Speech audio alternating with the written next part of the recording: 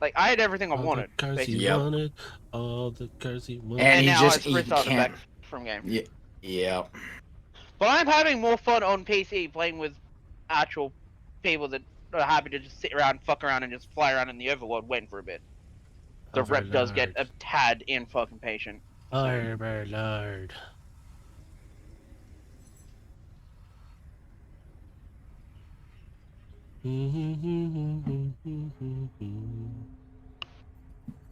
Oh, there we go. Wrong Fire screen. Emblem. Oh no. I need to Sean get the new Bird. Fire Emblem game. Fire Emblem Engage. I'm getting the ad for it as I'm watching the stream right now. Yeah, I need to get that. Every I might pick that up next 5 Friday. minutes, there will be a commercial. You're gonna have to deal with it for 3 minutes. No, I'm kidding. There's no. That's the. It should be the only commercial. I'll agree to this as long as we get paid. It wouldn't be much. Here's your fraction of a penny. Here's your fraction of a penny. The rest all went back in the we'll stream. send you the check when it actually reaches the full penny. Yeah, and see, I technically don't get any money until it reaches a certain amount. Australia requires a full $1 for a check, so I think it's like It's gonna be a long time. 83 cents for you guys. Well, the shipping cost alone is going to make that unfeasible. So Do you take it through PayPal or Venmo you? It's gonna take like. Do you guys have maybe a Cash year or App in more. Australia? Honestly, I don't fucking know. I won't get a payout Pretty until sure we a certain amount anyway, so it'd be one of those that goes directly to the account, and then everything goes right back into this crazy shit that we do. Because I'm like, what do Yeah. we need for it? What do we want for it? You guys want something? Streaming is a great hobby, but a terrible career. Unless you're one of the VTubers. That Oh, are damn really it, man. I mean, I'm Oh. like, Oh, yeah, like it's not a great job unless like you are one of those lucky people who pop off that you have a lot of followers and people are willing to donate you hundreds, thousands, tens of thousands Or you of get dollars. lucky when Mr. Beast is bored on Twitch. Yeah. oh, yay. Okay, don't get me started. Okay. Don't like him. Sorry. Personal, just me. Whatever. I was genuinely shocked when I saw Mr. Beast chocolate bars in Walmart. Oh, Yeah, yeah. he's He's got a got Nerf fucking- gun. Like I saw it like it was in one of the end caps like over by the register. I was just like looking at it, just like seeing what all candy was on there, and I'm just like I stop and I'm just like, that's the Mr. Beast logo on that bar. Yeah. What the fuck? So I walk around the corner and I look at it, I'm like, they're like $3 for a bar. I'm like, barely I'm makes not the profit paying from that. them. Yeah. If But I, like he barely makes the $3 though. profit.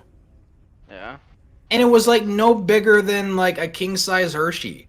Like Yeah. there's no reason for it to be that expensive. Yeah, one of the kids at school brought it in, and I sat there and I looked at it and went, and I read the label. I'm like, okay, I'm not really impressed, but okay, it's whatever. I'm not I think impressed. my favorite video is when So- he got Gordon Ramsay to try it. I And don't Gordon know. I Ramsay don't just shattered watch. his chocolate bar. Yeah, I don't watch his shit. So Yeah, I don't either. I'm just I aware I of his didn't either. It was existence. just Yeah. something that randomly came up when I was watching random shit. Like, I watch these videos of compilations of like random shit on the internet. Yeah. Because, ADHD. YouTube And it Shorts. came up in one of those. yeah, I just me personally, I just. I think whatever. Mercer, you were there for that video. Maybe. You punish Wait. Mercer with it. I mean, Oh, Mercer seems to enjoy the videos too. oh my god. Especially when we got to the TikTok AI, like, anime art area. Uh-huh. Like, this one dude that was trying to be a muscle man, and you turned him into a chick. Oh, hi, Nix. Yeah. Sorry, I wasn't looking at Hello, the Nix. chat. I'm looking at my other screen. I'm like,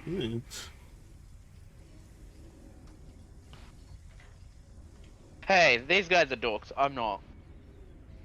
I don't know, man. I think you're kind of grouped in by association. yeah, I'm sorry. You're screwed. I'm the potato lord. There's only one. Guilt by association. Well, I guess I'm Okay. time to go do something illegal online. Did you have to tell it on here? Now we're accomplices. Thanks a lot. No, we're not. You bastard! Yeah, there we go. Yeah, Now that is better. I'm a potato dork. Didn't even see that when you said. I was like, "What? Potato door? Oh, Like I'm not calling you a potato. I'm just calling you tater. tater Hey, dork." tater tots is delicious. They called him tater salad. It's Tater Mr. nuts. Potato Head to you. Oh, here I will. What button do I hit this again? That one. It's been a while since I've had to press a button on here. I'm like, oh my god. So yeah, you're all hearing. Oh shit, that's voice mod doing that. I'll stop that sound. I just did it as a background noise for my sanity. Airship, steampunk airship. Yes, I'm selfless promoting myself. Yes, yes. Look at my page. That's it. Whatever. Sorry. I'm like, Oh no, you already got 17 views on the unboxing. oh yeah. Yeah. If I go into the other section of this studio, it tells me a lot more, and I can see the comments there too. Some I just outright ignore. Some I have to remove because they're not even. Yeah, just some people on the internet want to ruin it for everyone.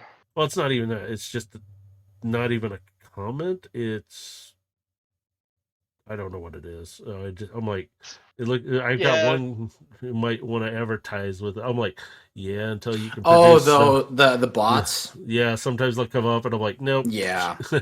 Well, yeah. I mean, like, the thing is, like, you're gonna see those in like every YouTube channel because like people did that for a while. I think it's slowed down, but yeah, people still do that, and people are slowly getting them removed from the platform. Yeah. YouTube, it's different. Whereas I'm doing it live, we have to sit there and deal with it right then. It's like,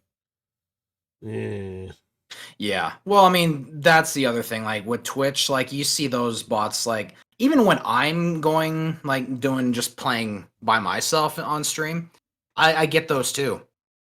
Like I'll just be like sitting there, like no one will say anything for a while. I'm just like chilling, whatever, and all of a sudden, just would you like to increase your number of your viewers and blah blah blah? And it's like fuck off. Your viewers will go up when Twitch or other people believe you deserve your viewers. Until then, there's nothing you can do. Yep, you're at the mercy of the algorithm. You shall suffer. Oh wait. No.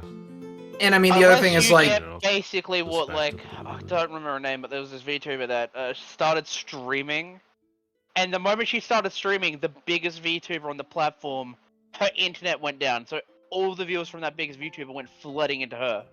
Oh. Damn. So, a 1 in a trillion moment. And everybody gets shot over to another person, so...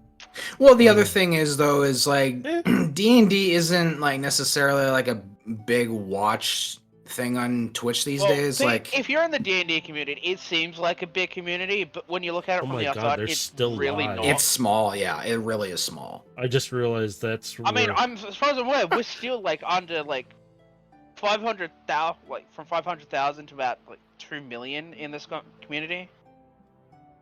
Yeah, that role for but you even gotta think like there are bigger game communities like that internationally do way much more. But I mean, Critical Role is great for bringing outsiders into this community. Yeah.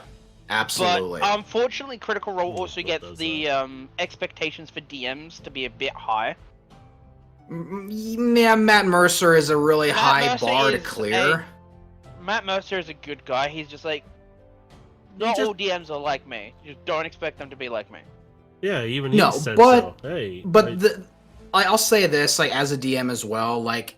He has good lessons to take from, and like he's a great resource to like sit back and watch and learn from. Watch, observe, and if you see something you'd like to try, give it a try, and if it works, keep using it. Yep. Just obviously don't steal any of his campaign shit, because that's uncalled for. I mean, unless you're pulling from his book, which you buy, which in that case, just That's be fine. within reason. But yeah, don't just outright steal content. I've had a situation where I've Yeah, had that's- entire characters stolen from me by another DM without them even asking. Wow. Well, the thing is, when it comes to like characters, like there really isn't much out there that hasn't been done No, before. I mean word for word, personality and backstory. So they 100% plagiarized stolen. everything on your character. I mean, when it's like pure plagiarism, yeah, like I get where you're coming from there. Yeah. Mercer knows what I'm talking about. I'm not going to say their name on stream because I don't want to give them too much fucking credit. No, Mm. don't. And because on my server they're referred to as they who shall not be named for a reason. That's reasonable. Fair enough. The less they're known about, the worse that they won't get as much. Again, any publicity, good or bad, they will get publicity as long as Any you don't say anything. publicity Fuck is a 'em. good publicity because it brings attention. Yeah, that's why all your characters are your characters. I won't use them without your permission because I Oh, always you consider them. you Hey. have my permission to 100% use Void Load as in, well, Void Strike as an Yeah. NPC if you want to. I don't care. No, It's I'd your ask campaign, your world. Well, no, I'd ask before I do something like that because it is your creation, not mine. I didn't make them. The only thing that belongs to me is my mini There are cons that I creations made. here and- to experience your Yeah. world. Yeah, but you guys created them. They're still yours. I always consider that. Because like Yeah, that's the way I Gilgamesh is look at it too. Dave. Like, I've Overlord's asked Mercer Mercer's before if I voice. could use his play character as an NPC Yeah. before. I Yeah, got I'm- permission to. Never found a use for the NPC, but, you know, Yeah. I had the permission to use it. That's something else entirely. Oh, I don't have her pictures up here for some reason. Why is it not showing? Surprised Galaxy Queen isn't here. I did let her know she'll probably be along shortly, so she'll see it. She's probably busy doing stuff. I know somebody. Yeah, I mean, she's it's- lurking now. So Yeah, like it's dinner time on a Friday night, so yeah. God, It's there's lunchtime on a Saturday that roll, morning. this roll for combat on my page. That's still live, and it's been going for hours. And they're the ones I've been listening to. They've pulled Linda Codega. They've been talking with a bunch of other people too. they're going on and on about this stuff because it's like, oh crap, what are they gonna do now? I think that's the reason why I like the, well, I know it's referred to as like the D&D community, but it's more of the tabletop RPG community. Yeah, It It just is. gets Yeah. called D&D because D&D is the biggest, like, it thing was in the community. starter of it all. Really. I mean, it is like the most recognizable origin point. TTRPG out there, like worldwide. Like it's the most recognized. Yeah. The thing I like about this community is you could honestly just sit here for hours and talk about the random misadventures or potential adventures or just chat for hours and you don't even realize it. Yeah, Yeah. it's your limit is your imagination. Like you can go wild with it. Yeah, so I mean, I did change the title of the Transformer one to TTRPG because I'm pissed enough with them that I'm gonna leave it like that because I don't give a shit. That is fair because they've honestly lost I don't the trust them, community. so they can go fuck themselves. They Okay, have they're lost back. the trust Get of the food. community. Yeah, go grab food. I'm just doing a few small things on the side here and selflessly, shamelessly. Yeah, promoting this myself. is our BS time before the actual campaign starts. So Like, oh man. I mean, yes, I do have some stuff. I did get some more stuff for giveaways. Eventually here I'm going to be setting Ooh. up for just a couple small things that I got. Maybe I'll Cool, give I'll away make some the dice. giveaway more expensive by joining it, so you'd have to post it to Australia. Okay, International within the lower shipping, bro. 48 Whoa. states of the United States. Hey, man. Nope. hey man, Look, I can send shit, but I can't afford to send it that far. Okay. Cost me $500 to send it to you. No. That's only like $20. yeah, So, it'll arrive in also, like 3 months by boat. Maybe it won't. Maybe it'll be in a container floating in the ocean. Dude, No, honestly, I love watching those videos of containers falling off boats. I don't know why. They're just entertaining. There was a video that this crew of the ship pulled up to, and they're like, it's a container just floating there in the water, and they're like, well, what's in it? So they cut a hole in the side of it, and they start pulling out. I don't know what it looked like, but I'm like, is it laptops? TVs? What is it? And they stop the video right then. I'm like, dang it, I wanted to know what they got. Because that was cool. Because I'm like, literally, once it's off that ship, it's already written off. Yeah. It's considered a loss. Yeah. It's like, nope, it fell off the ship. It's... There are entire crews of boats that go around purposely looking for these containers. Yeah. Yep. Because These guys just got lucky. Money. Yeah, they just got lucky and found it. It's a fishing... I could tell it was a fishing boat. And they were all like, no, I'll pull up next to it. It was a good-sized boat. I don't know. I think it was somewhere on Reddit. I read a post of these guys that found a shipping container. They opened it thinking it was going to be big bucks. And it was just at the top of big bucks because they found adult items inside the container. Specifically the 6 feet variety.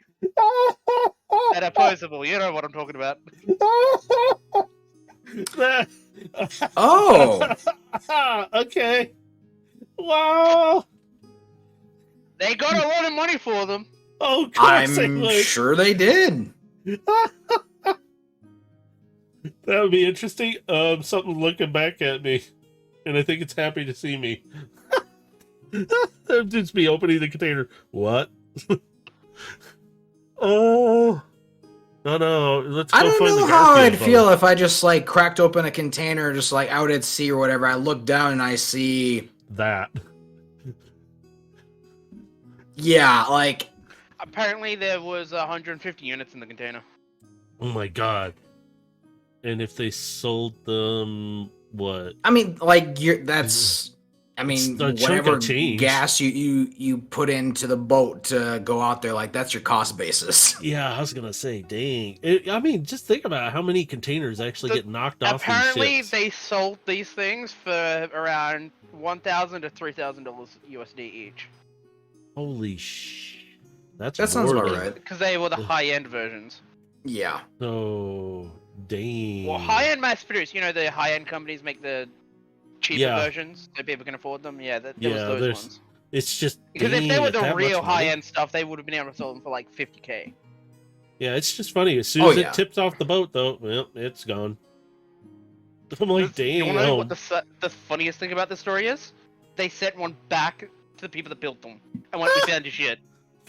Hey, we found these. They literally wrote that on the box. "We found your shit."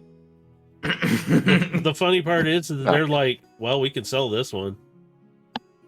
That's all it's all written off, so it's already. I don't know what happened to that one. For all I know, it could be in the box, could be in display in somebody's fucking office, because that's absolutely hilarious. Imagine getting one of your products back with a note written on it saying, "Found your shit."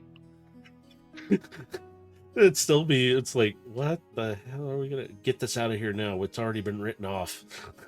That would be what it would be. It's one of those get rid of it now because the insurance is already paid for it. They don't really have to get rid of it. The insurance is paid for it, but they've retrieved the thing. Insurance can't do anything about it.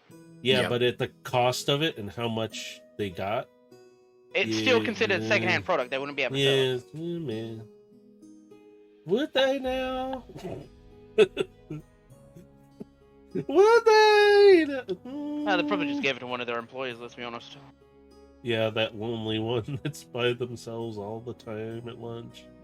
Let's be honest, how many people that work at those factories want to just take one home? Yeah, that's true.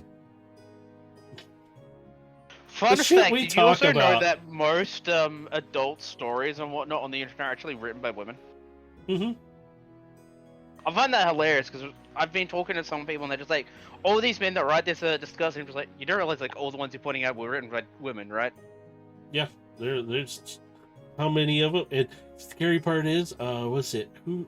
Especially the Japanese ones. Those are really fucking female-heavy authors. Well, there was artists. Was it? There's some lady that lives here in the town I'm in, and she actually writes one. I don't know which one. She didn't say, and I don't know her name. And I'm like, she goes, "No, I write one of the books." But she wouldn't tell anybody her name or anything. I was like, okay, why are you telling us? It's like because we were at like book signings and stuff, and only to find out she lives somewhere over here. I've never seen her. I'm like, this town ain't that big. I mean, we run into people all the time. Man, that reminds me of another time. I had one of my mates over here. We used to do like local D&D together. Not D&D, Yu-Gi-Oh! And I convinced him to read one of my mother's erotica novels out loud. And he was doing voices for all the characters and everything. Oh it my was fucking God. hilarious. Oh, yeah. My wife sat there and she goes, "Oh no, I found all my moms." And she was, I forgot how old she all was. our Like, books in the lounge 13? room look really It's fucking funny. innocent until you open them to a random page and you realize they're basically all almost erotica. Yeah, I'm just like, really? She goes, yeah. I'm like, damn. I remember finding my dad's Playboys. I was like, the fuck are these? Oh. You had the Playboy phase. Oh. I had the young discovering the internet phase. No, we didn't have internet at that time. We had a computer. The hard drive cost $1,000, and it was only like 40 meg. I played. It was 40K. yeah. You had it what very was small. it? 128 megabytes of RAM, a 556 megahertz processor. No, that was 128 Could you imagine kilobyte. taking one of It wasn't today's even a modern meg. custom towers back in time?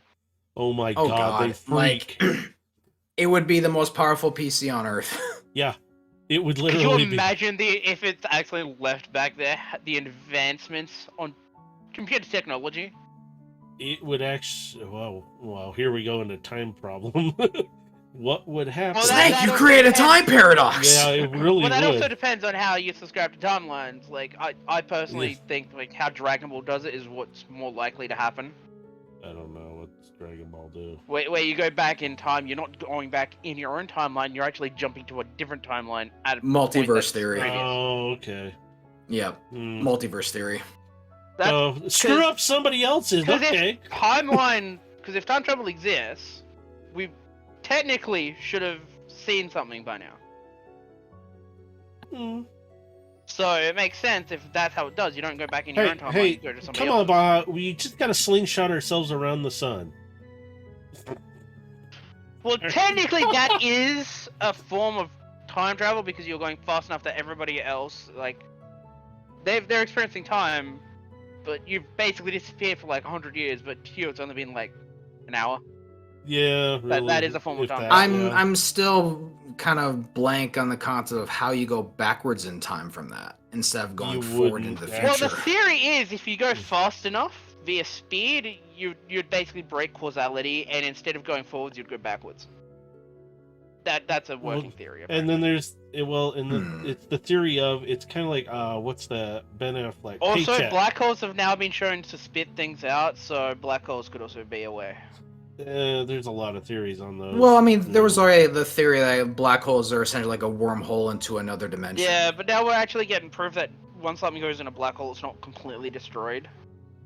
Mm, Not completely, but it's reduced to atoms. That came back out. That star that came back out was absolutely fucked into pieces, but that was probably due to the gravitational forces going in the first place. Yeah. so you guys get close enough to a black hole, you throw a scamper in. Oh, and see yeah, if the it black comes hole back. would still 100% fucking kill you. But, Yeah. you know, if you can solve that problem, it's gonna be interesting. I mean, Okay, yeah, I like hear- relativity already tells us, like, you know, the closer you get to it, time slows down. So you're gonna see all of, like, you're gonna see Everything. yourself fall to pieces, quite literally, in slow motion, and you're just alive for the whole thing.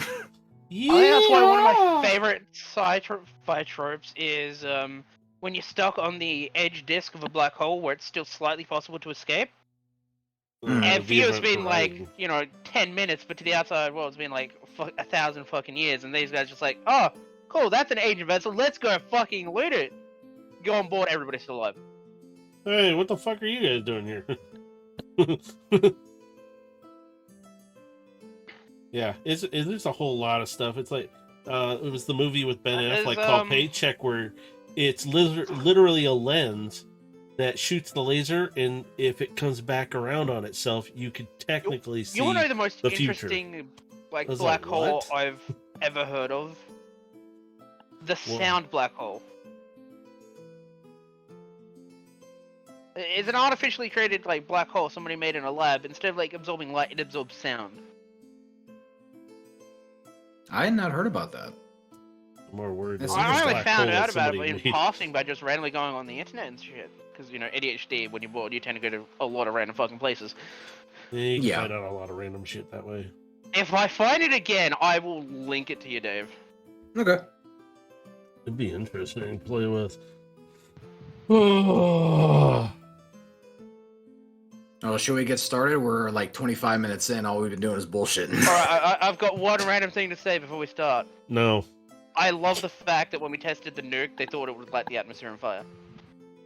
But we didn't know what it was going to do. We had no idea. I just like how humans are basically like, well, fuck it, let's find out what happens. Push button. What's the worst that could happen? Let's Yep. be honest, that's how humanity's going to end. It's going to end in some extreme stupidity. Like I said, one person's gonna kill us all. Hey, what's this button do? Click. Fuck! Well, there goes the stars. Alright, let me So fix we've got it. about 7 minutes to live, and then the planet's gonna blow. So Oh, hey, have fun. Did the sun turn and, red? News break. Here, right now. Oh crap! This is the end. All right. Okay. You start hearing the Doors just like playing on the Creaking. radio. This is the end. This is the end as we know it. Oh shit! Or we all find out we live in a snow globe and somebody's about to drop us. Oh, that's even better. No, we're actually in a marble, and aliens just play games Right. with us. Men in Black was not a Mhm. science fiction. It was a documentary. Yeah, Elvis did go home. Just let you know. Michael Jackson this- is an alien, confirmed. Yeah, we don't see him much because he also went home. Well, he was kind of required to. Too much, going on. Bigfoot. Oh, excuse me. Is it big feet or Bigfoot? Like, are we saying that as a plural? I can always get that confused. I believe it's Mr. Sasquatch. Oh, Mr. Sasquatch. They are my cousin, but yeah, they are around. No, they think humans stink and you all smell funny. That's all.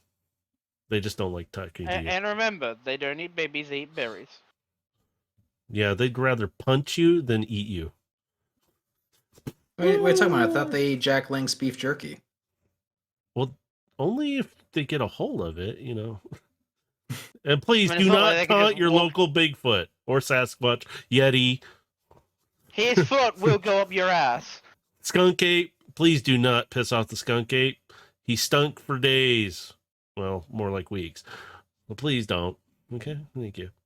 Just our local warnings, The stupid crap we do. Let me flip the. Okay. Oh, because I'm hitting the wrong button. There we go. Map. There you go. Map. I forgot map. He's the map. And I'm gonna turn on It's some the map. sound It's so you the guys map. have some It's sound. The map. It's the map. I do not know why that one's playing too. Why are there two playing? Shut up. Stop that. There. Shouldn't be too loud. There. I just No, want it's to have fine. sound. Audio's good. There. Okay. Can I let somebody else do the intro to this? I think he'd be fun. I'm kidding. I won't do it to you guys. I really won't. But I could have Timmy do the intro, Really torture you all.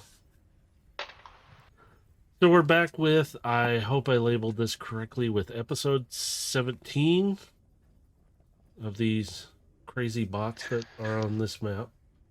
It's fine. We can fix it in post if it's not. You have Yeah, your I YouTube was channel right there. You could just go look. You want me to actually look, which I already did. So I'm just making sure, but hey, I might have, I'll fix it later if I did. I always do. I have to. But anyway, we have the three players. We have Gilgamesh, played by Space Ghost Dave. We have Overload, player what is this, user redacted? Should I just call you that from now? No, it's played by Mercer. And then we got Void Striker, played by the almighty Potato Lord. And then we have our other little players in this nice little Transformers campaign of ours. As of current, they are on the Black Station, also known as, was it the Aurora Station you called it? The Ouroboros station. Ouroboros. Yeah, I wrote it down wrong. So, they are currently on the station, most of the crew and everyone has gone to their charge beds. Did you guys? I couldn't remember, and I didn't hear it in the last session because I went and played it back. Did you guys go back to your charge beds too? Yeah, I said I went meditated a bit and then I would go to my charge bed. Okay, I just wanted to make sure because I couldn't remember hearing it, and I was like, I wrote down a lot of stuff. So, I like these walls, but they're annoying to navigate around as well. I'm putting my Good. character in the charge room. Hopefully Overload can move around now too. I hope. I can, and it's without lag this time. Woo! So good. So yes, if I select your icon and do a certain thing, it will show all the darkness and everything around. I'm So- zooming. Okay, I wanted to make sure everything was functioning though too before we got going and where you guys were at. Currently, the mini cons have set up in their own little lab and have the rest of their clan and sense family charging up the best they can with what they have, as they have currently got a space bridge running now. Varish is currently gone to charge up as well. I believe Kiara did the same thing too. I probably didn't move their icons though, but it's okay. I'm trying to remember everything, so forgive me. My brain is a little mushy, even though I wrote down a bunch of stuff. As of right now, you guys are all sitting in the black station, charging up. Pretty quiet. There's only a few of the crew running around the station doing some stuff. Steele, he likes hanging out in the cargo area, reorganizing and doing things. Kevin, of course, is in the kitchen, in the galley, doing his thing. Blend is with the triplets. We're all currently charging up in their own little room that they have converted, and yes, they have made it into bunk beds. So they all have their own little beds in there now. As it should be. And with all of that, they have issues to deal with. The guilds are getting taken over by Ava. And they're slowly being taken over bit by bit. But the troops are, how do we put this? Being rallied. Mobilizing. Mobilizing, yeah. Mobilizing, being rallied, being brought together. And at this point, we have a lot of information going on. Eeny, meeny, miny. I'm going to pick on one of you. Void Striker, what are you doing? Yes. Just yes. Okay, he's just yes. I'm heading to the lab. What are you doing in that lab right now? Well, I've got to get to lab first. Well, get there. Come on, I'll slowpoke. take my fucking time now. He's gonna take the scenic route now. I'm just going to this back lab now. Micron just says hi. You pass by him. He's still sitting there. He really doesn't move from there. That he does go and charge up, but he can charge up where he's sitting at because he can plug in literally. Well, I'll say hi to Micron as I go past. But I'm specifically coming back here to fiddle with T-cogs that I've been collecting. Oh. So you're sitting there messing with the T-cogs. What are you going to do with those? I'm curious. Just generalized analysis. Because Alright. once I fully analyze them, I can do stuff from there. Let me see here. Trying to move map. Thank you. Okay, now I'm getting the fight with lag. Come on. There we go. Trying to straighten the map out for myself. All right, so you're sitting in the lab. Everybody else is pretty much charging up. It's pretty quiet in the station. There's just the sounds of it. You hear clanging every once in a while because the power systems are running. Everything is just really still right now. But you are sitting in the lab, and you know you've got your entire lab, your entire station here running. You start to reflect on a few things from your past.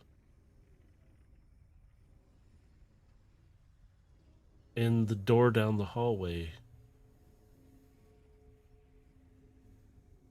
you feel a thumping sound, like it's a pound here and there. But there's no audible sound, but you feel it. And it's calling to you in a way. I'm gonna get up and start making my way to the room.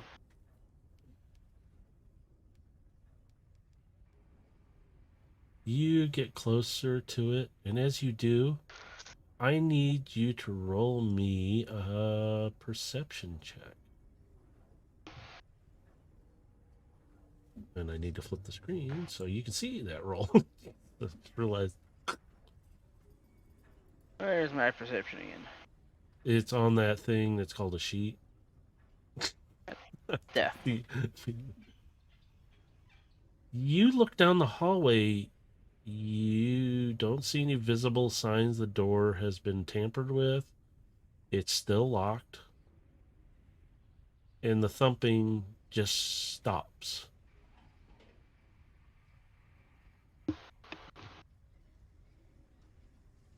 But there was no sound coming down. Your audio sensors are not picking up sound coming down. It just stopped when you saw the door.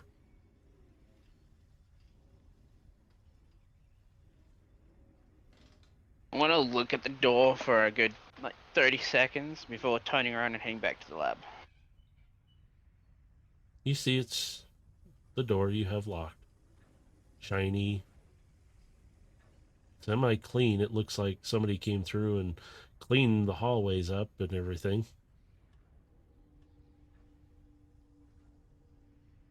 As you head back, it's pretty quiet. All of a sudden, the station's lights go out, and your backup lights come on, so they're all red around you, and you see them slowly pulsing, just like it's a warning, and you hear the alarm system kind of ring, ring, ring. Is going. Immediately make my way to the command center. Now it's doing this through the entire station, so it's going to wake everybody up. Overload. Wakey, wakey. What's with all the fuss? You just see in your room the lights are flashing. Aegis is sitting there. He kind of fluffs up his wings, and you see his feathers kind of fan out. And you just see him. What's going on? You and me both. I guess we're getting up to check this out. And he kind of flutters up onto your shoulder real quick. Gilgamesh, wakey, wakey. So does it sound like an alarm is going off? Yeah, like, there's a. What am I hearing? Ring, ring, ring, ring. I'm just gonna sit up and look over to Carbine. She's just one eye, like, what is this noise? I was sleeping, or at least recharging. In her mind, it's just like, I have no idea, but it doesn't sound like a red alert. Ugh. Fine. I'm just gonna get up and he's gonna start walking out of the room down the hall. She runs after you and jumps up onto you and climbs up around your neck. I'll go with you and find out. You see Kiara bumps into you guys as you're all coming out of your rooms. And she's like, what's going on? What's happening? I have the faintest idea. And you see the little ones and everybody's popping their heads out the rooms. Captain, pilot. Pretty one, what's going on? They're all just looking up at you. No We just clue. keep walking. We all seem to have the same question. Let's go Maybe find out. Maybe something breached the walls. Maybe a good fight to come. I think we would have felt something if something breached anything before the alarm. Yeah, as if. Varish kind of comes stumbling out, and he like he's holding his head like, oh, I had a bad dream. What is this all about? He's just kind of the same thing. Kiara's like, don't know, follow us, let's go. So she's making her way up to the command bridge as well. Now, Yeah, the best answers would be in the command center. the little ones kind of hold back. We will check the power systems just in case, and you see them head toward the reactor room. And they're doing their thing. Belinda's with them. Kevin like pokes his head out of the galley, and you can see him with like a pot or something. What's going on around here? Like, and he's just looking. He doesn't say a word. Like, oh, whatever. Just goes back into the galley and doesn't say anything else. Just like whatever. Felix and them have stumbled out too, but they're like, we'll be in the med bay if you need us. Kind of looks like, yep, we're going that way. You guys are proceeding up. Void Striker, you're already in the command room. What are you doing in there right now? I would like to do a full-wide system and check. You see the systems seem to be operating nominally, but there's a power draw on one of your systems. I would like to have a closer look at which area is drawing the power. It's right in front of you. It's your space bridge. So the space bridge is active. Yes, you see the power converters on the side. Everything's starting to power up, and it's like somebody's activating it, like somebody's going to be coming there. You know this from past experiences with other space bridges. I'm going to go to its command console and lock the room down. As you do, the doors will start to engage. The rest of the group starts to come in. Kiara jumps on her console. Varish kind of looks over, what's up? What's going on? And he starts pulling up. He goes, why is the gate being active? I'm going to steal a term from Stargate because it is really appropriate. Mm-hmm. Inbound traveler. And it works, but you're not picking up just one. You're picking up 6. And Varish is confirming that there are 6 coming through, or at least trying to. Do you want me to activate the shield on this? Does this thing even work? He's kind of like, we got everything else working, but... The shield is not operable. It was never finished completely. Man, we just got this place. Are we going to fight in it already? And you see Kiara turning around. She goes, wait a minute. Hang on a cycle.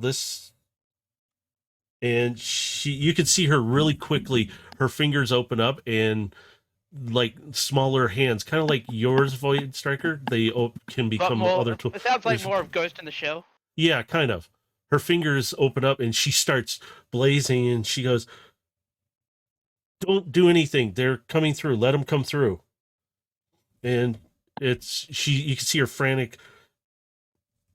Their codes check out. They're safe. I sent a message. I didn't think they would actually come here, though. Well, then I guess I'll go down and greet our guests. And I'm going to start making my way down there. I'll unlock the left side door. I'll second that. The doors open, and you just hear the... And you see the gate start to glow and shine. And all of a sudden, you see that portal rip open. And let me see if I can see the characters. I don't even know if you guys can see them because... Not currently. Nope, not yet. Hang on. God, I gotta let go of the map. Thank you. Let me see if they pop... Why is this doing this to my map now? Stop it. Okay, there we go. I think. You see one pop through. Just imagine them as a robot, please, if you can see them. Yep. Okay. Yep. And they're looking around. You can see their hand on a... like... similar to your blade, Gilgamesh, but it's a katana style, and he's like just looking around. He doesn't see you guys yet, And another one pops through kind of off to his side. He's holding like a hammer, like a big old hammer in his, and he's standing there, but he's quiet. And then another one pops through. The two notice you guys standing in the room. And they are all kind of like, who are you? Some of them recognize you, Gilgamesh, but Overload, they don't know who you are. They're just looking at both of you like, I'm going to proceed into the room now. Another one pops through, and some of them you see move around a little bit to kind of position themselves, and they're all coming through. They gesture. Gilgamesh, you start to recognize at least a couple of them as the leaders of the guilds that are still intact. The two that just came through, you will recognize them. Another one pops through. She kind of lands there and gets up, and she looks over and she tosses back what looks like a cloak over her head, and she looks at you, Gilgamesh, and she grins and bows her head to you, and she kind of waves her hand, and the rest relax their state. And she Do I looks over. recognize do I know the female who bowed to me? Shit, I forgot to give her name. Man. Bruh. She's the one I forgot to give a name. Well, the rest actually you don't. Hang on. Where did I put my list of names? I have a whole list of names, so I'm gonna call her Yarish because it sounds nice. I like it. Well, kind of nice. She looks at you, Gilgamesh. It is a pleasure to see you again. We've only met twice, but somebody, and she gestures to the gate. Somebody's been really looking forward to seeing you again. As she says that, somebody pops out and you instantly recognize her. And she's a little shorter than you. At first, you'd swear it was Ava, but you know it's not. And you see her stand up and she looks over. Hello, little one, and she bows to you. It's your master. I immediately will go into a bow to her as well. She gets up, she runs over to you kind of like real fast and just hugs you. I'm glad you're okay. It's been a lot going on. He is a little slow to put his arms around her, but he eventually does, and he's kind of looking down. I'm glad you are alive. She steps back from your hug. Sorry, I know I don't hug much, but there's been a lot. And you can see on her side where she has been injured. You can see her kind of hold her one hand there for a moment, and then she pulls away and kind of covers it with her cloak that she's wearing. I brought some help. They're not just the help. And you see Yarish step forward. The others kind of nod, and we want a fighter. We need a leader. We will follow. Our people will follow. But we can't do this fight on our own. She is taking out more and more of our people.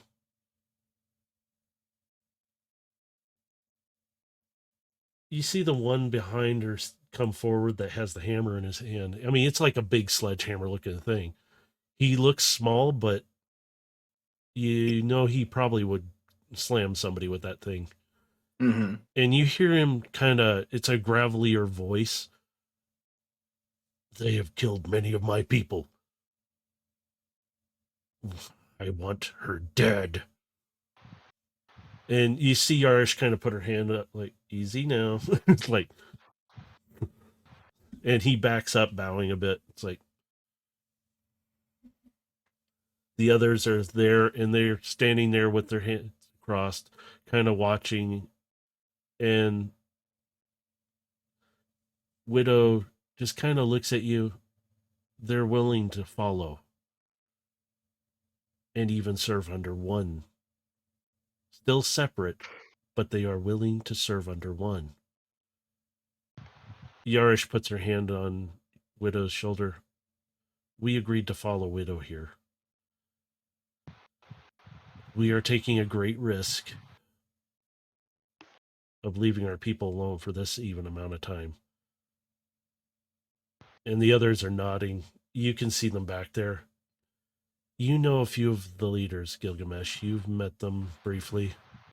These are some of the newer ones, and you can see them nod to you, and you can hear them. We've heard a lot about you, Gilgamesh. The one who came through first, he's kind of standing there proud, very distinct. He's the one with the katana. He goes, we share similarities.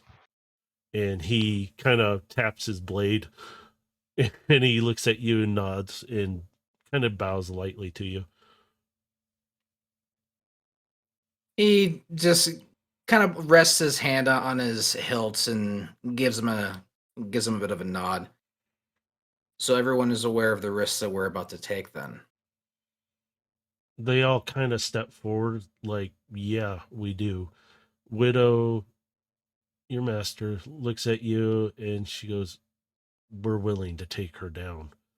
Because if she gets total control, she will have unlimited power.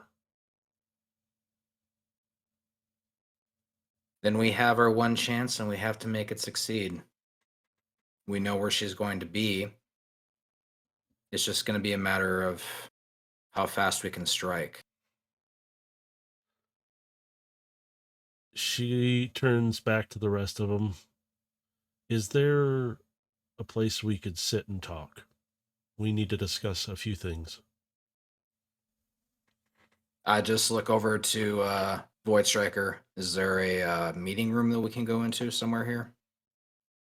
There is a place, but before that, I need to make sure that they're all alright, so we must swing by the medical wing first.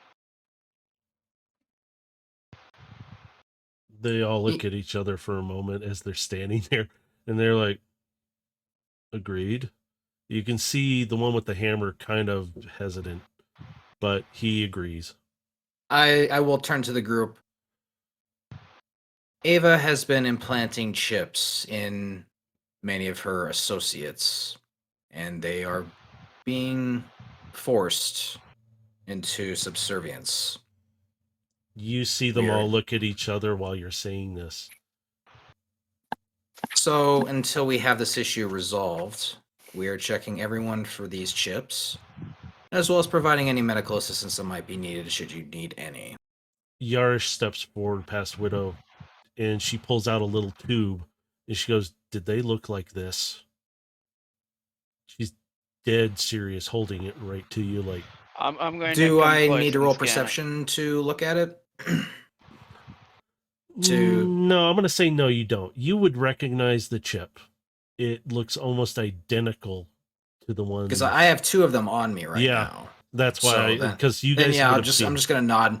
The very same. And she just...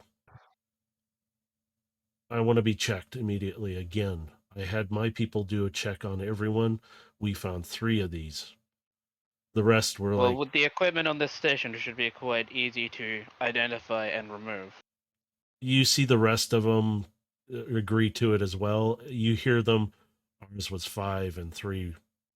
And you can see him turn his head away. Never mind. Yeah. And the others were like 2. Others were like 3 and 5. They're just, let's do this.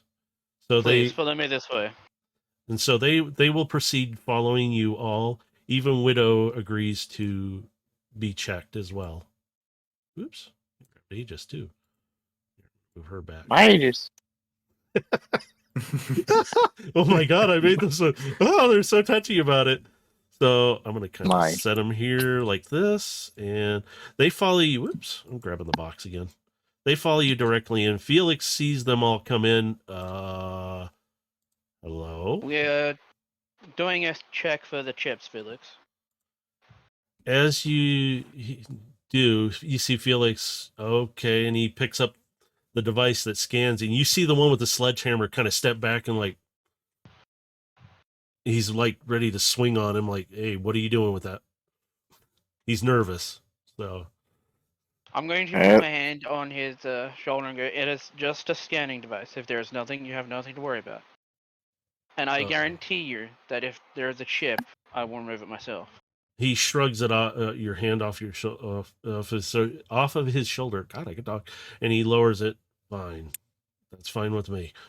I don't want to be controlled by anyone. And he sets it down. You can see him kind of sit down on one of the chairs. He goes, "I'll go first, even." And Felix kind of walks over to him hesitantly. It's not going to hurt you. He's like just kind of sitting there. Felix kind of it won't hurt you. And he starts scanning him top to bottom. And he scans him and he goes, just in case. He scans his hammer too. And you can see this hammer is more than what it really is. It looks like it can pack a punch. And he's clear. So Felix proceeds scanning each one of them. And Widow steps. As he's scanning, I'm going to be purposely looking over the data coming in from the scanner. Yeah, and he's doing the scan.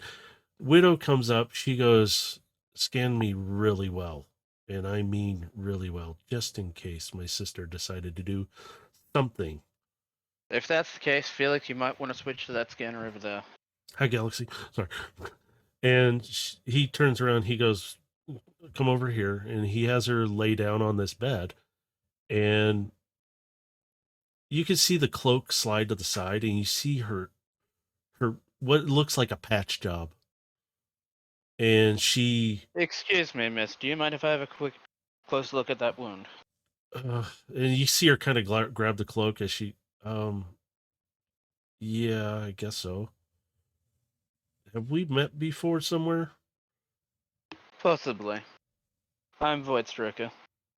And you see her optics shift directly. I know you.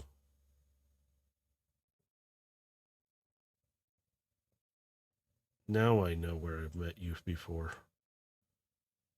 Do what you need to. But she's watching you carefully. Gonna have a quick scan of that wound. She lays there while you do the scan.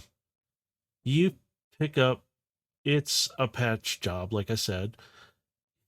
Your scan detects underlying injury that is still there. That's why she keeps grabbing her side.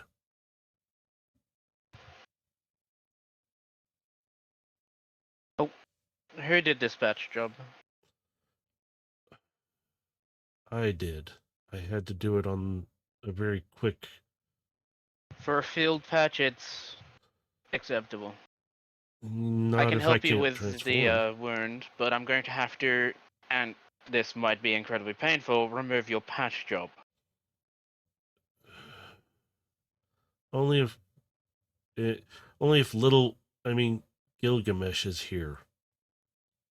If you feel safer, I'll even allow him to point a gun at my spark chamber.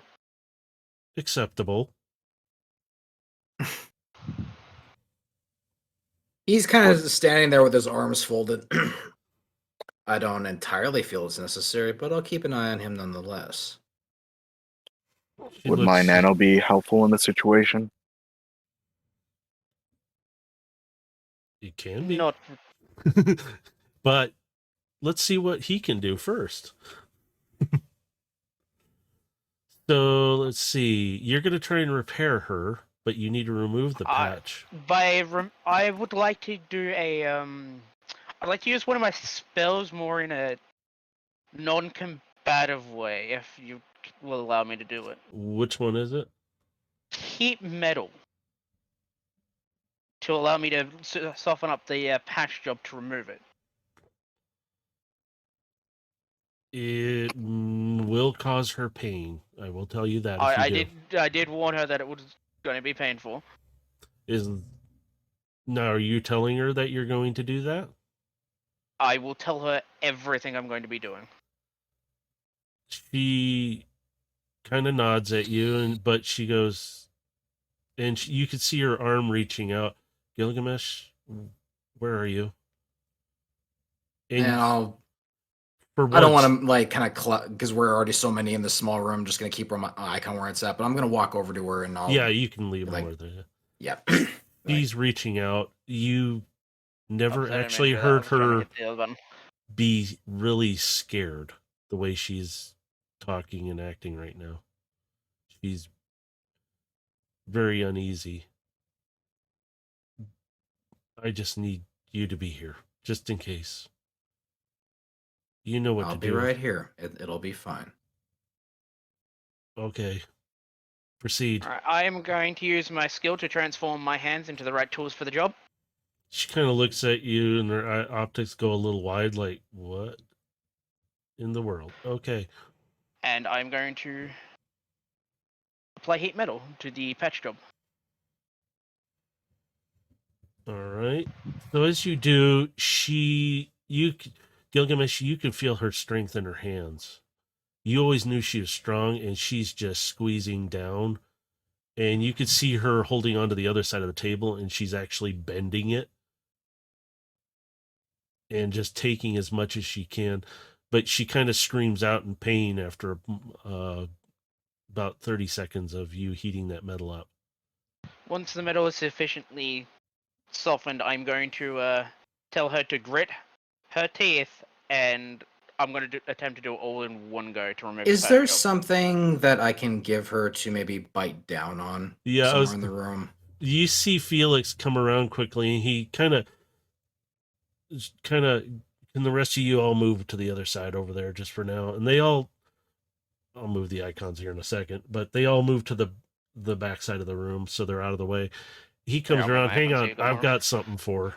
And he takes out this, it almost looks like a leather piece, but it's a lot tougher.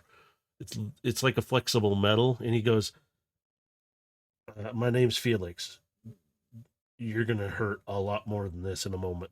Bite down. And you see her kind of hesitant, but she's like, I nod to her and I put a hand on her shoulder and I'm like, I just nod.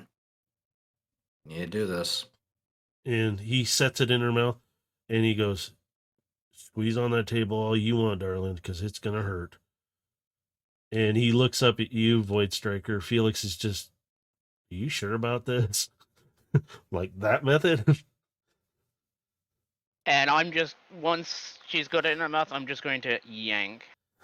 All right. I need you to roll, and I had, what do I want to have you roll? I'm also going to cast something at the same time, so it doesn't hurt as much. Roll me well, strength will probably be about what I can think of doing. Roll a strength. Yeah. Roll me a strength. And then what's your spell you were going to cast? Or was it a spell? Yes. Or A spell that doesn't require a spell slot because of my subclass. ah.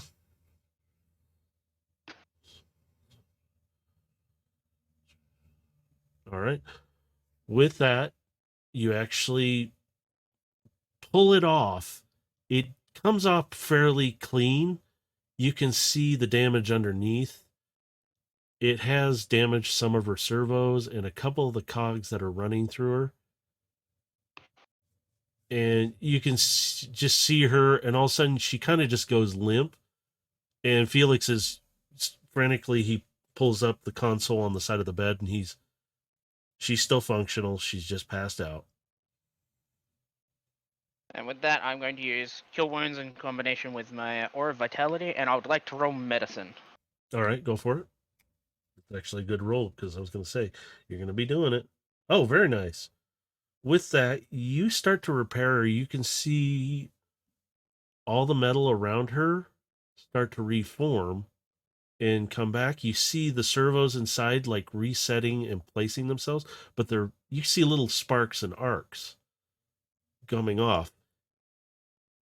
you know the nanites in there are helping to repair her too, because they're just going at it, and it's like you've made them work a lot faster and harder to repair her wound, and you see it sealing up and around her, and it looks like she was never injured. Once the process is done, I'm going to look to Gilgamesh while holding a syringe and just go, "This is to wake her up. Do you consent?" He just nods. Go ahead. And I'm going to inject her to wake her up. As you inject it, you see her stir for a moment, and she suddenly sits up. She lets go of your hand, Gilgamesh. The thing in her mouth comes flying out, like she's kind of, and she launches it, and she's sitting upright, and she reaches down and touches her side. And she looks over, kind of looks up and over at you, Void Striker, and she goes, Well, as she's looking at me, there's something I'm doing to my poor table. he's over there just like trying to fix it. Please, come on, fix it. the poor table! Oh no! She's looking at you. You said it would hurt. And she just kind of looks down at her side. You did good, Void Striker. Still remember what you did or didn't do. She turns away from you. She's kind of facing toward Felix, and he's like, "You want me to still scan you?" And it's like, and she nods. She's still sitting there. Felix scans her over really well, and he does a double scan instead. He's kind of like, "You're clean. Nothing on any of you." She hops down and she walks around to you, Gilgamesh. At least now I can transform again. This is good. Now, right through this door is an area where you can sit and has all the equipment you'll need for a meeting. Fine. I'm gonna just leave the icons there for the moment because you guys can move yours if you want. I'll leave them there. If they're in the way, let me know. I'll move them so that you guys can move. They all proceed into the room. They're looking around. They see kind of like they're like, "This is unusual. You all live here." They're all kind of chatting amongst themselves. "This is very nice." I suppose I should introduce you to the facility you're currently standing in. Welcome to Ouroboros Station, or as the legends call it, the Black Station. You see at least 3 of them, their optics go wide and they're staring kind of at you, but they're all looking. "No, this can't be the station. That was destroyed." I made it look like it was destroyed. "No, this can't be the station." You see him tap his foot. "This can't be it." "No." "Really?" And their optics are all kind of, you see Widow kind of like, "Yes, it's been here. Some of us knew that it wasn't destroyed. We just didn't know or should have said anything about it at the time." And you see the one with the hammer. "This thing's worth a lot of Shanix. We could get a lot for it." And you see Yarish kind of look, "Really? You're going to..." I'm gonna look dead at him as my energy on flow slightly increases, and simply say, "Try it." Now, these guys are all about like Gilgamesh's height, and some are a little bigger. Not as tall as Overload, but they're all like, just kind of putting it out there. And he kind of sits back. "Sorry." Like, "No offense, just pointing it out." None taken. There's just something incredibly precious to myself here. And you see him kind of lean back forward. "Precious, you say? And he sits back. "Interesting." Widow kind of takes control for a moment. She goes, "We need to discuss what we have for plans, at least to get to her." Yarish kind of sits forward, kind of does her fingers crisscrossed in and out, and it's rumored she will try to take over the rest of us very soon. As is, we've been policing our own areas as well as stretching some of our areas, and she kind of looks at a couple of the others, a little thinner to help protect the other areas. We had agreements before. Those agreements are gone with her. We need to take her out soon. Otherwise, we're all doomed. I understand each of your positions, needing to defend your territory and protect your people. However, in this particular moment, we need something more. I need a strike team. I need a fast one. And we're going to do this in the ways of old. We're going to cut the head off the snake. Well, And he's looking around at all of them. I don't expect all of us to survive this particular mission. I hope you're all aware of this. as you're all talking, the door opens up and Kiara comes in.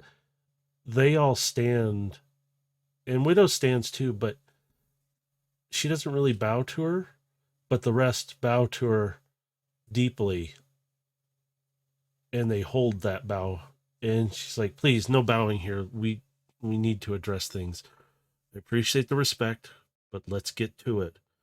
And you see the one who has the katana, he goes, well, Council, we respect you. We need to follow our codes. And she's like, she waves it off, like, let's get to the things at hand. She sees Widow, and you see her kind of, both their faces light up. And she runs over to Widow, and they give a big hug to each other. And it's like, I am so glad you're here. I have no idea what I'm doing. And Widow's like, you're doing just fine. Let's continue the meeting. Kiara comes over next to you, Gilgamesh, and she goes, if things are going to go the way they are, this is a lot going on and things have stepped up. So she pulls up the screen behind you guys, and it's a lot worse. Things look like they're going chaotic. Two of the members are like, those are our areas. They are fighting and holding, but they will not last long. Without some kind of support, we're not going to make it. I have a question. What is the grade of your weapons? Well, and you see Yarish, thanks to Sound Blaster, we seem to have a good amount of weapons now. They're actually pretty advanced, and they seem to be helping. So he did what I asked. Yes, if that's what he asked you to do, but he came through. I gave him permission to use all the weapons he could find in one of my old laboratories. So those are the weapons we have. Excellent. They are good weapons. They have been holding back what we can. And she leans, as soon as we get back, I will send a group over to help yours. And he bows deeply to her. Thank you. And they You continue. have permission to deep strike them via the space bridge if needed. We were hoping to do maybe a different kind of strike with your space bridge. Ours got us here and can get us back to our location. We're hoping to maybe strike direct, or at least Well, closer. luckily this space bridge does not require another space bridge to connect to anything. I already had the same thing in mind, and I had Kiara prepare information that will be vital to this. And I just turned to Kiara. Show them what we have.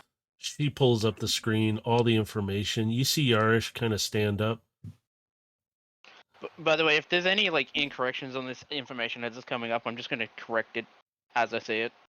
Yeah, and as you all do see this, Yarish kind of stands up and she goes, you already thought of this before. Your master was right. And she kind of looks back at the screen. This is bad. but also good. What if we created a distraction to pull most of the forces away? And she looks over at Widow and kind of glances at you, Gilgamesh. If we take the head, the rest will fall, or at least fall into disarray, and they will either follow us or try to take over, which the closest one is her new lieutenant, which a lot of people are not impressed with. We know that she's controlling her organization through fear and through these chips. So, if we eliminate her and eliminate the possibility of this signal You going also need off to and take killing into everyone account the around her. possibility that her inner circle is not being controlled, but it's following willingly. Yes, That's why we're going to be attacking them directly. Kiara pulls up some other information. Attack. She goes, most of these top ones she's eliminated down to about 5. The biggest one is the new one, and he seems to be the biggest threat from all my information. My leads, I've lost 2 of them. I'm assuming they have been offline permanently. You can I kind don't of see. think you all will have to worry about that one. We even have one among us here who has a personal vendetta with this one. He's looking over to Overload as he says this.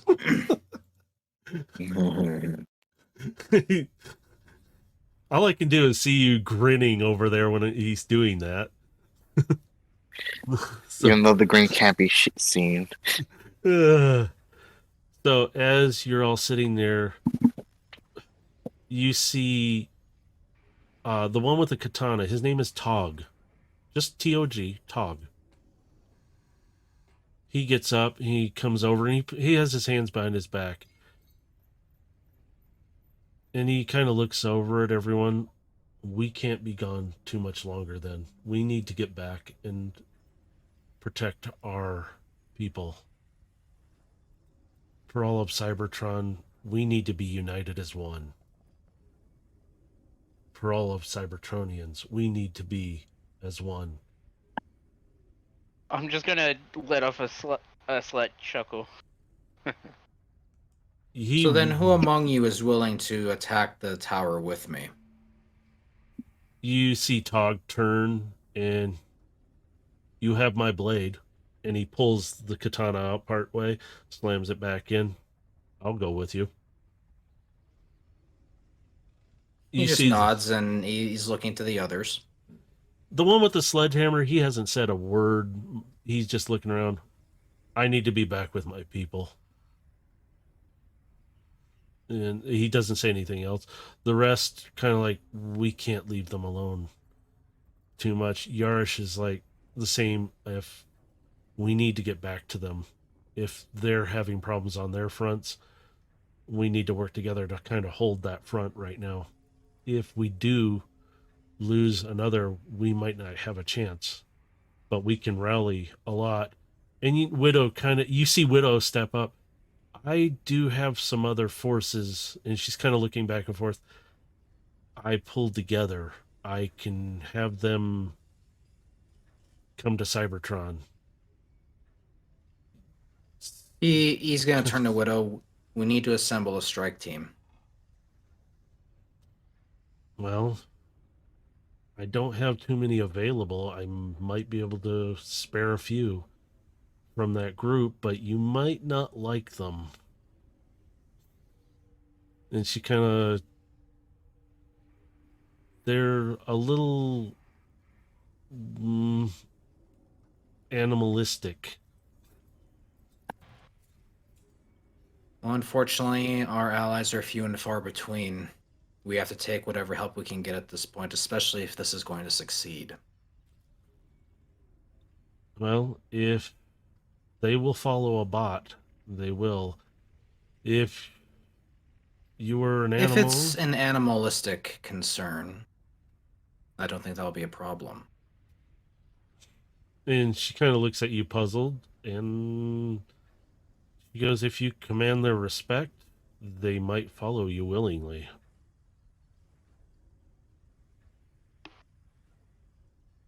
He's kind of looking around at the rest of the group and turns back to Widow.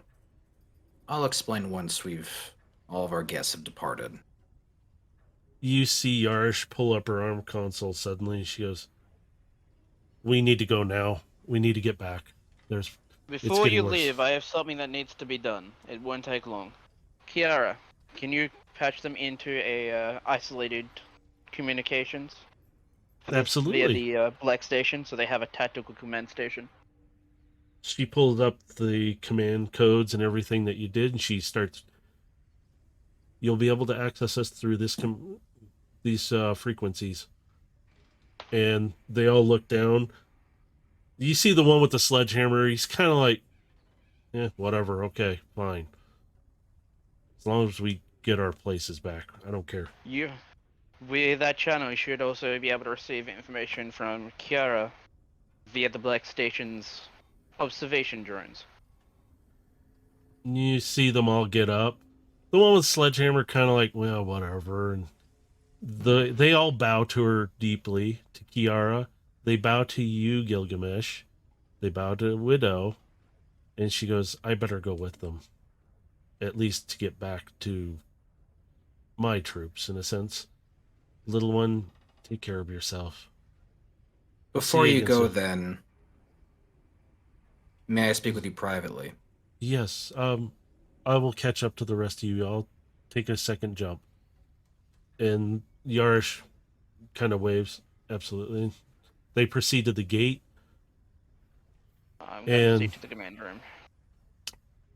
Kiara's kind of standing there for a moment, and she goes, I'll go back to the command center unless you want me to stay here.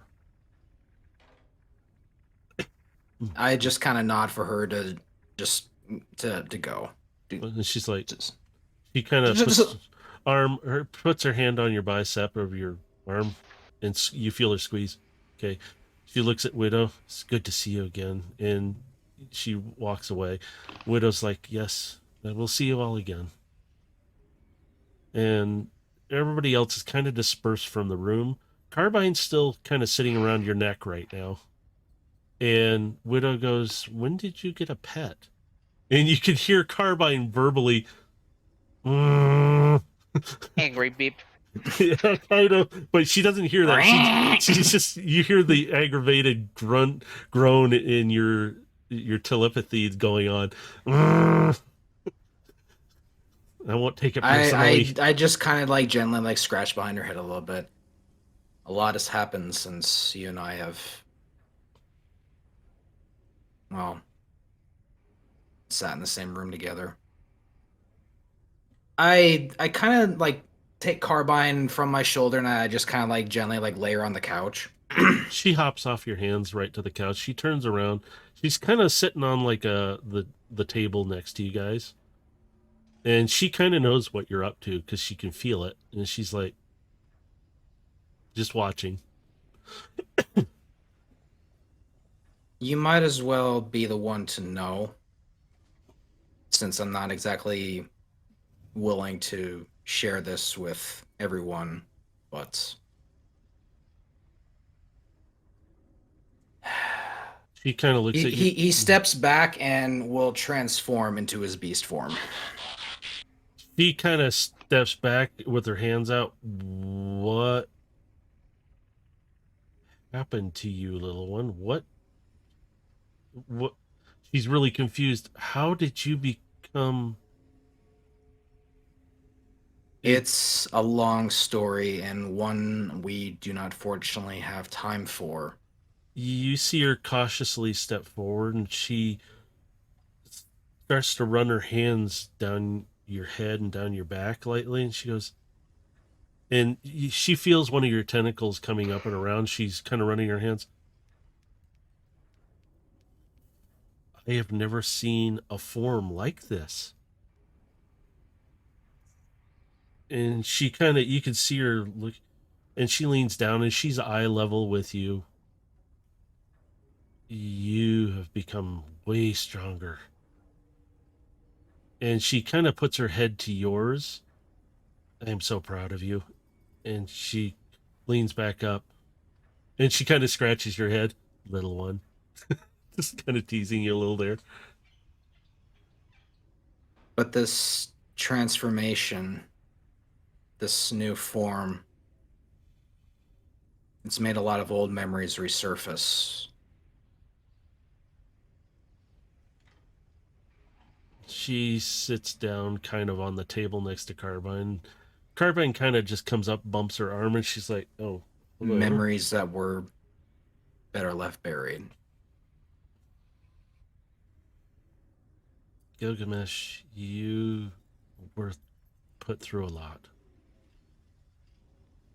Those memories are always going to be there. You're going to have to face them at some point and work with them. Don't fight them. It's not a matter of fighting them. I'm more afraid of what I'm becoming. This form, while powerful, I feel its anger. I feel its resentment, its murderous instinct. And as much as I suppress it, it's like bottling it up. Eventually, it's going to boil over. She kind of sits back a little bit, kind of leans back, and then leans back forward to you and kind of cups your head into her hands. I mean, she's smaller than you, but she's looks at you. You are still in control, but you can still use this. And she's very patient and quiet. She goes, use the training. Focus it. You will be able to use this stuff. Remember when I met you? You were angry then too, a little bit. But you held a lot back. You can I do was a lot of something, things back then, in those days. but you are better now.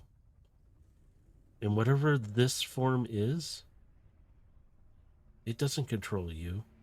You control both. You are a part of each other now. This is an evolution that all bots may go through. And she goes, this might help with you gaining their respect. And she kind of giggles a little bit. And she goes, and it seems like you've already kind of made connections with some of the animals. And she's kind of petting Carbine.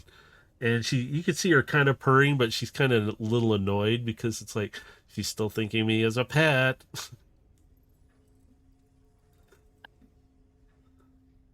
That is, not a pet. And she kind of looks down, stops, and lifts her hand up. Well, it's a creature of some sort, organic, right? I'm gonna mentally ask Carbine, do you wish for her to know? And she stops and looks dead at you. Do you trust her? And she kind of just listens. She raises an eyebrow when she asks that, like, and he just deadpan, just implicitly. She kind of turns, hops down off the table, kind of stands next to you. Then she hops up onto your back, right between your shoulder blades, kind of walks forward a little bit. So she's still on your back, but she's just a little further forward. And your master's just sitting there like, what's she supposed to do? And her optics goes super wide because she automatically knows the symbol right off the bat. Her name is Carbine.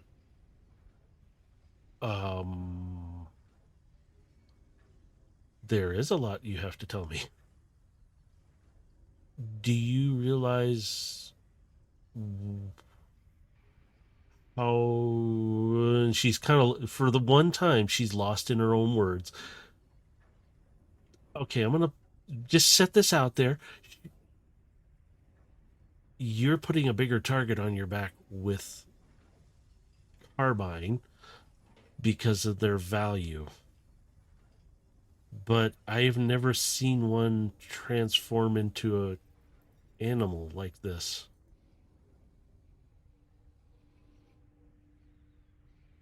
And As I said, it's a long story that we do not have time for, but we found each other some time ago, and we have bonded.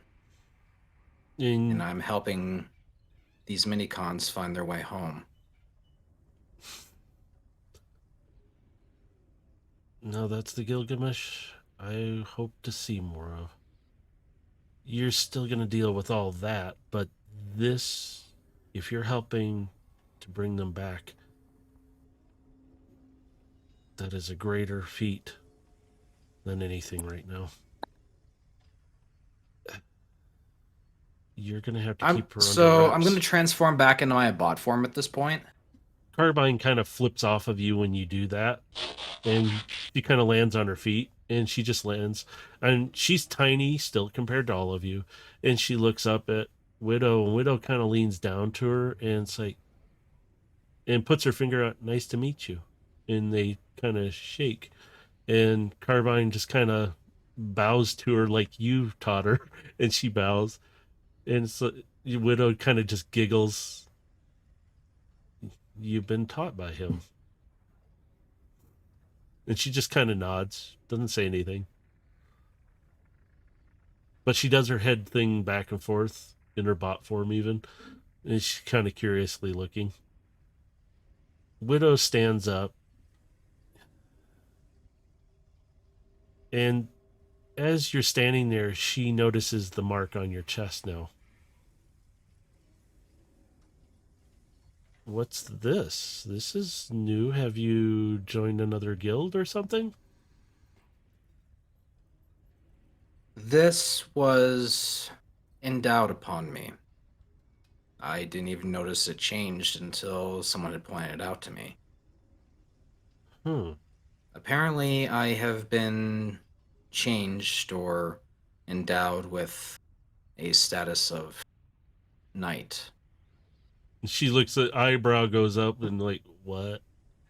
I'm not entirely sure what it means, but it is something that has been granted to me.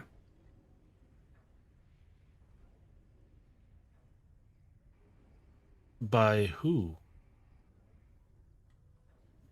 I just looked down the Carbine. And she kind of slowly looks down at her, and you see Carbine just kind of like, her hands are kind of grasping each other, and she kind of pulls one out and waves back up at both of you, kind of like, hello? And you see Widow, wait, you... And she's a little confused again. You've been chosen as a knight by a mini-con.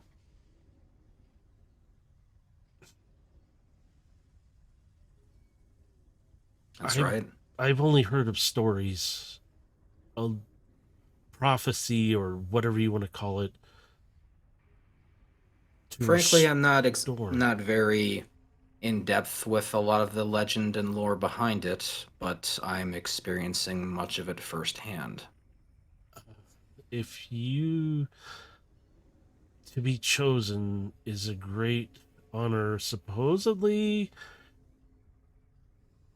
there's some stuff in the guild libraries. You weren't allowed to go in those parts because they were, well, for the uppers, the VIPs in a sense, the council, all them. There is an area for mini-con, but I have this feeling most of it's the same I've heard about in the rest of the Cybertronian networks and such.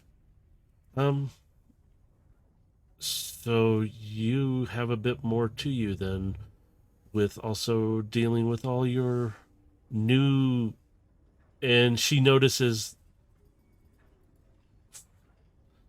abilities, and she kind of just, she could feel the hair that's popping off you, the fur that's coming off, and she goes, never noticed that before, and I should have. I've been so distracted.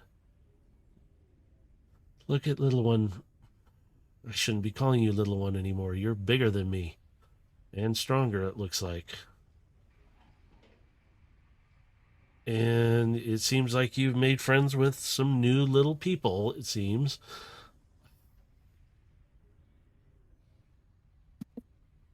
Look, I don't know if we'll make it out of this alive, but we need to try and stop Ava. Let's get back to this. Use what you have to fight her.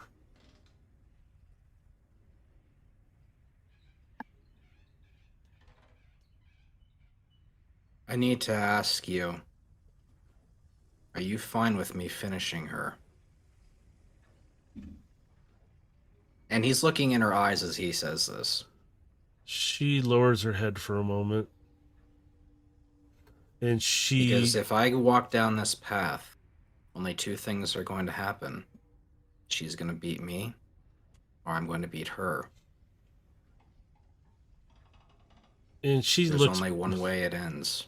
She looks back up at you, and she grabs behind her back. If you don't, shing, I will. We cannot let her live anymore.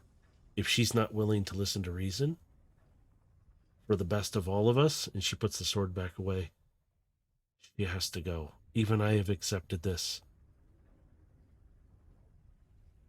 Then I will have no reservations about killing her then. Considering she is your family. She turns and walks away. She isn't my family when she stops herself. I should have told you this a long time ago. You didn't need to. I remembered something a long time ago that should have been obvious to me at the time, but only came to light as time went on. Do you know how your friends died? She hasn't turned back to face you. Yes. I saw what was done to them. Do you know who did it?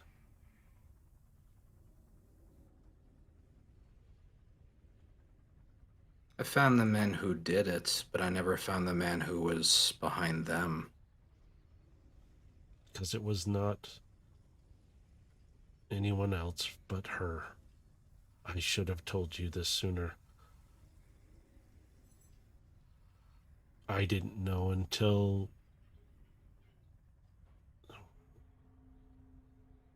not long ago.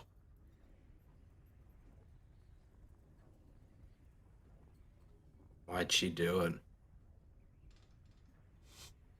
To get to me. She wanted me to be as angry as her. But all she did was take and make you. Are we talking about the village, or are we talking about something else? No, your friends. When you were smaller,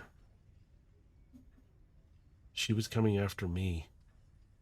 And you were just in the wrong place at the wrong time. But you weren't there. You were a target of hers at one time.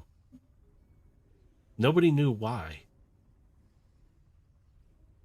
Nobody still knows why. That...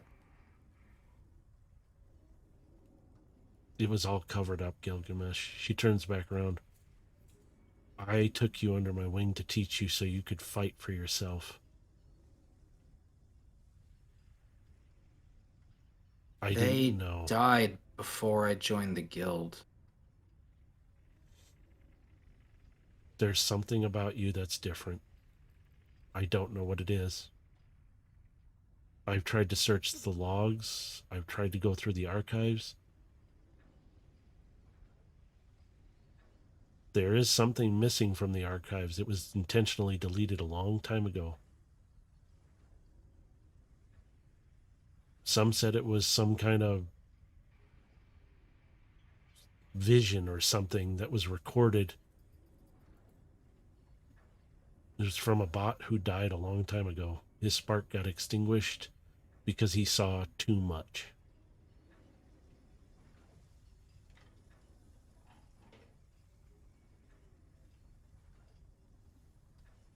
You know, at first I wanted her just dead. But now you've given me a reason to do so much more.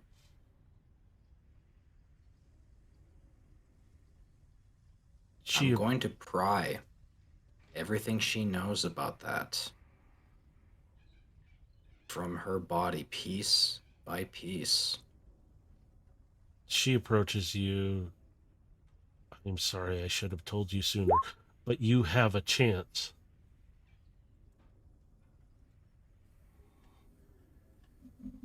To change it. To stop her.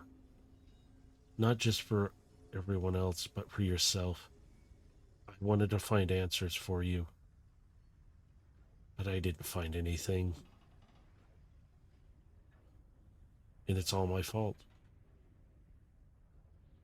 I changed after that.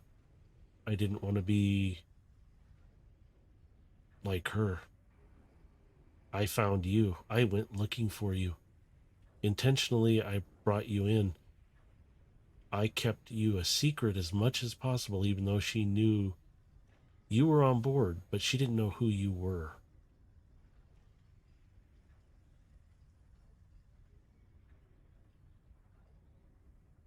You've given me direction. That's what I needed for now. I'm sorry, you probably need to get going. You've got people waiting for you back there. She puts her hand on your shoulder. I'm sorry, I should have told you sooner.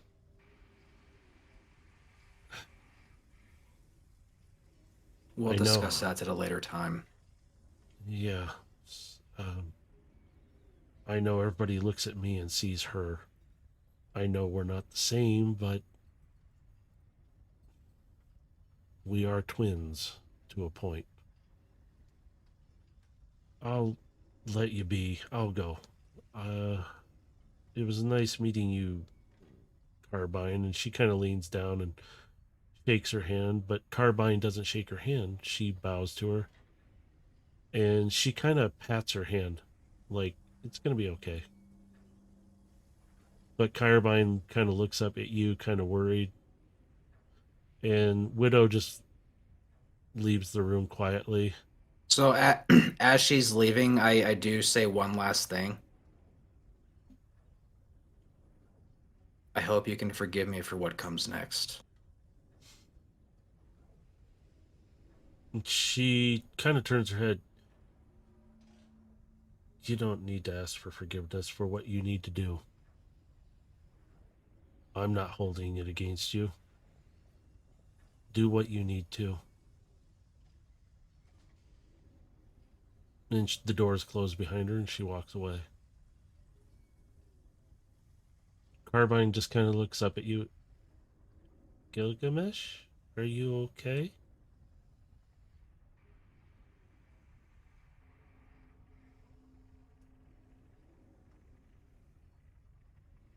More and more of my history just keeps coming back.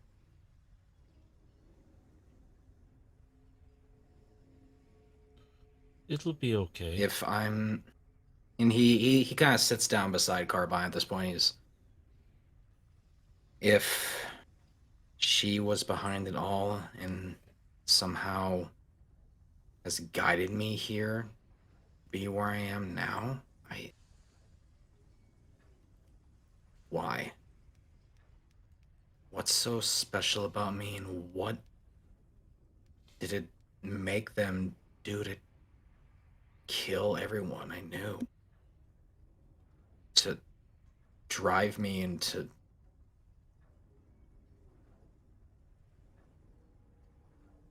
Never mind. she's sitting there and she's sensing and feeling all, and she just kind of looks at you, and I don't have the answers for all what you're looking for, but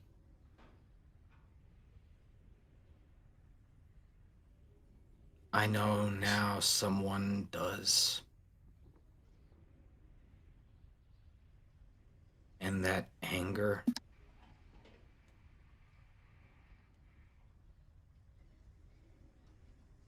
I'm going to get everything out of her. And then I'm going to crush her spark chamber with my hands.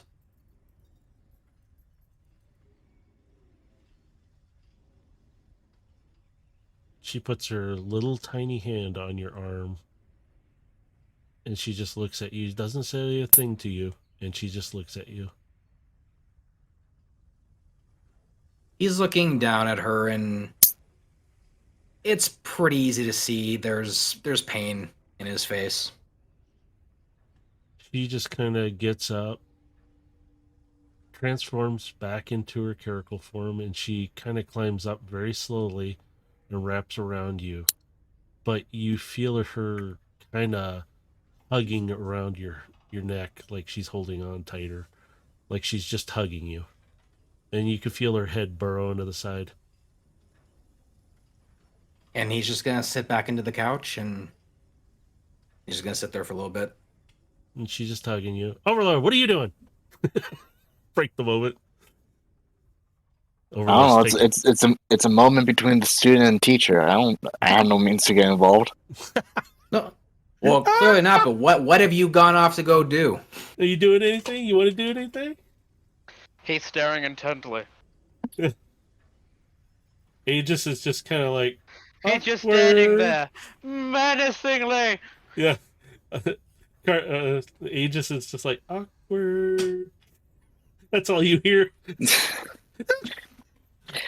I mean, I was kind of more there when the guy with the giant hammer was there because he seemed on edge. So I was more to keep make sure he wasn't going to do anything like on instinct. Well, I was waiting for one of you to actually do something. So like, oh, please don't fight him.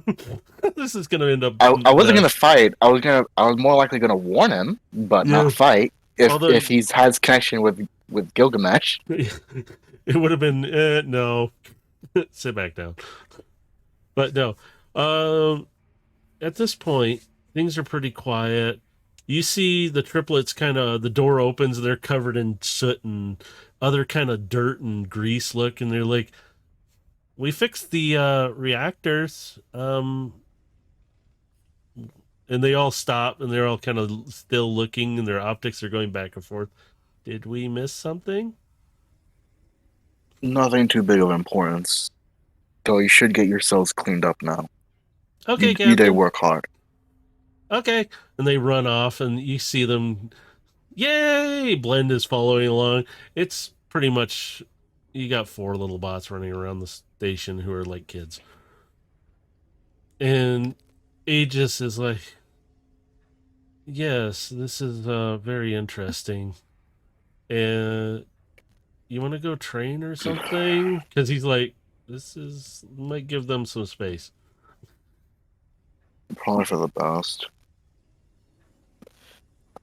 I was kind of hoping to throw a punch at least.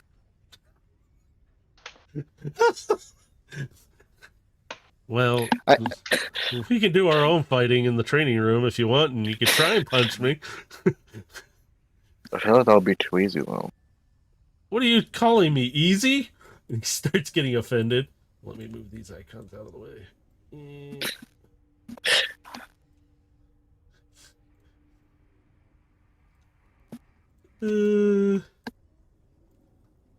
Kiara comes across the intercom. I hate to interrupt everyone, but I think you're all going to be needed up here. Can't even have a spar. I get some hands in the comm room. Varish is sitting there. He goes, are you reading this too, Kiara? And he seems to be more friendly. He's more... kind of like before the war, like not before the war, like Before his chipping incident. yeah, before he got forced to change in a sense. So he is a lot more friendlier. He's much more calmer. He's not. He's more mature and calculated. It still wouldn't surprise me if he has fucking nightmares of that vs PTSD. Oh yes, he does. And no, I'm not going to address that right now. But him and Kiara are sitting there, and she's like, "Is it going to be another episode of Cybertronian Therapy?" Yes. Dr. Phil, it's Void Striker. Dr. Void Striker coming in. I got to create another room. Dang it. So, what's the current status? What's happening? Gotten message. Kiara's coming up. He goes, and Varish kind of chimes in. He goes, "We're getting a ton of chatter going on." How bad is it? And suddenly Kiara's pulling up all the things. Even Varish is pulling up on all his screens. There is a ton of chatter between the guilds and all the people that are a part of the guilds. You can see communications are going back and forth. And suddenly one comes in. She goes, "We're getting a direct call." And she Bring goes, it up on the main screen. Well, as the you do, screen in the middle. Patches through. You see Yarish going, "She is making a push on us right now. This might be your opportunity to jump in. We're getting hit hard, but we're holding. We can throw a few, and you can see a couple of explosions nearby, and she can see her shy away from them, and debris kind of fly. Yeah, she's really pushing hard. We need some assistance now. Or something. We're not sure what she's trying right now, but it seems like she's coming right at us." And the comms cut.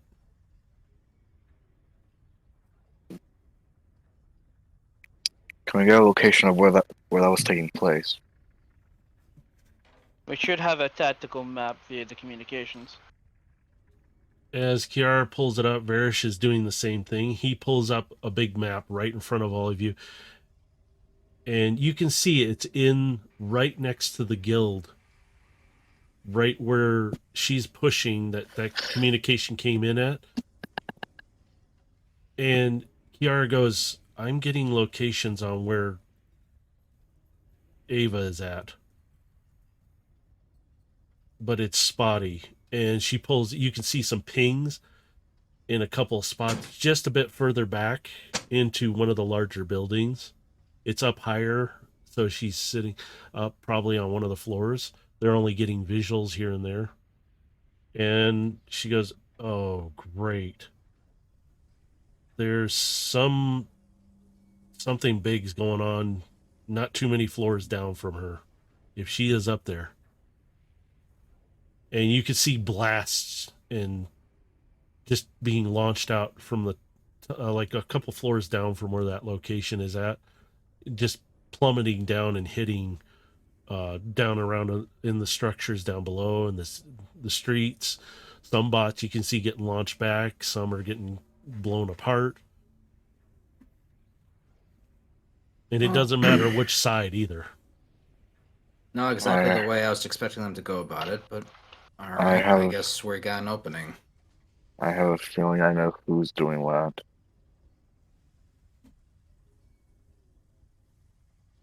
Well.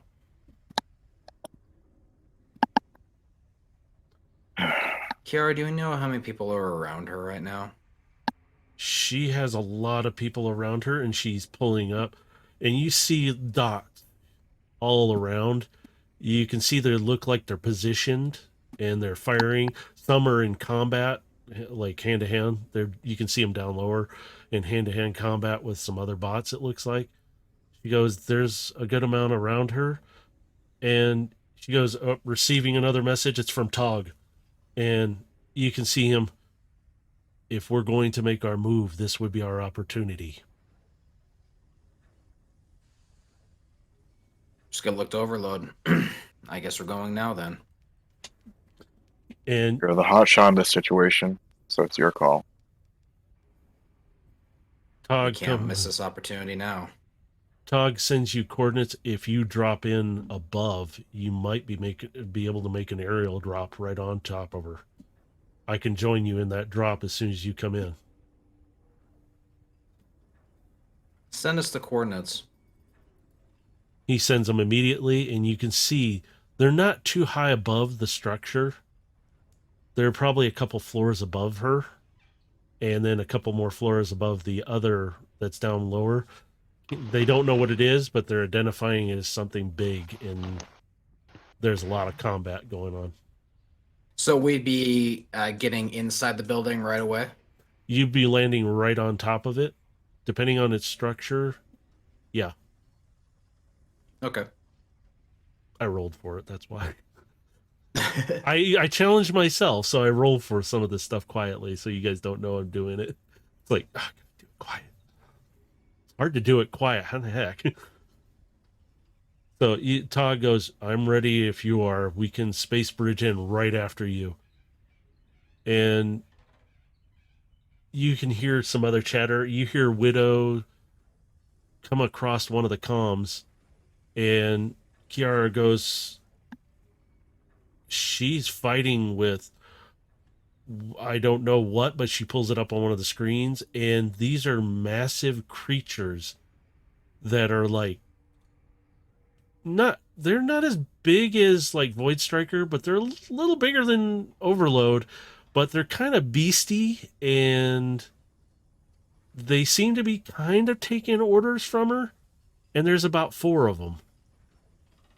And she's not too far away. She's on the lower grounds, and she's sitting there fighting. You can see her blasting at something. You don't know what. And you can hear her going, we're holding it here. We're going to make a push forward. And then the comms cut again. Now, those seem like fun to fight. They're kind of like large cats, but buffer. Not like a lion. I'm talking like buff. Saber-tooth. Kind of, yeah. I'm gonna make my way to the down into the space ridge room and change into my ult mode. Yep, I'm already down there waiting. And you hear Carbine in your head, Gilgamesh, we're gonna fight? Kind of giggling. And specifically with my ult mode, I'm gonna have the doors open and weapons deployed, so if they want to use side weapons, they're available. And Aegis on your shoulder, Overload. Oh, we're going to have a good fight, aren't we? And he kind of headbutts you with his beak. Kind of like, pink. You hear him giggling. So for the first time, I'm going full gunship mode. All right. And obviously enlarge reduce so everybody can fit in. As you do, Kiara and Varish are in there. We are ready when you are to give you coordinates. We're going to punch them into the space bridge. You will drop in right above that building. Be ready. There is a lot of firefight going on. Hey, Gilgamesh. Hmm? Mind if I be the cannonball to this starting fight? He just smiles like, by all means. You want to be the opening salvo? Have fun. As you go to get on the ship, Gilgamesh, you feel a hand grab your shoulder, and it's Kiara, and she just grabs a hold of you, hugs you really tight. You better come back. And she steps back and kind of thubs you in the arm. You hear me? And she walks away. He just smiles a little bit and just turns his attention back to the space bridge, and he's just waiting. And you hear Varish come across, all right, pulling up. And then Kiara chimes in because she's back at her console, and she goes, coordinates are locked in. And you see the gate, the lights around it on each side.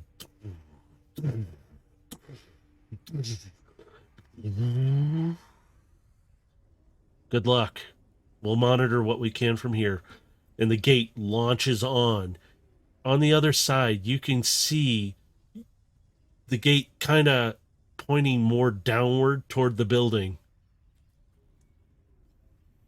You go through, Void Striker, and you can see firefight going all over the place. And just shots being fired in different directions. everything's going on all at once. And you hear movement all around you guys. You just see, and below you, you could see something's going on there. But you see it in the area, Gilgamesh, you know that is Yarish's guild area. It looks like a war zone right now. And you can see further back with your optics that they're evacuating people that don't need to be near this. And Right, you the moment... Oh, sorry, go ahead. No, go ahead. Go. I was going to say, the moment we're through, I'm going to initiate a direct link through me to the Black Station so that comms are more stable. As you do, the link connects up. We have you. And you hear Kiara. We got you. Okay, sending you data now, and you can see in all your optics the pings of all the friendlies. She goes, I can't give you all the location pings of them, but I can give you an estimated location of where Ava's at. And you can see kind of a ping, and it kind of moves here and there. And it's about 3 floors down from the top of the roof. And it's not too far away from you guys right now. It's like just over from you.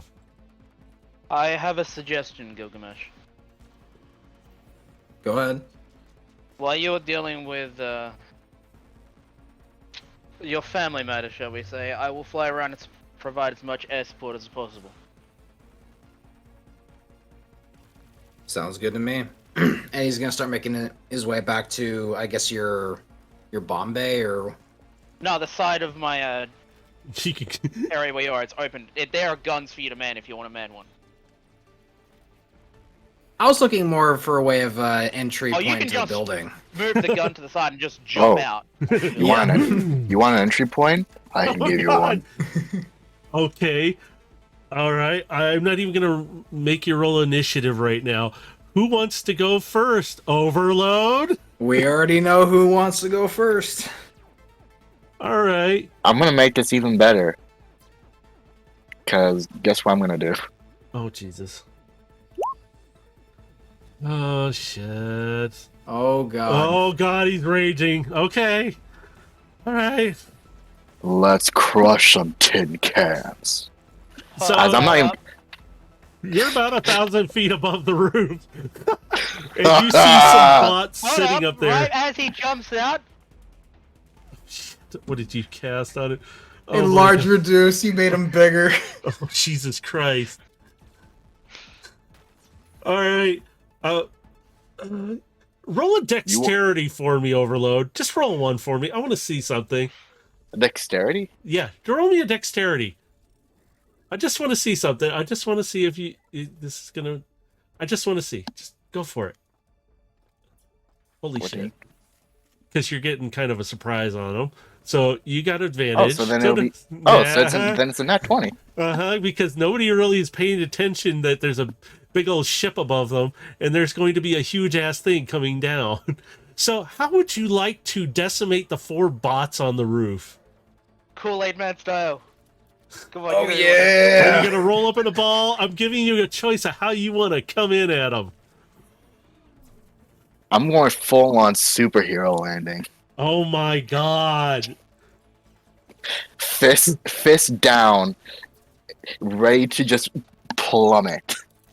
All right, I'm not even gonna roll damage on this because you did the nat 20. The dexterity is just fine. You jump out of Void Striker, I should say. I almost said ship. You are a ship, but you jump out of Void Striker. Your size increases, and you're raging.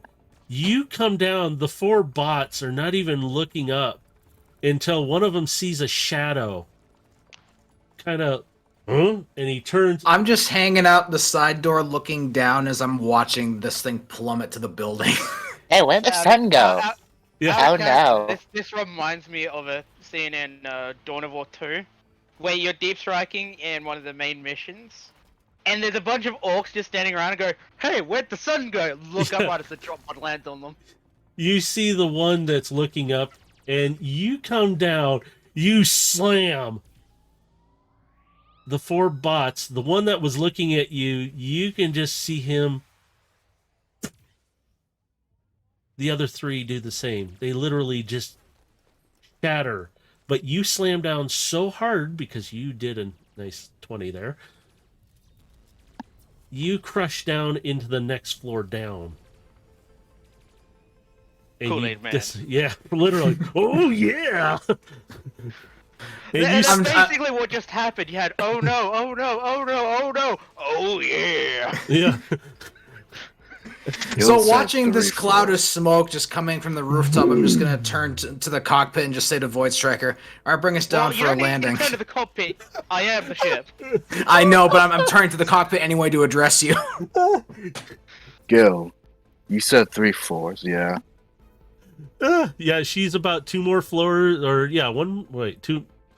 Well, you hit the roof, so she's about 2 more floors down. Sorry, my brain's trying to check. I'm going to do a flyby so Gilgamesh can jump onto the hole in the roof.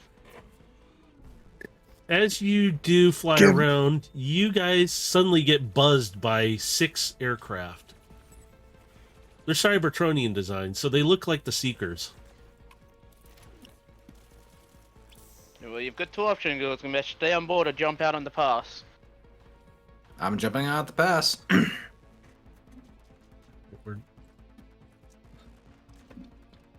Give me a bit of time to smash. What have I done? What have I done? Hey, Noctis. Dog's here. As you do, suddenly, you get some shots across your bow, Void Striker. They don't hit you at first, but they shoot right across you. And it's a couple of the Seekers coming around. I'm going to call them Seekers at this point because they look like them to me. So in my head, that's what they look like. So. Yeah, that's fair. Well, if that's the case, I'm going to spin aim my rear weapons at them and open fire. This is going to be multiple battle I got to keep track of here, so I'm writing some stuff down real fast. It's like, shit. As you do, your guns lock onto one of them. You kind of hit him. He's kind of hit. You can see some smoke traveling off him. He kind of breaks around and kind of swings hard to the right. The others are coming around and starting to chase you. Now that I've got no passengers, I don't need to worry about people falling off full speed. Where are you going to go? I need to know. And where would you fly to? I would, I'm gonna go fly through the ruins of a city nearby. Give me a dexterity. Alright. Let's see how well you are, fly. You rolling that. I'm flying quite well. Hey, not bad, not bad. You're zipping through the ruins. You're a big ship, but you're maneuvering. You got the Seekers kind of right behind you, and I'm gonna have them kind of group fire because I don't. It's hard for me to keep track of that many right now. You're gonna go first though in this roll, so you got your back guns. I need you to do. What kind of attack do you want to do with your guns right now? You want to attack? I'll let you hit 2 of them at a time with each of your attacks. I'll be back in a minute. Okay. No, it's Gilgamesh's turn. No, I want to try and hit the buildings as I'm flying through to try and damage them with the debris, if that's possible. Okay. Yeah, you got a lot of ruins and buildings around you. So you're flying through like some of the skyscrapers and around the area. Alright, what would you like me to roll for this? Considering my vehicle alt mode sheet wasn't ever completed. Oh, shoot. Let me try and pull your sheet up real quick. Because we can use... blah, blah, blah. Come on.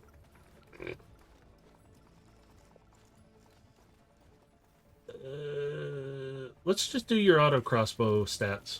Just roll it. Alright. I forgot all about the guns too. With that, you strike the buildings on one side, and it shatters and blows out a chunk, hitting one of the other Seekers. And let's see, we need to have some damage. You gonna give me some damage? I want some damage. You want me to roll damage? Yeah, roll damage. Let me see how much damage you do to him. Oh, crap. Okay. You take out the one that was already damaged. It was smoking. And then the other one that was with him is kind of hit with the debris. He's in bad shape, but he's still flying, but he's not flying great. So, probably from their side, they probably thought I was an easy target. Yes. Because you got the other 4 there, too, so you got 5 left all total, but one is hurt badly. The other one got taken out. He literally smashed in the ground and just gone. The other ones are taking aim at you, but do you have any? You have other attacks, right? I have an extra attack. Go for it. Oh my god. Okay, roll for damage. Jesus Christ. Oh my god. Okay. You blast away at the other side as you're curving around, and it just rips out and it damages the other 4. But they're still up and flying, but they're not smoking like that 5th one is. He dodges and he comes around. Man, that roll was good for him. Alright, cool. Lucky bastard. Bonus action. Alright. Oh my god. Man, I think I'm gonna need snacks for this bloodbath. And I fired 2 of those beams, so... Oh my god. Alright, which ones are you aiming at right now? With Eldritch Blast, I'm aiming directly at them, not trying to cause, okay. down. Give me some damage on that, too. I want to know what you're gonna do to it. That's the first beam, and there's the second beam. Not much damage. Okay, you took out... Yeah, not much. You took out the one with the, that was really damaged. He kind of went down and he crashes. He didn't blow up or anything, but you can see him kind of break apart a little bit. The others, they're damaged. You can see a little bit more smoke coming off of them. And so... Again, they thought I was an easy target. Okay, let me try this. Okay, that one misses. Is that one blind? Oh my god, my dice suck. Okay. Does an 18 hit you? Yes. Okay. My AC is 14. Okay. He rolled an 18. Okay, let me just do the last one anyway and see. Okay, so a 17 will hit you. Okay, I get those 2. Okay. Except I could do something.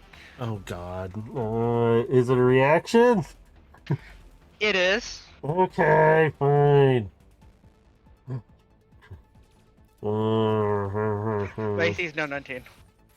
So they fire at you. The first 2, they hit the buildings around you, but nothing really hits you. The other 2, they come close. You can feel the beam of energy shoot right across your bow a little bit.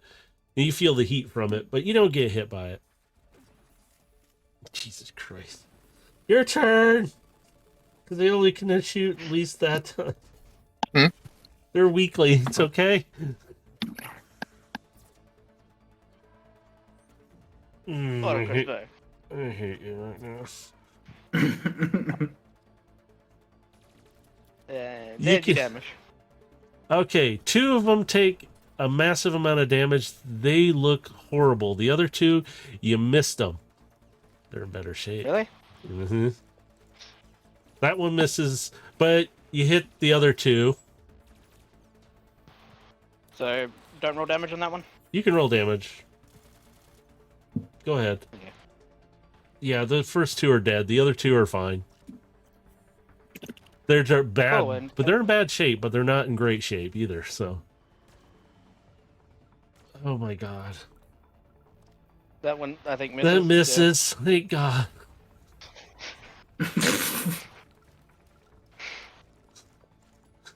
Jeez. Okay, you done?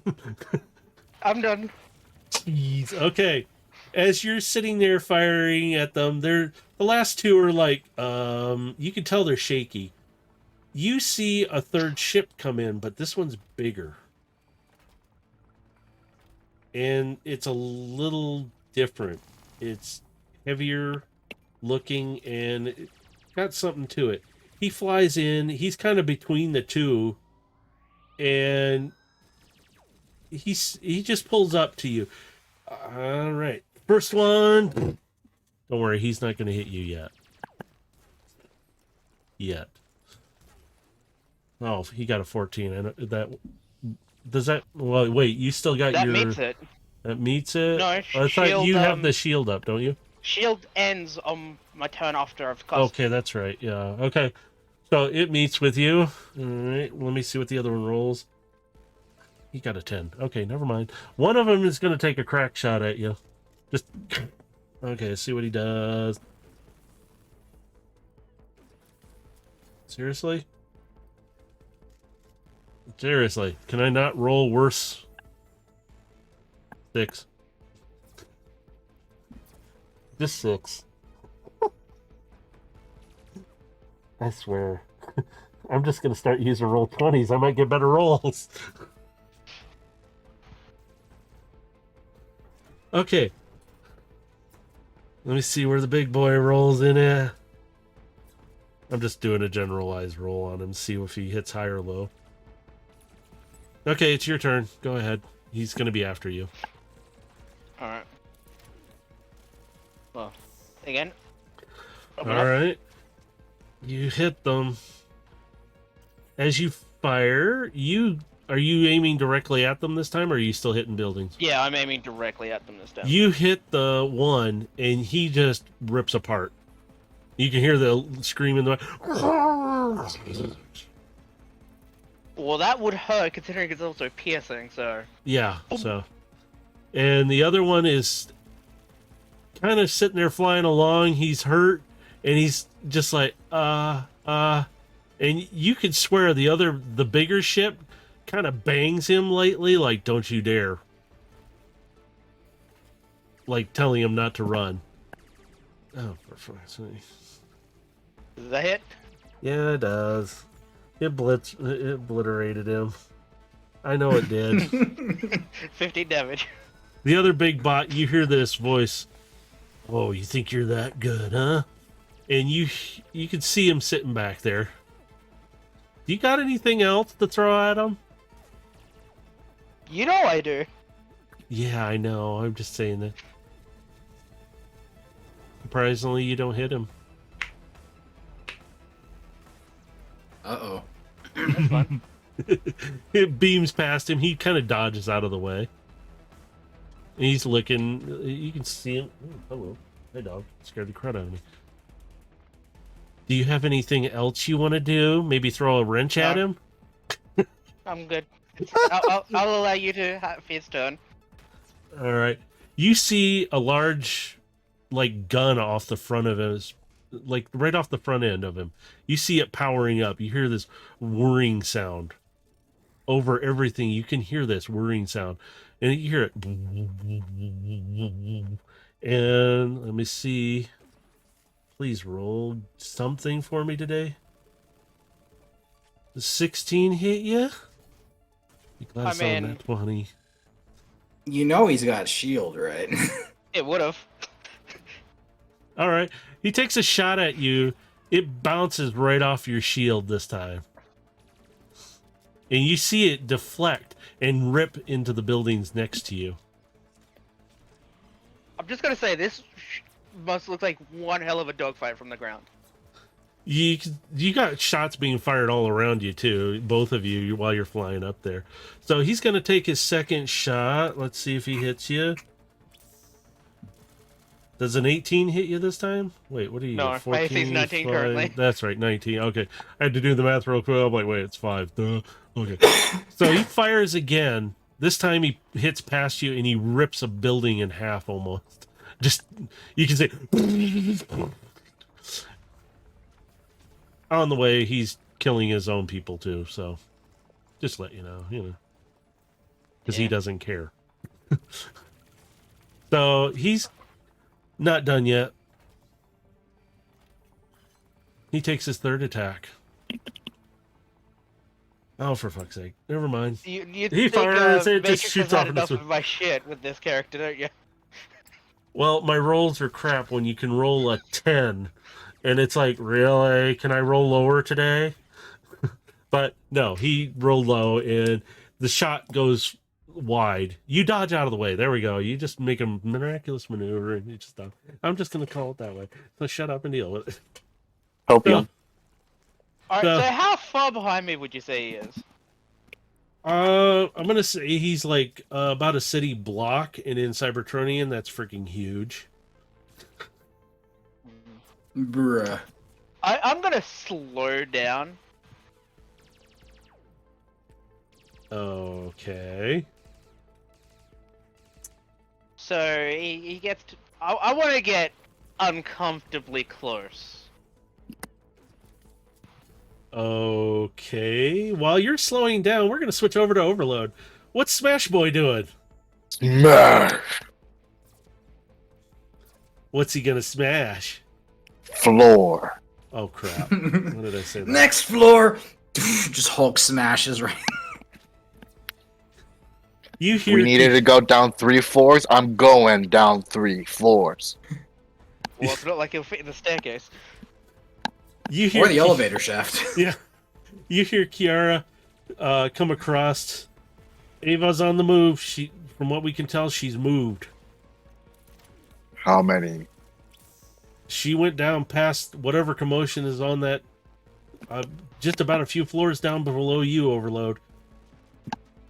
So I need to go faster.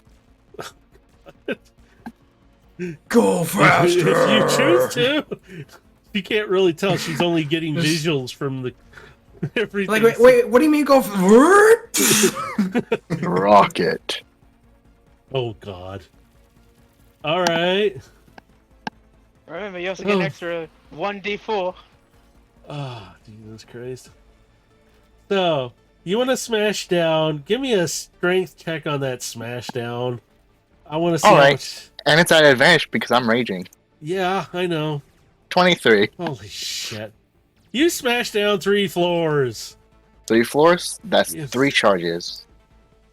Jesus Christ. If you'd rolled lower than anything else, I would have said no. You would probably smashed 2, but you had to go You that wanna know what high. the sad thing is? You should be thankful I wasn't there, because I could have, flash of genius. I don't think you need her now. I can just imagine Gilgamesh just riding on my back just as I'm going down. Oh no, like I'm like above the hole, like I'm like on the You're so outside of it, like looking down as you're doing this. I'm just like I'm waiting for my opportunity to drop in. As you are smashing down, oh my God. Suddenly, you hear Kiara go staticky. Look. You hear it kind of, her voice coming in and out of all your comms for a moment. And it's really staticky. And Overload, you feel underneath your feet something thump back at you hard. Something went bump back in the night. And you feel the floor underneath you cracking and creaking as you feel the thudding. As I'm watching this, I'm going to activate my mage armor.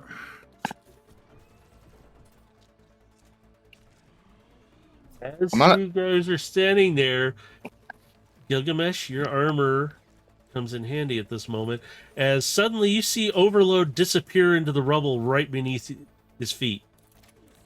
It's like the floor gave way. Overload, you are down. You're not prone. You're just kind of like something grabbed a hold of your leg and yanked you through the floor. And it's kind of dark down here.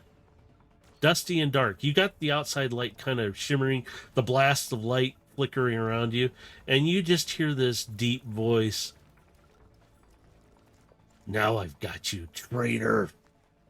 I'm coming for you. Talk. Can I? Am I tall enough to like smash a bit of the upper wall, upper ceiling? Yes. I'm gonna You're do that. way bigger right now still. Stop talking. As you spin around, you have your lights on, but you can't see him. But there's a lot of rubble and dust being kicked up. You just hear him, "You ran away, traitor." How far down are these guys from me right now? They are about 8 floors down. They've pretty much almost decimated the building. They got about 6 more floors, maybe 8, if you count maybe sort of the floors. They haven't smashed down into a Boeing form. It looks really weird, but it's bad. So 8 stories, are we talking like 80 feet? Or like how many feet are we talking? You're talking about 100 feet from where you're at right now. This was a tall building. So you're looking about 100 feet down. And our big guy here, is he at that 100 feet mark, or is he slightly upwards? He is going to be a little taller. Since he is raging, he still has his enlarge on him, right? Yeah.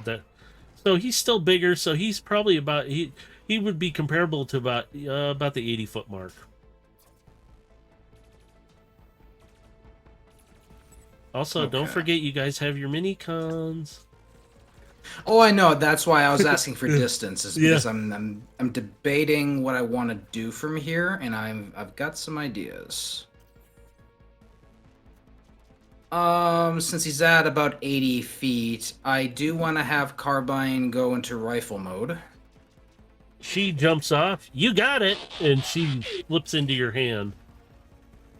And I'm gonna aim, and I want to take a shot at her big boy.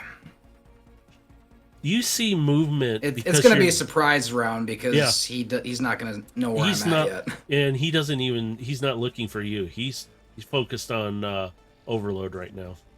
So you see movement because you can see in the dark better than Overload can. And with Carbine's help, you really see him. You see some movement in one of the dark patches. And you can kind of see what looks like maybe his arm or something, because the dust is kind of giving you a little block there. All right, so I can target his arm, is what you're saying? Yes. Okay. At least what you think is his arm. So is this going to be a surprise round, and then we go to initiative, or... Okay. Yes, because all this right now, he doesn't know you're up there. He hasn't made a move, and nothing's happened other than you guys coming down on the building and him pulling you through. Or over. Oh, yeah, so this is going to start us off for combat. Oh, yeah. 26 to hit. 26 piercing, and since it's a surprise, it's going to go to 52. All right. Okay. You hear... Ah! Okay, I see you got help, traitor. All right, I want you all to roll initiative for me now, because he knows where everybody's at, except for Void Striker, who's out dealing with somebody else. That's initiative. Me rage, me no care. The Void Striker doesn't really need to. He's in his own combat right now. I'm going to pull out these other dice I have. We're going to have some fun with these dice.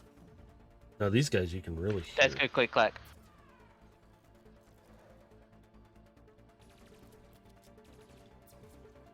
Okay.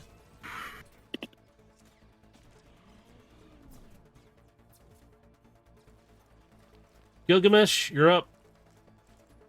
You get to go first. You can't see him right now, but you know he's down there. So I'm only... If I were to use my action to dash down, could I get about 20 feet? 20 feet down or 20 feet Yeah. from... Yeah, 20. you can. Well, I mean, all the way like down to like 20 feet from like where they're at, because that would be 60 feet of movement. Yeah, you could, because you're much more nimble than Overload or Void Striker would be. You're the assassin. You're gonna have that capability. Okay, so yeah, I'm gonna drop down 60 feet, and let's see. I don't think I have anything as a bonus I can do here.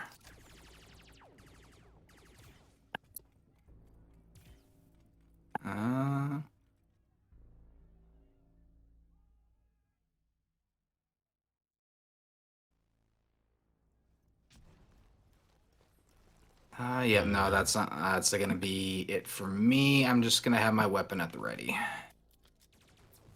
As you're sitting there, you see Overload looking around, and out of the darkness, about where you shot him, you see, let's see,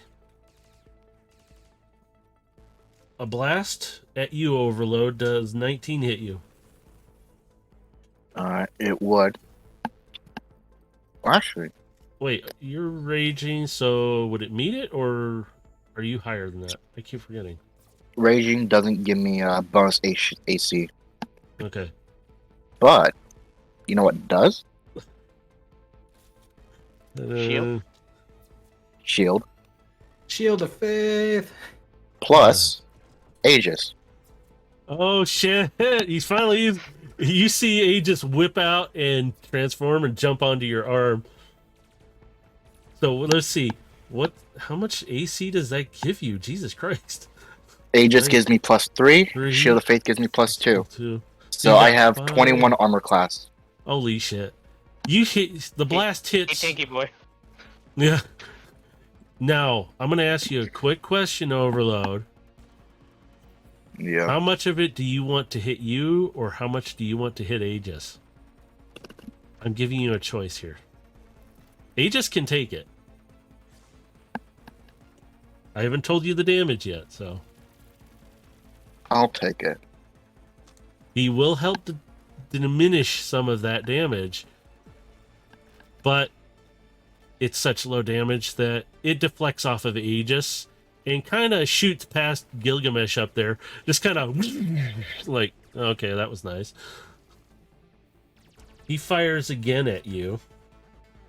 That one does not even hit you. He blasts right next to you. He fires again. Oh, that's a 20, but it's not a nat 20. The dirty. Yeah, so doesn't hit. It doesn't hit. And you said 21, right? Yep. He got 21. Ooh. So you're going Look to at this dude. All right, hang on. Oh, okay. You take 28 damage. You can direct it toward Aegis, or you can take it. Remember, he's got temporary, so he can take a few hits. How much damage? How much damage is it again? It's 28. 28. Okay, I'll take 18. All right, and then I gotta pull up Aegis sheet so I can remember. Unless you want to keep track of that too. Let's see. He's got the temporary, so let's see. I currently, because I know I have 65 temporary HP on my sheet. Yeah, that's what his temporary, and then he does have his HP itself, so kind of like yours, except for that you can use his temporary. That's what it's for when he's shield. So, all right, so he is done with his turn. It is your turn, Overload.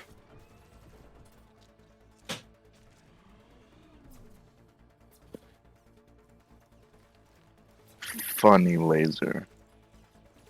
Now you know where he's at. You can kind of see him now because he's blasted holes through everything. Yeah, it's. I say funny laser. Yeah. Fist. Oh, Jesus Christ. You're just gonna just hit him, huh? I believe it would be 21 since I have a. Wait, do I have a You're- turn on attack rolls? I was gonna say, Check when you're that. raging, don't you? I don't remember how that works again. I have to look at it. Yeah, I'm scrolling. What the hell is it? I do not get advantage. I get a modifier towards my damage, but not to it. You won't hit him.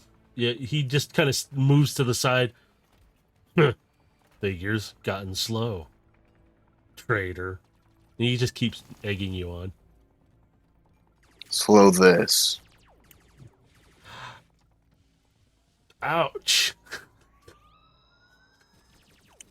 That does hit him. And because it's a Barely. hit, Barely.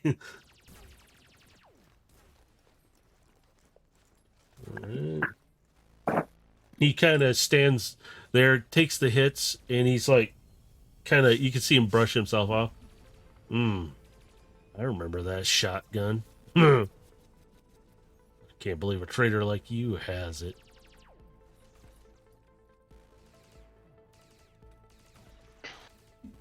Anything else you can do?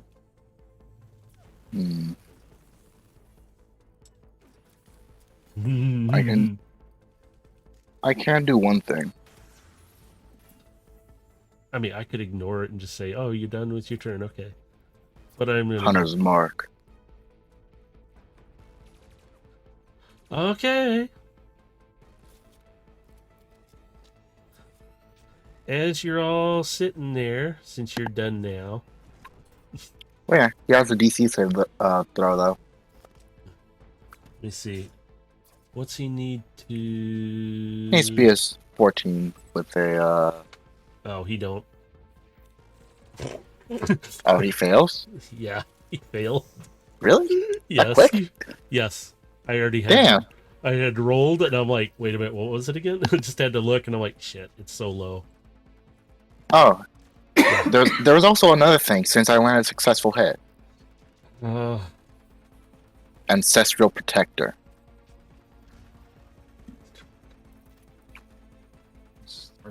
For as long as I'm raging, he'll have disadvantage on any attacks directed at anyone else besides me.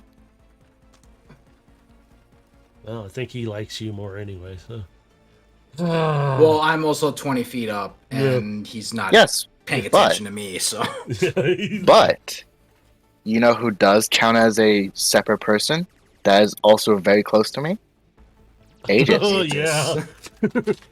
And... So, technically speaking, he has disadvantage towards me since Aegis is a part of me. Yep. As long as Aegis is attached to... Whoever he's attached to, he technically can do that with. So if they're cloaked, he's cloaked. Because they're a part, he's a part of them for that time. So right now, he's doing all that. So, he has disadvantage on all attacks for 10 rounds against me. Alright. Just gotta make sure to remind me of that at the time, so... Alright, yeah. So... And not to mention, any attacks that are that succeed, they gain resistance towards it. Meaning I'll have double resistance. Now, you guys have buildings all around you right now.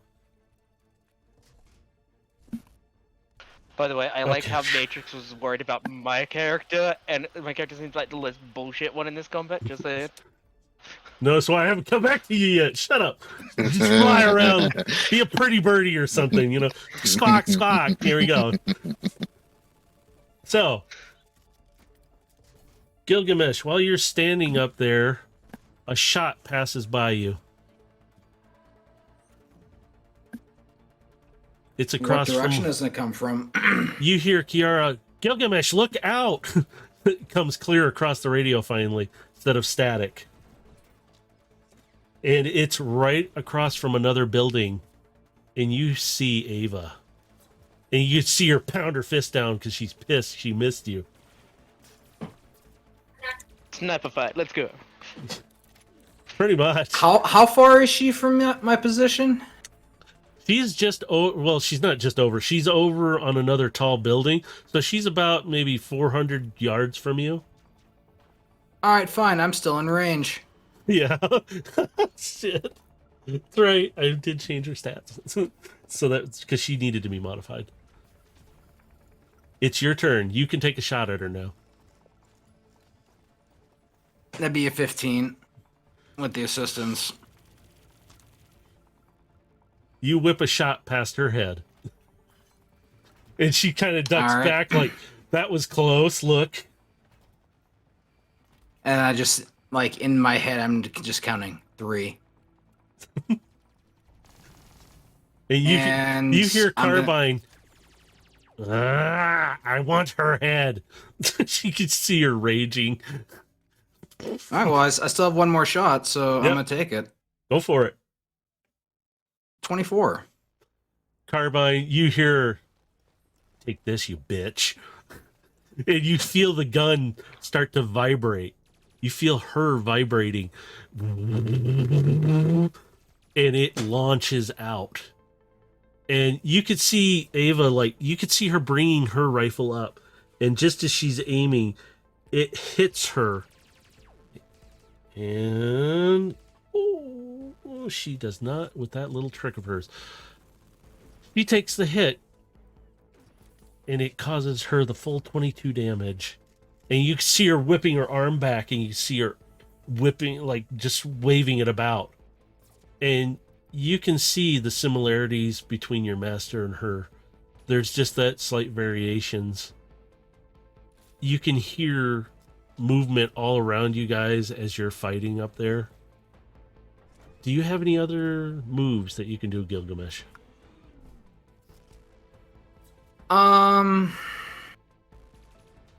With my bonus action, I'm going to radio to Void Striker. I need him to move me to the next building. Speaking of Void Striker, how we doing over there, Flyboy? Am I uncomfortably close now? Yes. Confirming it is my turn. Yes. It's your turn. Cool. Heat metal. Oh, you asshole. What are you using heat metal on? The big ass jet that I'm fighting.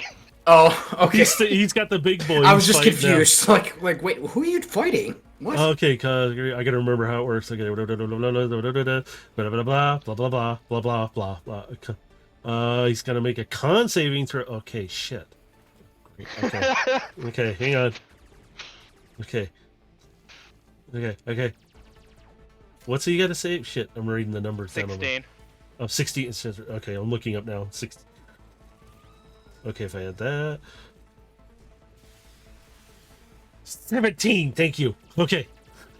I have to do math. Shut up. Stink it, man. But I have a question. Yes. You know what's gonna happen. Oh, God. Yeah. Can you fend it off a second time? You could try. He's got 2 actions. Damn it. Do it again. Asshole! I'm guessing he didn't save this time. Fuck no, he didn't. Damn it. Cool, and close up Eldritch Blast. Oh, I hit the wrong one. That it's meant to be. But now I know what it means. Okay. Yeah. There you go. That will hit him. Give me the First damage. beam. Second beam. Oh my god. Yeah, my Eldritch Blast does not do that much damage. Your Eldritch Blast is just tickling people tonight. Eldritch Blast power comes from the Warlock feats and traits, which I don't have access to unless I do a specific annoying way which breaks characters, which I'm not doing. Yeah. You hear the bot. bot. You hear the bot behind you. What was that? Well, I mean, he also needs to take heat metals damage Alright, fine. because I did cast it at 3rd level. Okay, what's he need to do? What's he take for damage? That is total of 3d8 damage. Get my fucking asshole. I hate you all.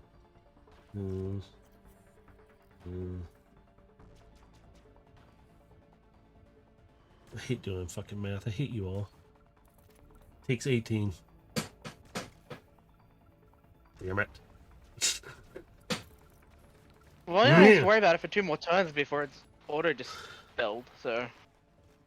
How close did you back up to him? Like, I know you're 120 uncomfortable. feet. Alright, okay. I had to get uncomfortably close for that spell. Okay, I'm just gonna see if this 21 hit you. Yes. Is it? That Okay. ties, I believe. Okay. No, I'm not using shield because it's a waste of a shield on a hit that's guaranteed to hit me. Yeah. So he's firing that beam again at you, and come on, roll me damage. 32. I'm good. He takes a second shot at you. Oh, that one's gonna miss you unless... Wait.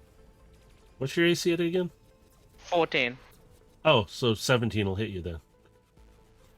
Does it though? Oh, you asshole. Okay, so it doesn't hit you, it bounces off. Or it just shoots across your bow again. Whatever, yeah. Shut up, you jerk. You're so mean. I hate you. Oh my god. I'm not even gonna talk about that. Okay, one last roll. Okay. Both of those other shots missed. The shot right after the one that missed the first time went blind, and it reflected off the building and hit him back, causing him 23 damage.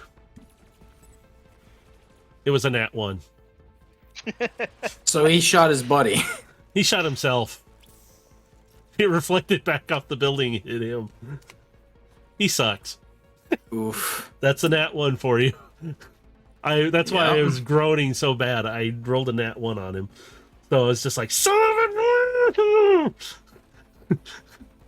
Void Striker, it's your turn. So it is.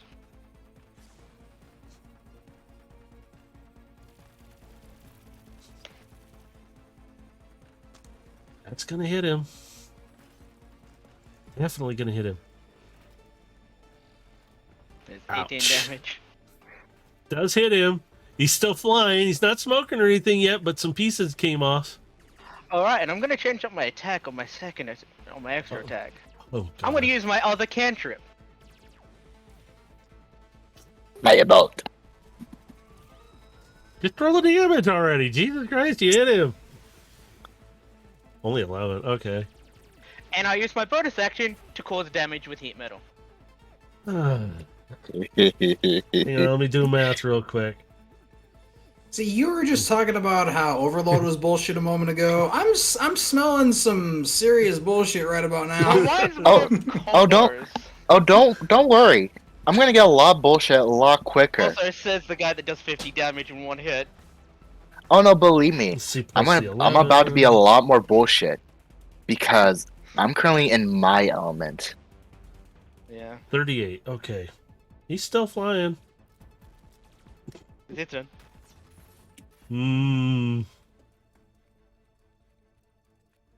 22 hit. Unless you Yeah, got a that shield up. Well, shit only gets me to 19. I don't care. I'm making sure. Ooh.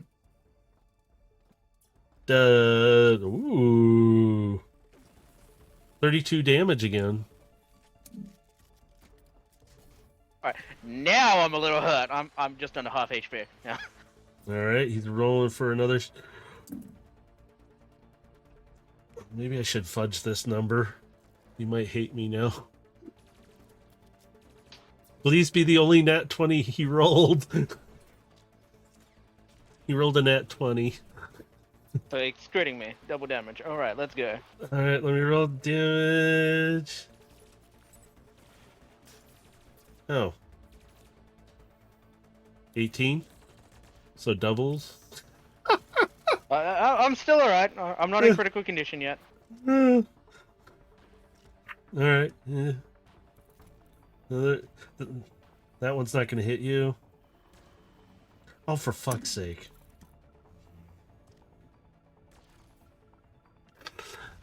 The beam, somehow he messes it up, and he's getting way too happy because he hit you, and he clips the building a bit and damages himself.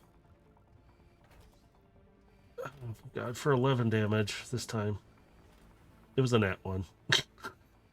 Your turn! Jesus Christ, I'm damaging my own character. Who needs your help? Yeah! Hey, look, if only I had advantage, it'd be a nat 20. My 19 God. Yes. Yes, it fucking hits. I hate you. He's starting to look a little ragged. Some more pieces are coming off. He's doing a little smoking here and there. God.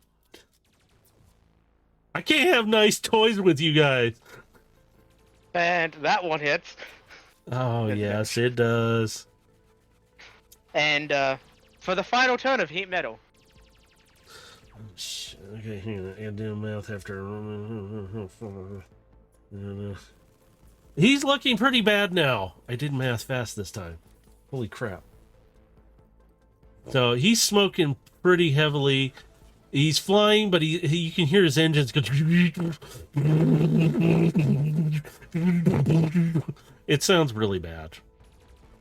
So it sounds like one of his engines is trying to stay, ignited and is failing at it. Yes. He's looking pretty bad. So, and Gilgamesh, a shot flies past you again. So fast I'm flipping it over.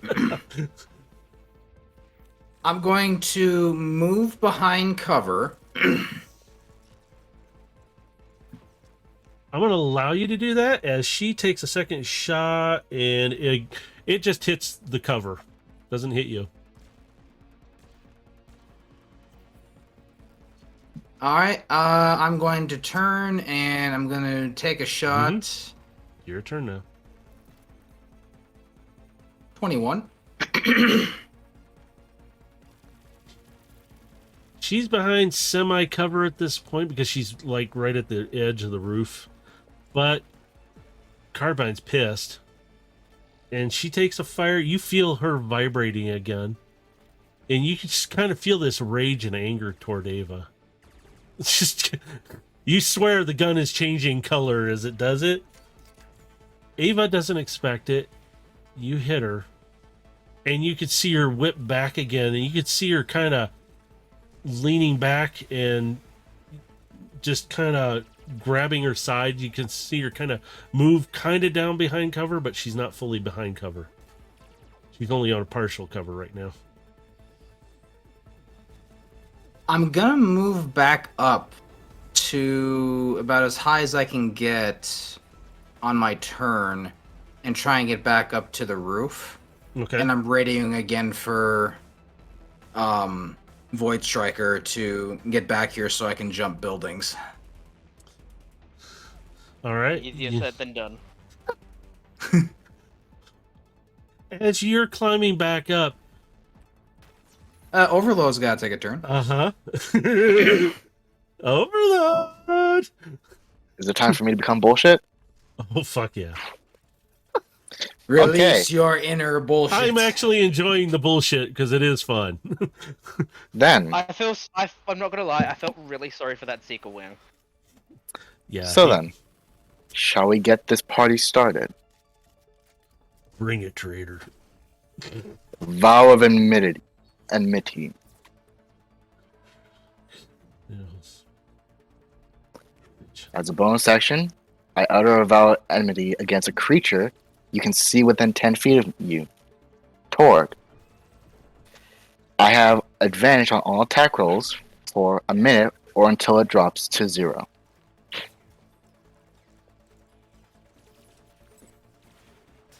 Okay. Mm-hmm. Now, I shall also cast Branding Smite as I strike with Rocket Fist.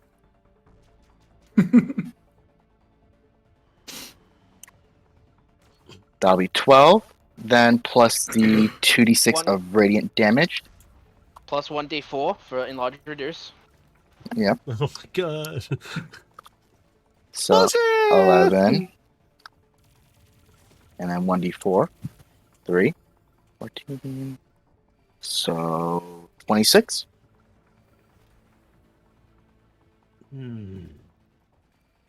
And, with me using Branding Smite, even if he wanted to, he can no longer become invisible in the shadows, as he is dimmed with light.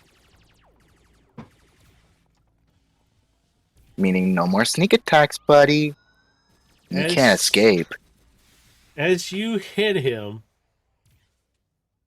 you see some pieces fly off of him, and you see him stumble kind of back and out of the light, or into the light, not out of the light, into the light, and you could see him kind of grab his jaw like, "About time, traitor. Now we got some fighting to do." And you notice he is a little bigger as well now. And he's kind of comparable in size. Like, you're raging and everything, and you have the enlarged part going on, but he is just about as big as you are. And he stands there, and he kind of puts his hand out. "Bring it, traitor. I'm going to enjoy this."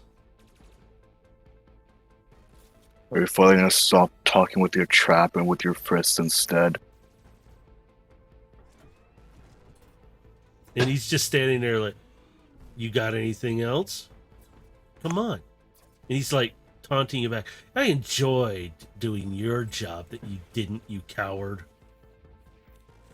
You feel Aegis kind of tense up, and he's getting pissed more and more.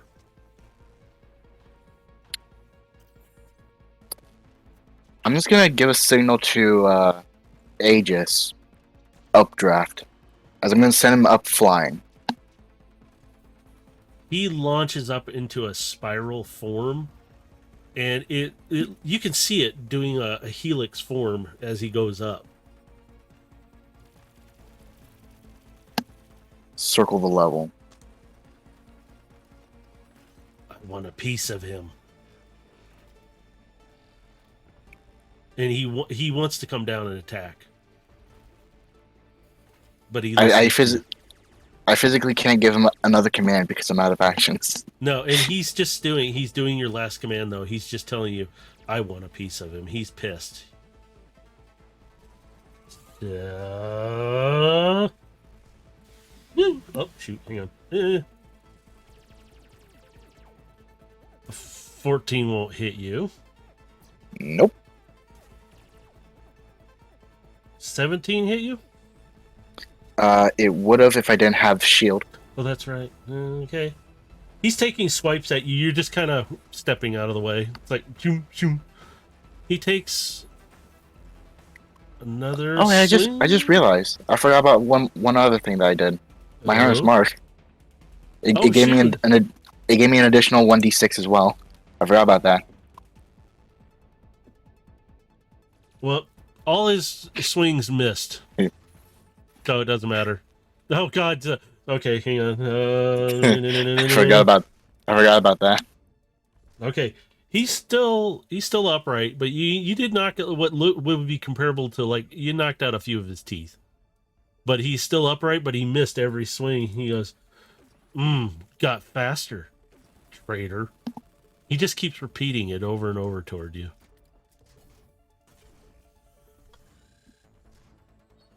Fight Striker. Yes. What do you want to do? How damaged is this man? He's pretty damaged. He, like I said, his engines are barely running. They're kind of in bad shape. He looks torn up, but he's trying to keep up with you right now. I'm going to use a free action to talk to him and ask him, does he really wish to continue? You hear this kind of, almost sounds like he's sputtering when he's talking, but he's just trying to talk. "I'm gonna take you down, fly boy. I'll rip you apart." Oh, right. So, I'm gonna transform into butt mode. Oh, and crap. pull out my sword. Oh boy. What are you gonna do to him? I'm going in with sword. Oh, fucking hell. Do your damage. Do your damage. Just do it. How do you want to finish him? I want to rip out his spark chamber. Go ahead and describe how you would do it. I want to hear your description of how you would rip out his As chest. I transform, I'm going to go towards him, eject the sword out of my back so I can catch it, and definitely use it to open up his right where his spark cavity would be, and take it on one smooth pass. As you do, you hear him gurgle, yelling in pain and agony, and he just crumbles apart and falls to the ground. Just all the pieces go around you and land on the ground. I'm going to transform back into alt mode, radio Gilgamesh saying, on my way.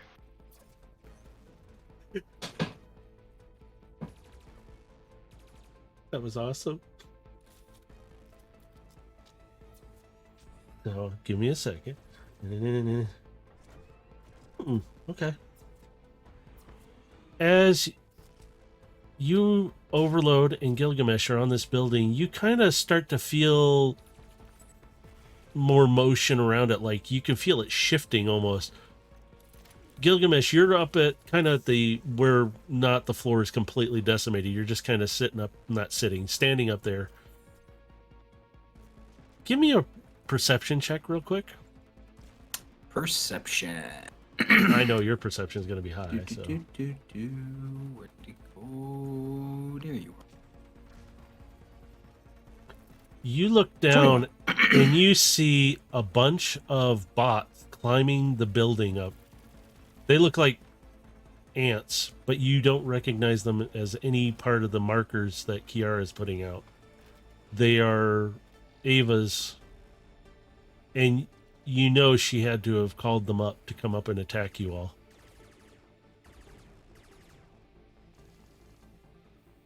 I'm gonna say to the radio, to Overload, reinforcements inbound. And I'm gonna make my way up to the roof, and I'm waiting for Void Striker. As you do, she's not going to take shots at you, but she is going to move. She's still on that other building, but she's gone down inside from what you can tell. Oh, could I also radio Kiara and ask her if she can get tracking on Ava? All you hear across, we're still working on it. And then she cuts out real quick. She's in the building adjacent from me, in my position. Yes, that's all we can see visually as well. We're trying to get a lock on her. And she comes back.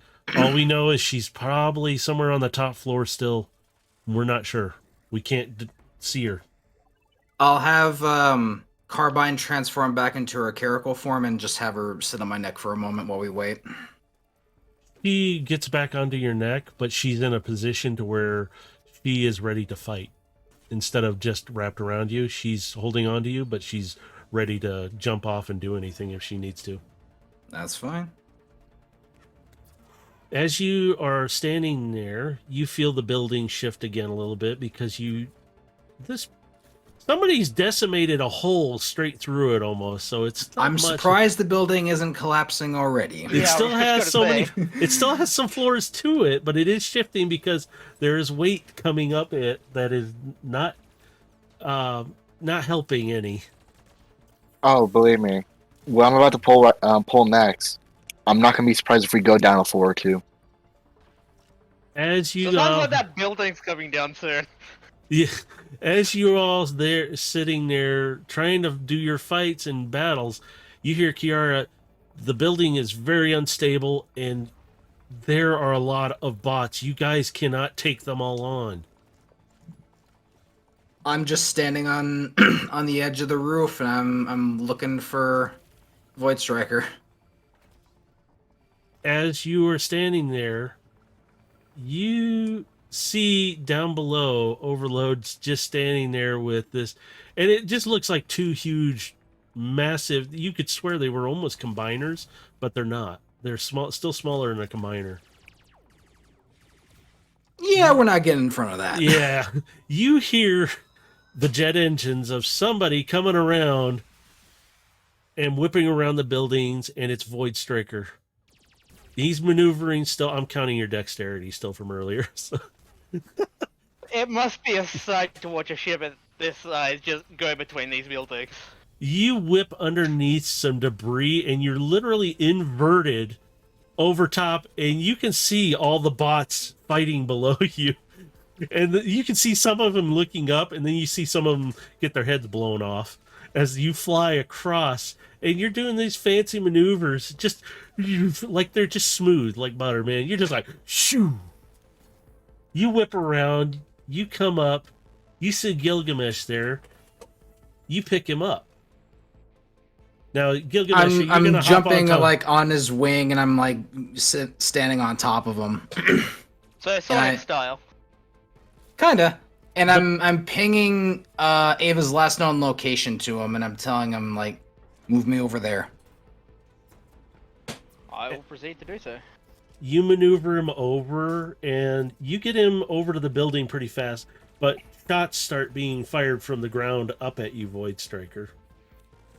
Well, their mistake. Oh, sorry. Gonna hydrate myself for a moment. Am I able to perform actions? Yes. Ow. Sorry. Alright. Oh, sorry. Conjure Barrage.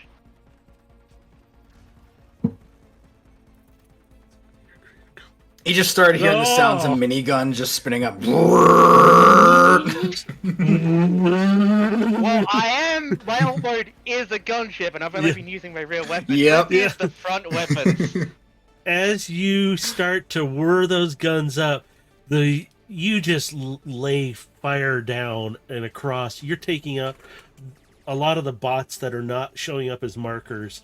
They're Ava's troops and such. And you're ripping through some of them. You're kind of giving suppressing fire is what you're doing right now. And taking down a lot of them. So that moment, they realized they fucked up. Yeah. On the other building right now, Gilgamesh, Void Striker, you see a whole bunch of bots still climbing up. And they're getting close to where Overload is at. But as soon as we're within range of the building, I'm going to tell Void Striker to go assist Overload, and I'm going to jump off the building and pursue Ava. As you do, you suddenly have right around you two massive cat-like creatures land and just stare at you on each side of you. They're about maybe 20 feet from you on each side. And then another one lands kind of just off to the side, and another one. And they're just growling at you. And they're just staring at you. And you can see them like they're ready to pounce on you. I move Carbine behind me, and I'm going to transform into my beast form. You transform, they kind of step back. You see their paws and their ears kind of retract back. And they all start my eyes roaring. are like a glowing yellow, and he's growling and showing his teeth. And you see the others, they're growling back at you, but you can see them like moving back away from you because they my see the tentacles are like they're moving in kind of like a slow, like kind of like attack position as I'm starting to walk forward towards them. And jumping over, you see Widow, don't attack him, and she's like trying to convince them he's good, don't attack, do not attack. And they're not listening. No attack. Yeah, they're literally not listening to her right now. They have that eye look of they want to attack. But they're backing up. You can see them moving. Give me a persuasion check. Persuasion. Uh-huh. Hey. Don't worry. You want to know something? What's that? You're still in range. You are still in range. You haven't left yet. I was gonna say, technically, if you had done that in your bot form, I would have said, no, you don't have much advantage. The Flash of Genius would have helped, but you have advantage in I'm just your... using Flash of Genius just for the glows. Yeah. At this point, he's rolled a natural 20 because he's in his beast form. If he hadn't been in his beast form, he would have been... And even Carbine's like hissing at them, but they're watching Gilgamesh, and you see them back off, and they kind of... almost like they're sitting, but they're waiting for you to do something, like give them a command. And Widow's sitting there kind of like, we really have to talk about this. And she's pointing at you, Gilgamesh. Alright, now that I've determined that Gilgamesh is safe, I'm going to go start unloading absolute every piece of ammunition I have on the bots climbing the building. With that, Widow is looking at you, Gilgamesh. They're not listening to me. They're not taking commands. They're listening to you now. And she's like, I have no control. But she's like, you have control to tell them what to do right now. They're listening to the pack leader.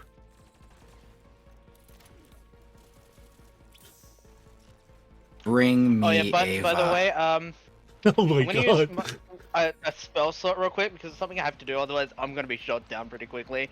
And that's, I'm doing that just for myself. Yeah, you're taking some shots right now. But you're so, still up. Don't mind me while I'm just gonna passive heal now. As you give them this command, it's like you can see their eyes, and you can see they all kind of look at each other for a moment, and then they look back at you, and it's like they nod, like they completely understood everything you just said to them. They all four jump off the building. You don't see where they went, but you hear a thud and crash down below, and you just hear this decimation. Uh-oh. Oh no. What's he gonna do? I want to ask Kiara to radio for at least 4 people on outside to get ready for a rapid pickup. Like, 4 random people on the battlefield.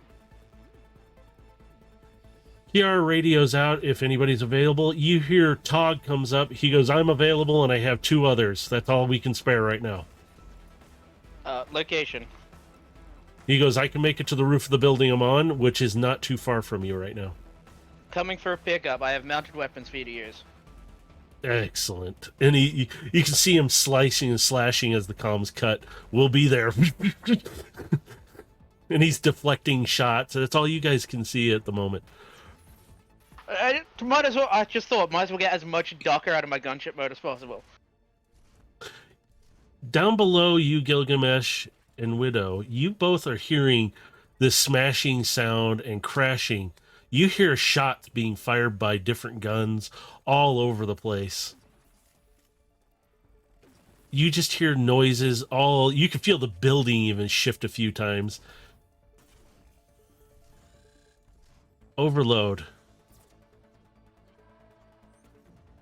You got Torque sitting right across from you, and he's just calling you a coward and a traitor. What do you want to do? Simple. Grapple. Oh, Nah, shit. 20. Ooh. Oh, my God. Okay. I grapple. Suplex City. What do you want to do with that 20? I'm going to let you grapple him really. Just I'm about gonna grapple him, and I'm gonna bend myself to aim him towards the sky. Oh, crap. As my next action, Aegis, dive, full descent. Okay. Please tell me he breaks the sound barrier. I would like to hit the boom. Why do you think I had him circle around? You see a dot in the distance. You swear it was a star.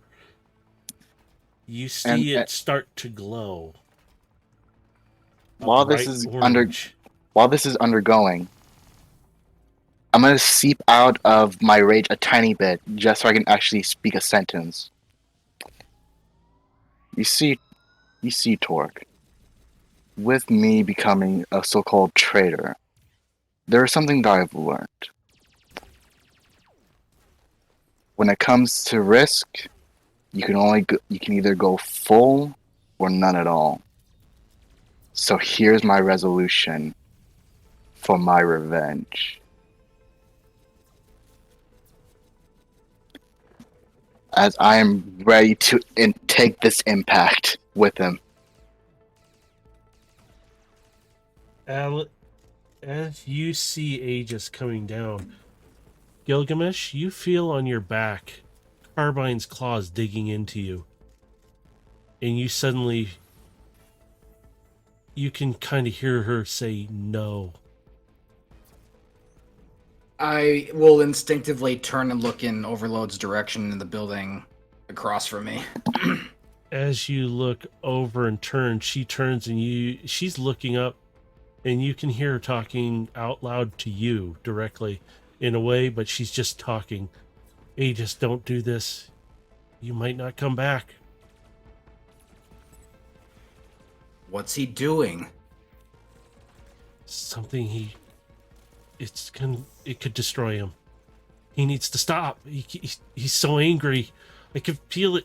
And she's like, you see a bright light as he comes down. You see his wings pulled back, and you see his beak just shining, the talons even glowing as he comes down and he strikes. You're actually making me use the dice I was hoping I'd never use. And because I know how dangerous this will be, when Aegis gets closer, I wish to transfer over my shield.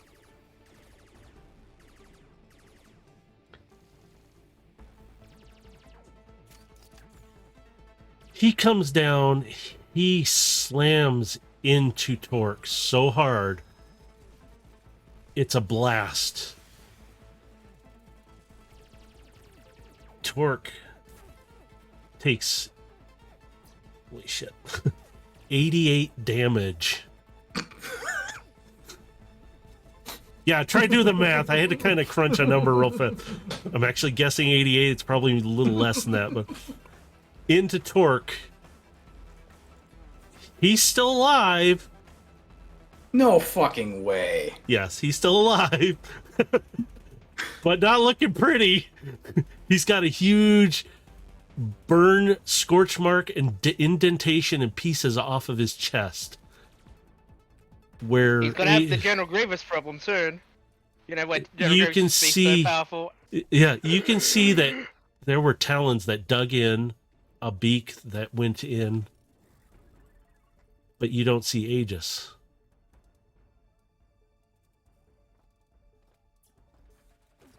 You just feel Carbine kind of release on your back. You fool.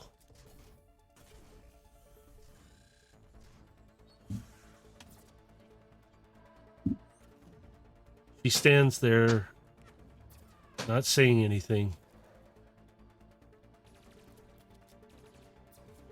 Do you have anything else you want to do, Overload? I guess I would have one quick question. Mm-hmm. Do I still feel his connection?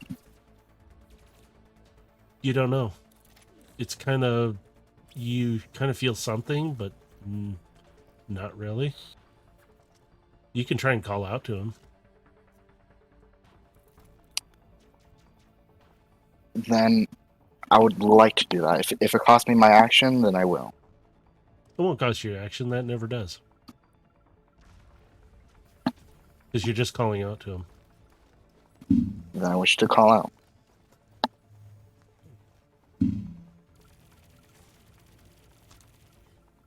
Holy shit.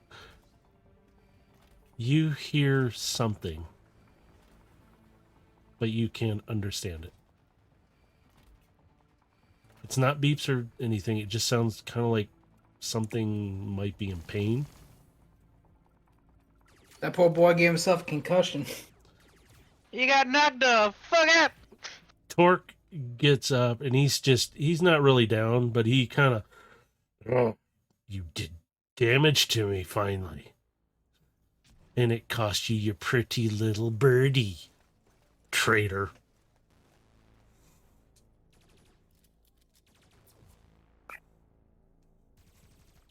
Still keep your trap moving. Then how about I remove it for you? I still have him grappled, yes? You would with that 20, yeah. Then, for said action, arm to jaw, rocket. Oh, He wants to keep moving his mouth. I'll make it stop. ouch. I do. Ooh, You that got him definitely grappled, hit. so yeah, I'm like, oh, Jesus Christ. Yeah. Ow. That's Yeah, only 9. But that would also be that would also be +2 for my rage. Another plus 1d4 from the large. And then don't you also have your 3 bonus d6s? Do yeah, I? don't He's you? marked, isn't he? Yeah, he is. So that.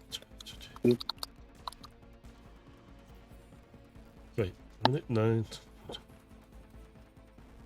7, so 11, This- 13. So that's 20 damage. Oh, okay, I was off by 1. I was like, wait a minute. Oh, that's not right. Okay. You knock his jaw, and you can see, like, it unhinges from one side, but he can keep talking. And you can't do anything right, you traitor. And you can feel him squirming to try and get out of your grip.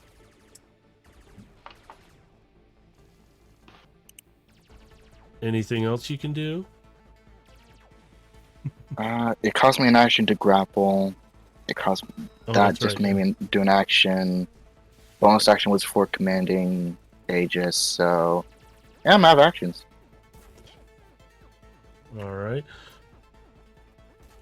Gilgamesh, you're standing there with Carbine, and on the lower floors, you see two of the beasts get kind of launched out the window, and it looks like they're dead. They've been shot pretty badly. But you still hear shots and things going on down below you. I'm gonna make my way down to that floor and pursue. Now, are you going to follow the path Ava went, or are you going to go a different way? Well, it's directly below me, yeah. Yeah. Something's going on down on those lower floors, so. So, am I on the roof or am I in the building? You're right on top of the roof where Ava was standing before. So, I'm going over the edge and I'm going to smash through the window of the floor beneath me and coming from a different direction. As you do, you see Widow kind of nod to you, and she goes the other direction from the other side. And she transforms into her spider form. And she literally launches off, webbing out.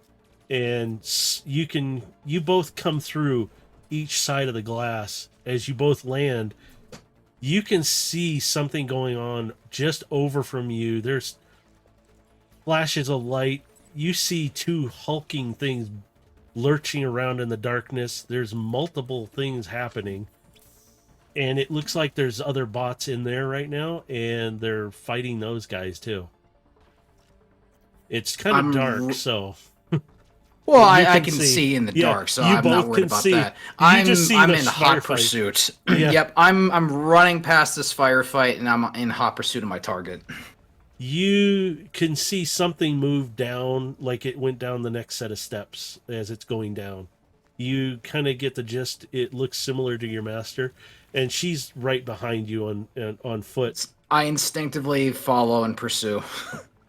And you kind of hear your master going out the window, and you go down the steps. She launches out the window and breaks it, and you can hear what sounds like her webbing, like she's using it, and she grabs and she swings down through As you're coming down the steps, she's swinging through the glass and landing next to you.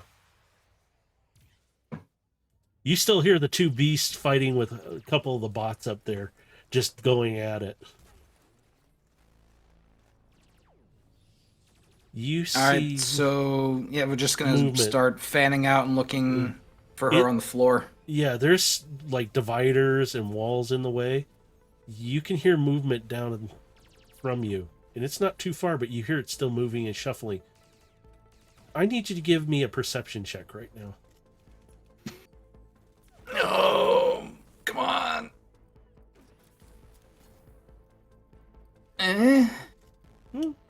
You hear the motion up ahead of you. I'm going to have Widow do the same thing. Yeah, okay. He kind of signals she's going to flank left and go around. And I'm gonna move right.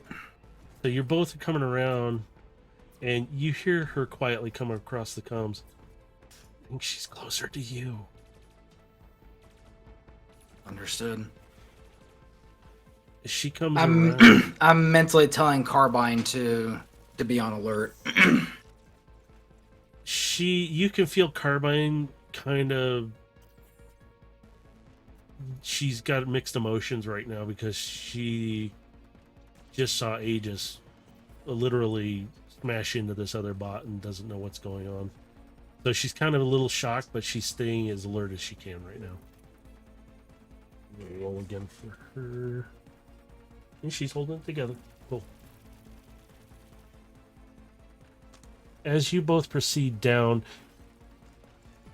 you hear another noise, but this time it's a little further away from you. It's kind of more down the middle, but you can still hear something. It's a little further from you, though. You hear your master come across. I think she's closer to me now. I'm immediately heading down that direction.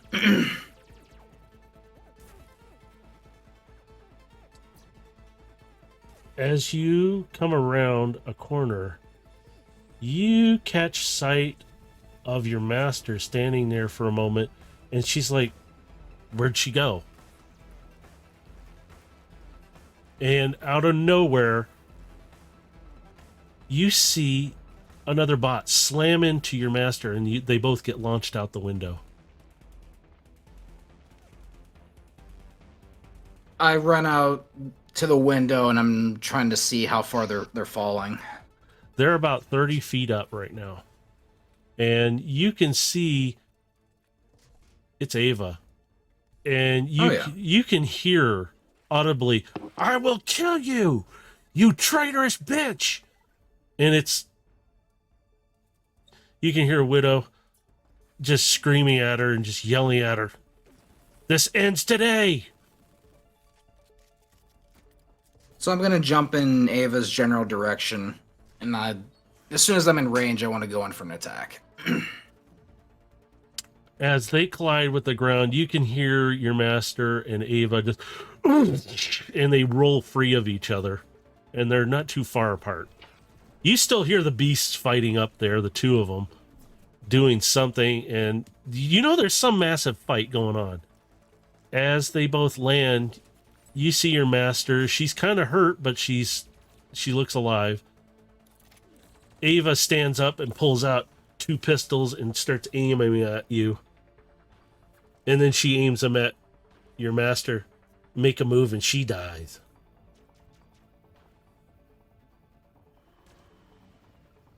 I'm going to go back into bot form. I'm going to draw my Energon Rapier, and I'm gonna activate it and point it at her. This is between you and me. You see Widow roll over. Well, sister, you know the guild rules. You were challenged.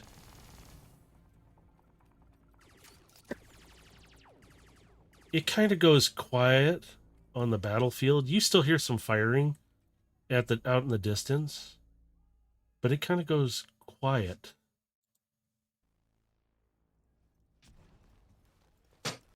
You don't hear any more firing. It all quiets down. All you hear is overload and torque going at it in the one building, and the beasts, you hear them quiet down.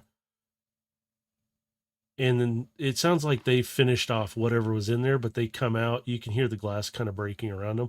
They approach, and they're ready to attack Ava. And Question: did I successfully pick up Tog? yeah. All right, You've got with them. that, I'll probably bring him over so we can watch this fight. And he's in the ship with you, and he goes, he challenged her to a duel. This can end badly for us, or with great honor. And you could see his sword out, and he sheathes it, and you hear it, that shing, and he puts it away. This is going to end. As you stand there, Widow kind of gets to her feet. Well, sister, and she still has her pistols trained on. Ava still has them on her. And she goes, you can't shoot me right now. You know the rules. And she sneers at her. I don't have to follow the rules. And you hear Tog and Yarish kind of stand. You see Yarish kind of come across the top of the building. You have to follow guild law. It's always been in place. You cannot disavow it in any form. I'm gonna go back to bot mode and deactivate enlarge reduce. They're all standing there, and even the bots that were under her command are like, they stand down, and you can see them putting the guns down at their sides, like, you've been challenged. This is what happens.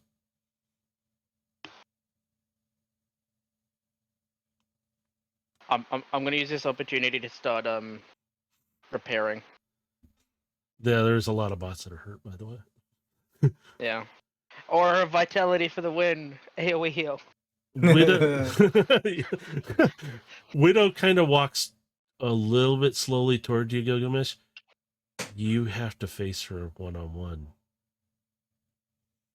His eyes are locked onto Ava, and they are not moving as she's saying this. Carbine is on your shoulder, and she wants to help you fight. And these two beasts are ready to attack. But they cannot help you in this fight. If you do, this is Widow reiterating the guild laws, it forfeits your right to challenge her.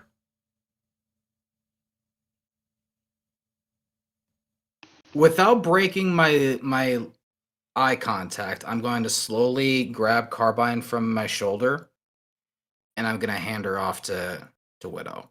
She holds on to your arm, and she's kind of sitting in Widow's hands, but she's still holding on to you, looking at you like, what's happening? What are you doing? What we set out to do from the beginning.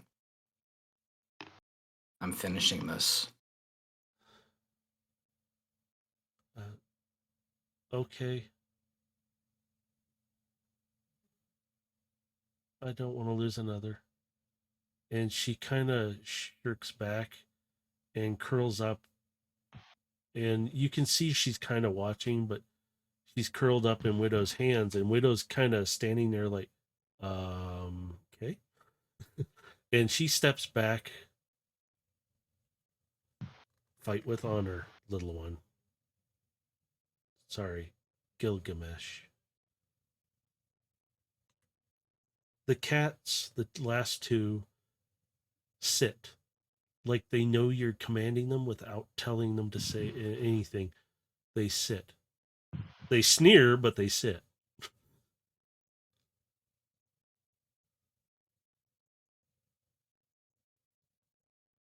Fine. And you see her whip the pistols back, Don't mind me, I'm just gonna do a quick medicine roll, so... Oh, go that for it. rolls Yep. Oh, here, let me switch the screen too so they can see that. There we go. You suck. You ripped apart a guy. Oh, well. No, I didn't. No, I didn't. Oh, okay. What are you talking about? Right now, you're the field medic. Shut up and heal everyone, will you? As you are sitting there, Overload, you still have Torque grappled. He's in pretty bad shape. I was He's gonna ask, Yeah. can I get an idea of where the low voice is coming from? You can only really hear it. You can't really get a lock on it, but it hasn't said anything since. You kind of feel like it's not there anymore, that connection almost. You feel you now, but you're not really feeling Aegis much anymore.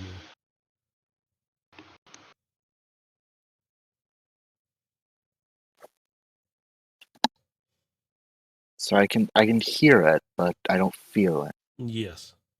It's very weak, and you only heard it for that little bit, so now it's quiet. You don't hear anything.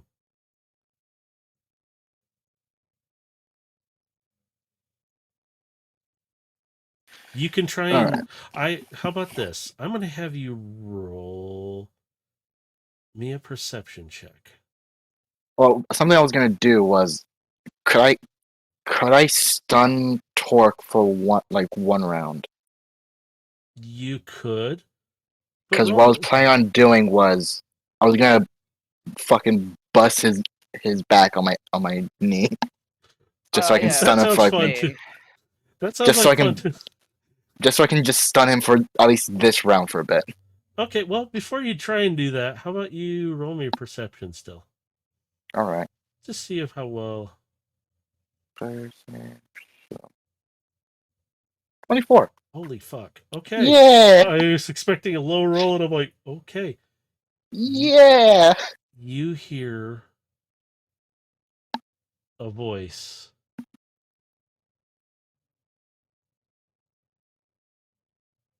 Summon me.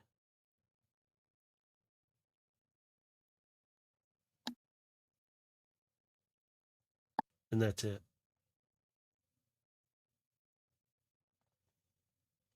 If that is the case, as I'm still gonna proceed with what I was gonna do. Mm-hmm. Bust Torque over my knee. You Backbreaker. I'm not even gonna have you.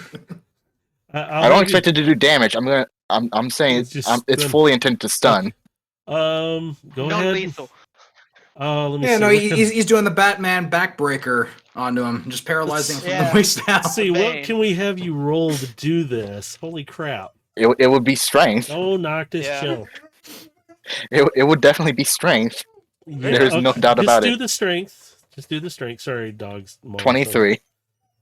As you do, you bring him up and you crack him down, and you hear him, and he's kind of busy dealing with a lot of pain right now. As I'm just gonna just toss him to the side now since I managed to stun him for that tiny bit.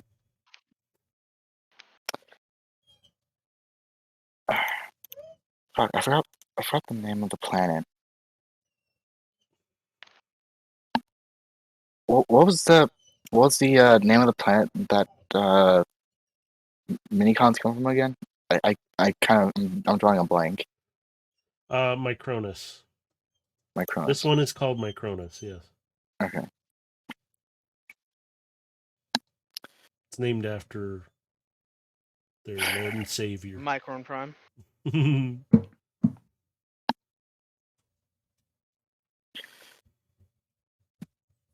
Defender of Micronus.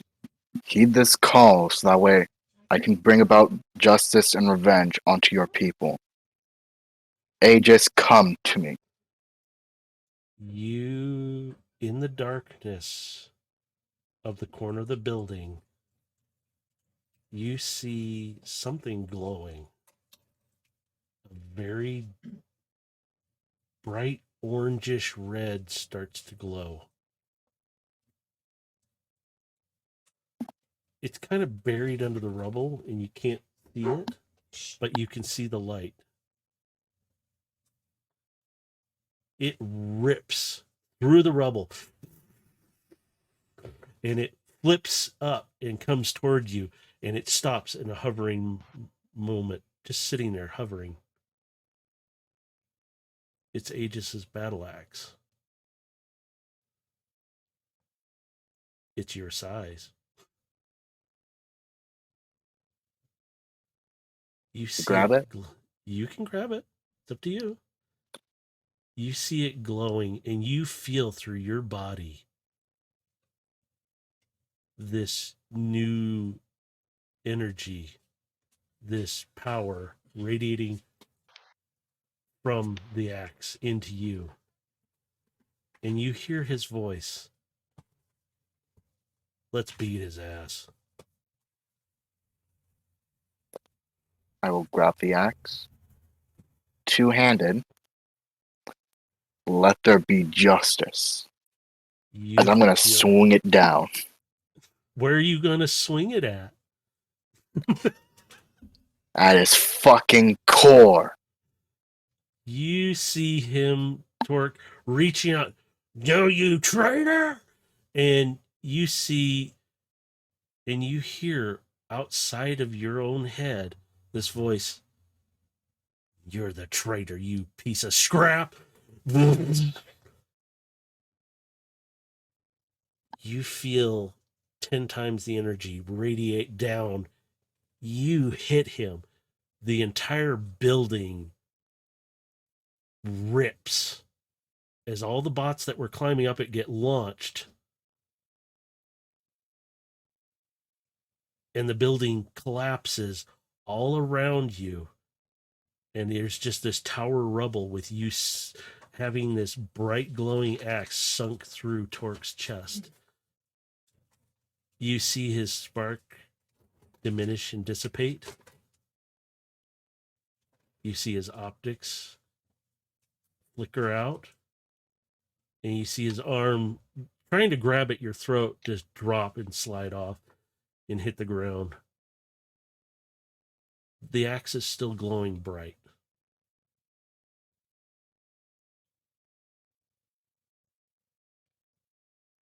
Carbine sits up in Widow's hands. He did it.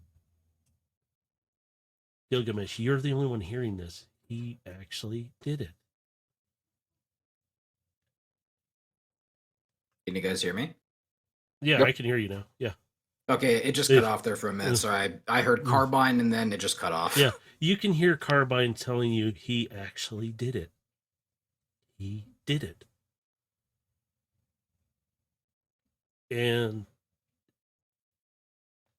that axe is still glowing. You feel the energy pulsing through you. You hear his voice.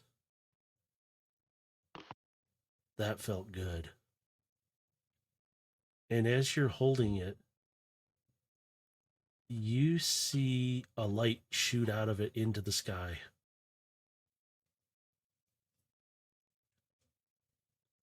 You see, Gilgamesh, you kind of notice that Carbine kind of looks up and almost like she bows down and her eyes are closed. And it almost looks like she's like saying a prayer or something.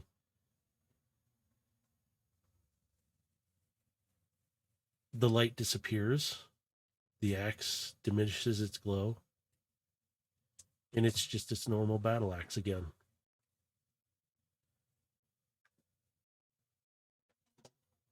Ava turns to you, Gilgamesh.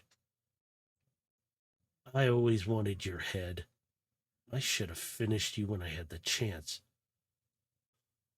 But somebody got to you and hid you from me. And she sparks her blade on the ground. You're going to pay for everything that you've done. I haven't paid yet. Today's the day you pay up. And I've raised my blade to her. Oh, you're so cute. Bring it, little one. She does it with a sneer on her face. Do we do an initiative here? Or what do you want to do? We will do initiative.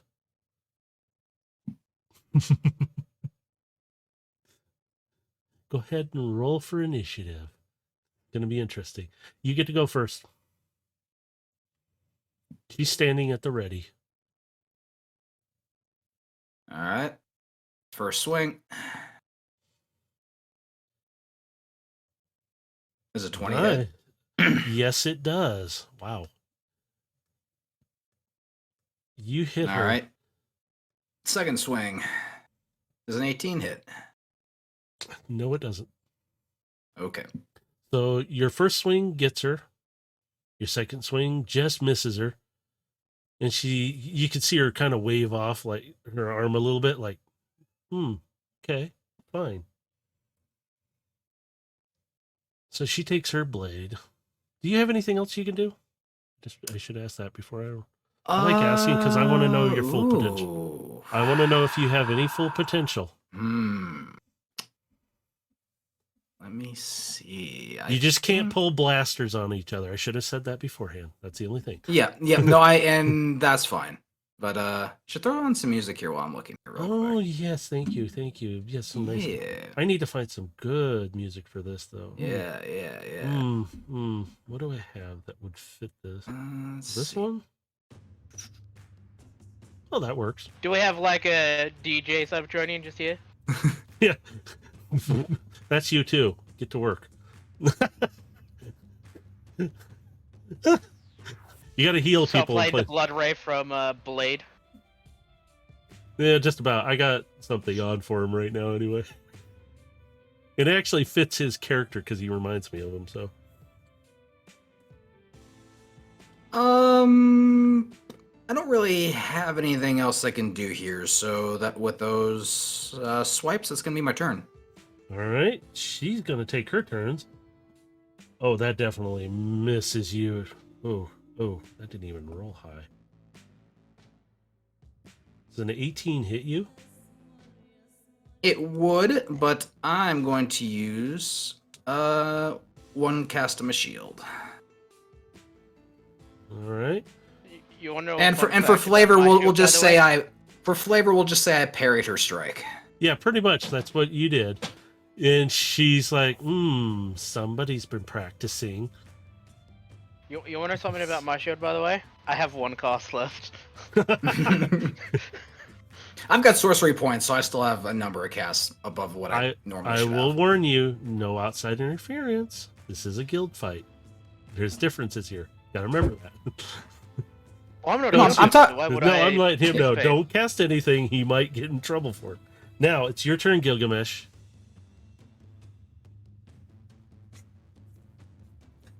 Going right in for it. Let's see, 18's gonna miss. 18 again. We're going back and forth, it seems. All right.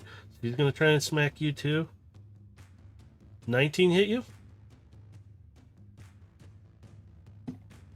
Gonna do it again.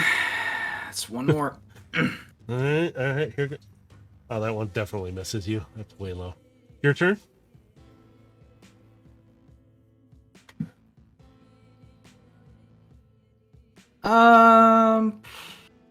She's like right in front of me, yeah?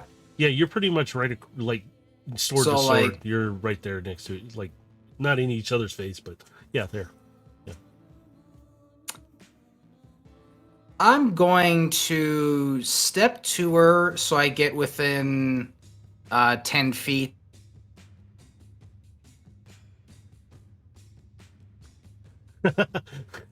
Okay. How you slap?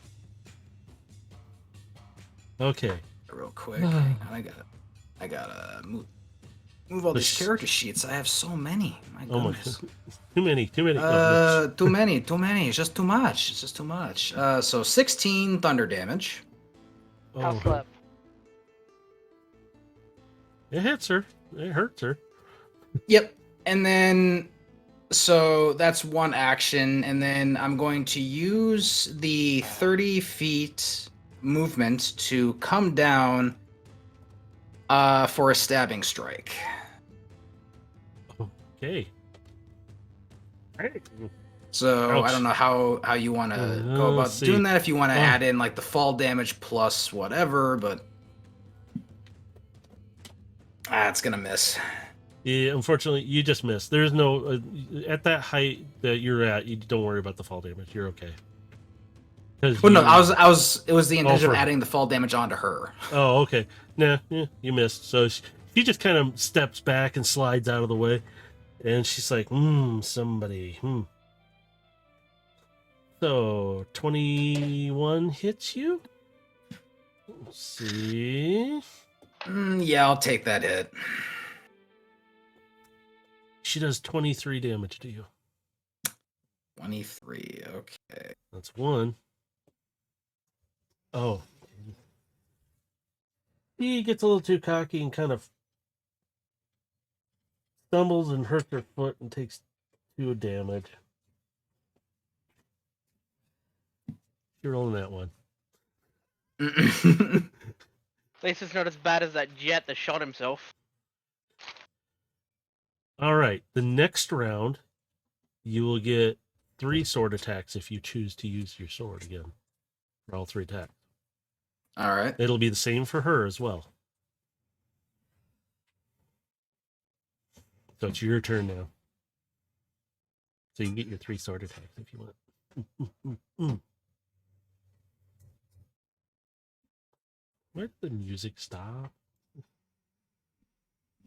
Okay, there we go. All right. I'm having those internet issues again now of all times. So. Okay. I Well, say that you kind of disappeared. Oh, you're back. Yeah. All right. He's just taking a mental break, and I will get the music going while you're doing that. Yeah. It's all right. So my. Oh, he's gone again. His internet is acting up again today. Oh, there it is. Oh, get that going right. There we go. Give him a second. He'll be back. Don't worry. All right. So my go. Yep. You're still going. All right. All right. So first swipe, 26. Oops. I gotta switch screen so I can see it. There we go. Nice. Ooh. That's for 12. Second swipe. That's a miss. Third swipe. Oh, that's a hit. That's, yeah, I was going to say. For 20. So 24 total. All right. Now she takes and she's going to come back at you. Oh, shit. I'm sorry. Natural 20. 22 damage on that one.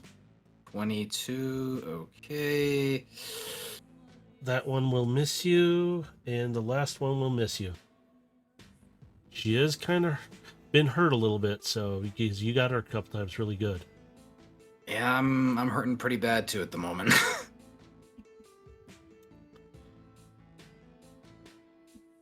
So it's your turn now. All right. You can hear in the background chanting. And they're just calling out Gilgamesh, Gilgamesh, Gilgamesh, and like. So I got 2 swipes in for what is that? What is it? 32. 32 damage. 22? Wait, is that right? 22? No. 20. Wait, 32. 32. Oh, duh. 32. Okay, my math. I'm good. I missed the number. Ooh. Okay. Ouch. All right. Not looking too hot. She takes a swipe at you, misses. She's hurting so bad. Oh my god, that was such a bad roll. It's not a nat 1, but she is hurting so bad. She misses all 3. She's kind of stumbling around a little bit. You're gonna go down, little one. You piece of little scrap. My turn. Yep. Oh, Natural shit. 20.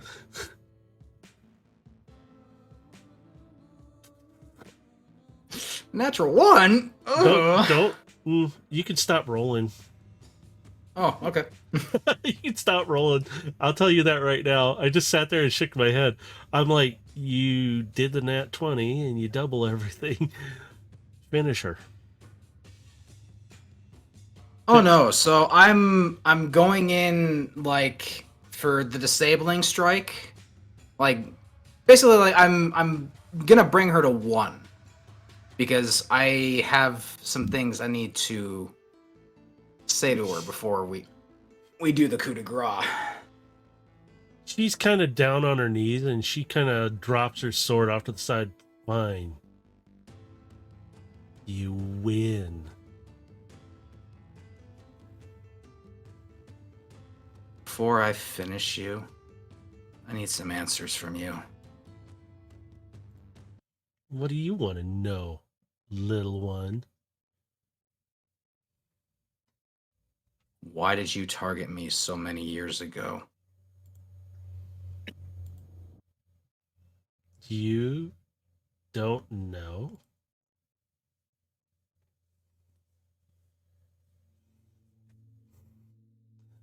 I bring my blade closer to her neck. She just You starts have laughing. one chance to save your spark. Because where you're going,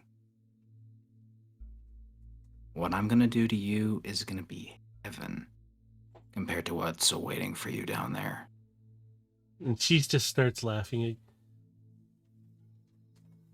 You don't know. And she's giggling.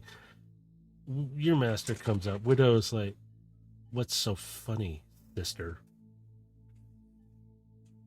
You didn't tell him? And she's like, tell him what? He's had it with him this whole time and you haven't told him. And she's just looking at her like, and she looks at you. I don't know what she's talking about. I really don't. You just see her, Ava just starts laughing.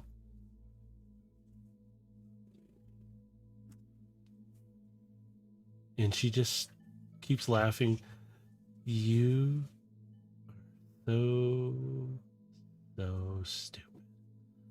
The answer has been in front of you the whole time. You didn't see it?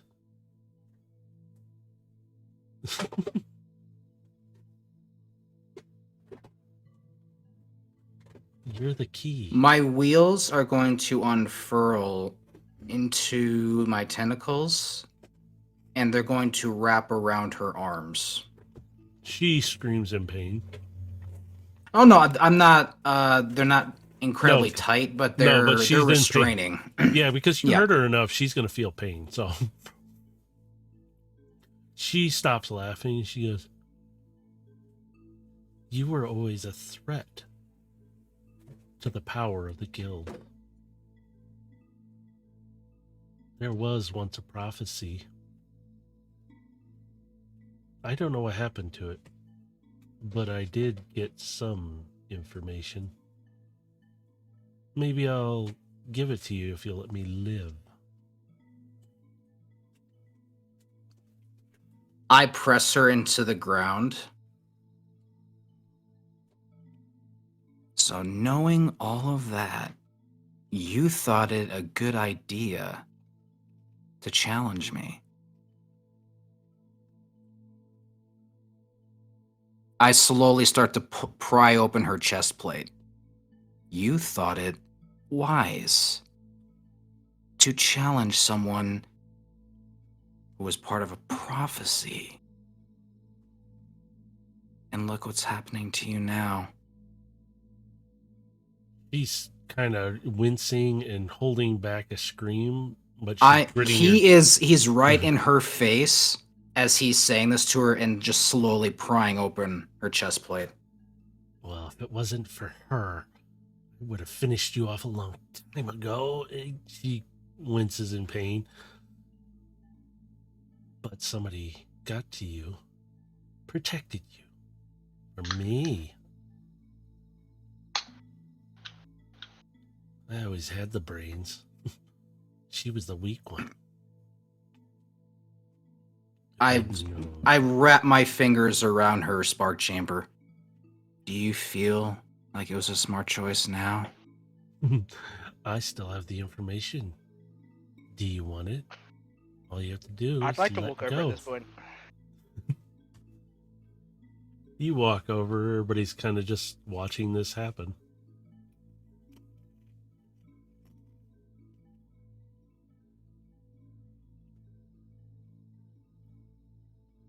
Your You don't choice. seem to understand. You think I'm concerned with some prophecy, with some ancient history. You should have known better. But instead, you pushed. And things have awakened and changed in ways you couldn't have even fathomed. As you're saying now- all this, guild members, the leaders, are all gathering around, watching. Tog steps up. You mean the prophecy we have? And he's very cold and collected. He doesn't need you. Guys, And oh, sorry, it cut off again. I didn't hear what No. you said, sorry. No, it's all right. Internet connection issues, yeah. Happening. But no, Tog leans over. You mean Feel the your pain, bro. yeah, but Fucking Tog's Australian net. yeah. Tog leans over though, and he goes, "You mean the prophecy we have backed up? Remember, I am the leader of the information." And her optics kind of go wide, like, "Uh-oh. He doesn't need you." And he steps back. And he does it very slowly, and he has his hands on his one hand on his blade, the hilt, just holding it.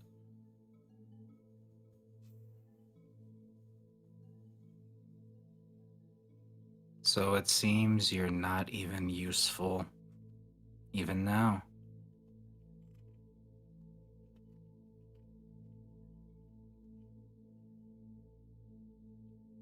Look it, I will give you all the Shannocks I have. It's billions. You think it's about money.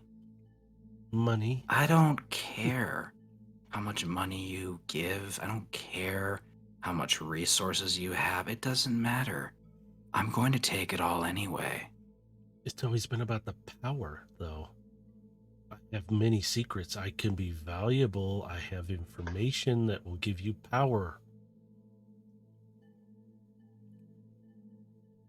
Take a good look at me. Do I look like I'm after more power?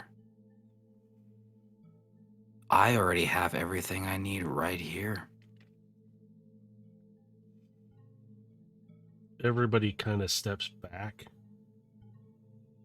You notice that Kiara and Varish are there. And they're watching too.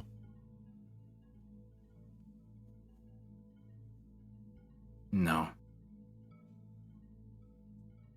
I won't accept any offer you have to give. He starts slowly pulling on her spark chamber. You've hurt so many people. You destroyed so many lives. This will be a small penance for your transgressions. And he rips the Before chamber he out. rips it out, I want to stop his arm real quick. Oh god. Oh, okay. He is looking at you with a very dead glare. Amazed one of the tentacles didn't rip him apart. I'm just gonna scoot away. You wish her to atone.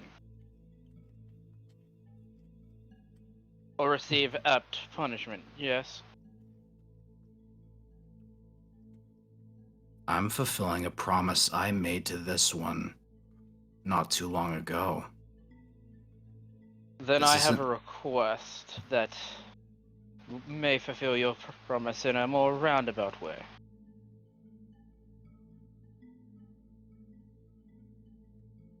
He's just staring at you, waiting for you to keep going. I require a test subject.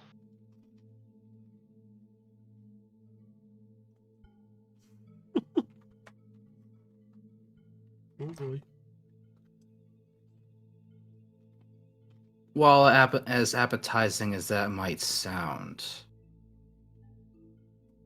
as beneficial as that may be to you, this is a guild matter. And this is a guild punishment. Gilgamesh, how are you holding her right now? My hand is wrapped around her spark chamber, and I'm standing over her, about ready to rip it out. So you're kind of holding her. She's kind of like lifted off the ground just a bit, with her Just head a bit, tipped yeah. back because you're leaned over. Okay. As you finish saying that, her head falls off. A clean cut through. Her optics die, but you're holding her spark. You could end her permanently. But you see somebody standing there with her blade out. Tears running down her face.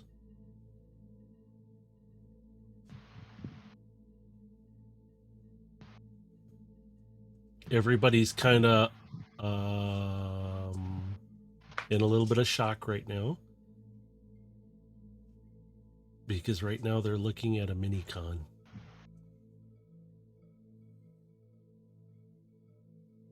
Carbine standing there with her blade. She's just looking at the head and holding the blade, and it's blazing with energy. And all you can hear, it has to end.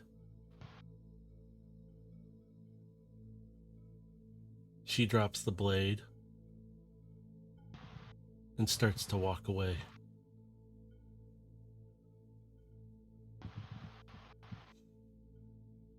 I'm gonna let go of Gilgamesh at this point.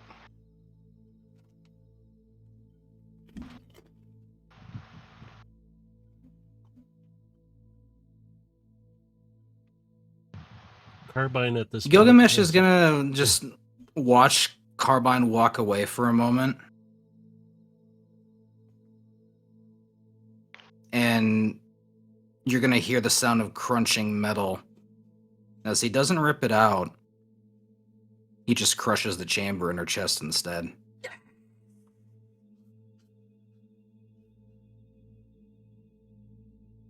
Kiara is standing there and she leans down. Carbine just keeps walking and kind of stops. You can see her looking up at her for a moment. And she just kind of collapses into her hands. And Kiara stands up, and even Widow's looking at her like, is she okay? They're kind of like, and they look back at you. Raintrix, I would like to basically pull a sound wave here and just open up a space bridge locally here to the station. You can, and I will allow it. Kiara, Kiara. take her back to rest. She looks down, looks back at you, Gilgamesh. I have her. And she continues to walk forward and go through the space bridge. Widow stays there. Overload, I'm assuming you probably joined the crowd. If Overload's still alive. You take a nap? It was a good nap.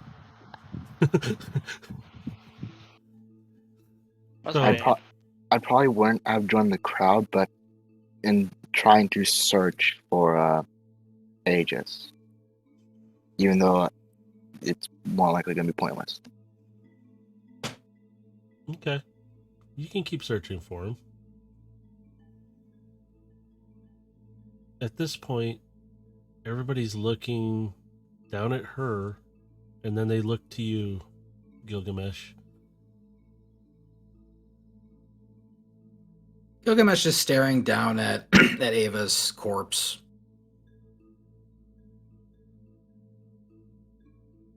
Tog just looks at you and he goes, "You defeated her."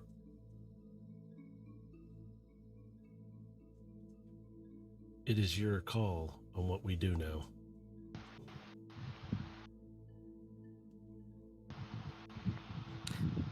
He's gonna stand there just for a quiet moment.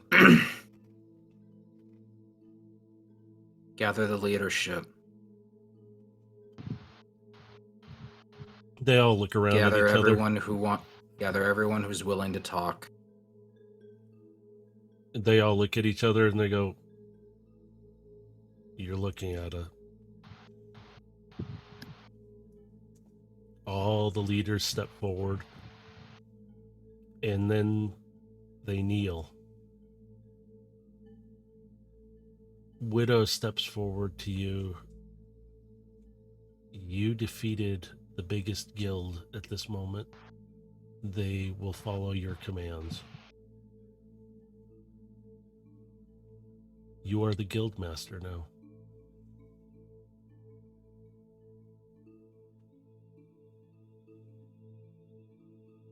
And she kneels to you.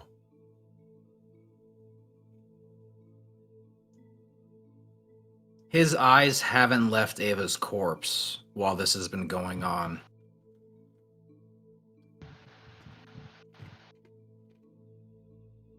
And he's gonna slowly turn and he's gonna go through the space bridge and go back to the station.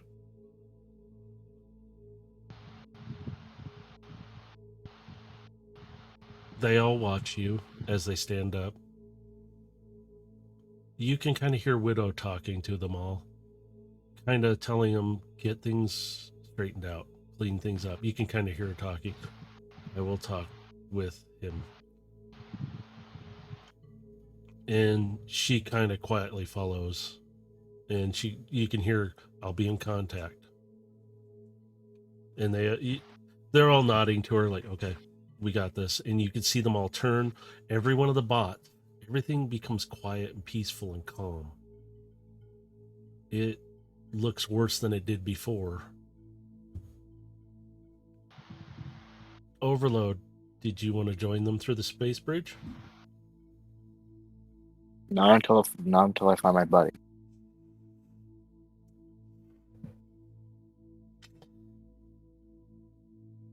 You won't find Also, him I there. haven't gone through the space bridge either, so. I figure you're standing guard, kind of like, yeah, I'm here. I'm waiting just to make sure. If you want to go through, you can. I will allow Well, you. once Widow goes through, I'm gonna shut down the bridge. Well, you can go through. It can stay running for just a little longer for Overload if he chooses to. But Overload, you won't find him there.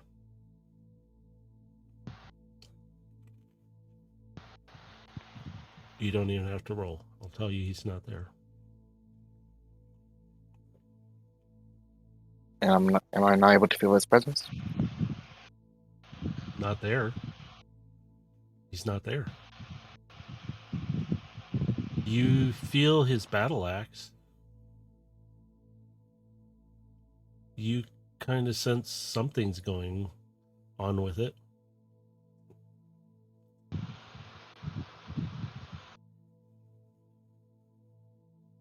Oh, and there goes Dave again. Okay. No, I'm here. I still hear you. Oh, It's okay. He doesn't have a talking moment right now. It's okay. no, it's just because he disappeared from Roll20. Oh, I did? Oh, Yeah, anyway. Yeah, it's all right. Okay. Yeah, I don't see myself get disconnected on there, so. So, Overload, do you want to go through the space bridge yet? Or do you want to try and keep...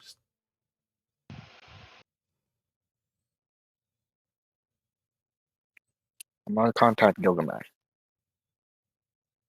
thumbs I up? already went through the bridge. I'm back at the station. Yeah, he can still... That's the why bridge is that's why open. I'm contacting you through like Yeah. comms or whatever. Yeah, because Mhm. technically it's a joining point, so you're right there, in a sense. But he's contacting you right now, whether you choose to answer. This is the Yeah, voicemail of Gilgamesh. How may I help you today? I'm kidding. Yeah, no, I'll keep my comms open, but I'm hurt. I'm limping back to medical. Is Carbine with you?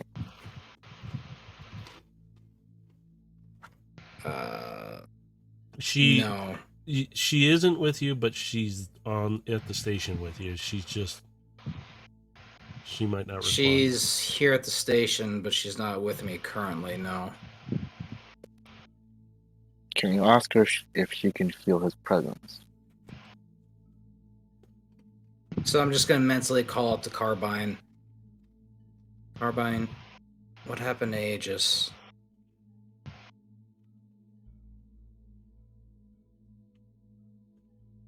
I don't know.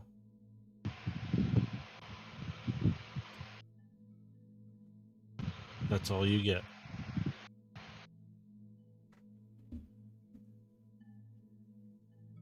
She doesn't know.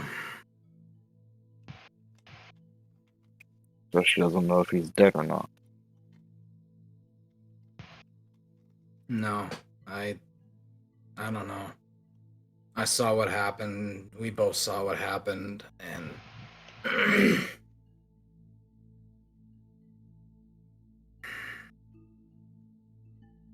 Carbine was afraid of him doing something like this, it seems. Gilgamesh, you hear a word from Carbine. Phoenix. Sorry, what was it? Phoenix. That's all she says.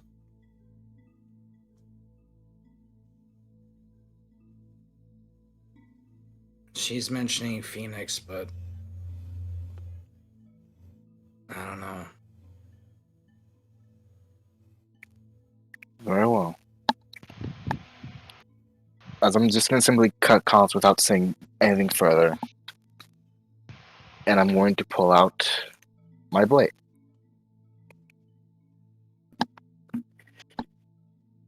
And do one simple action. Where was the spot that Torque was hit? Like on him or where he's located at? Where the location was. It's in the collapsed building, like on a pile. It looks like a small mountain.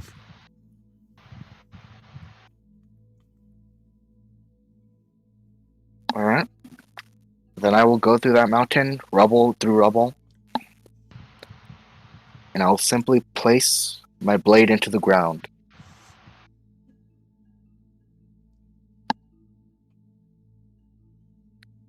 Since I do not know his fate,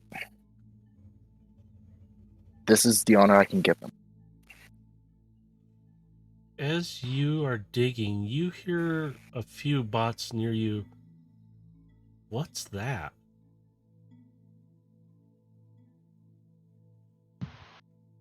And they're pointing at something in the sky.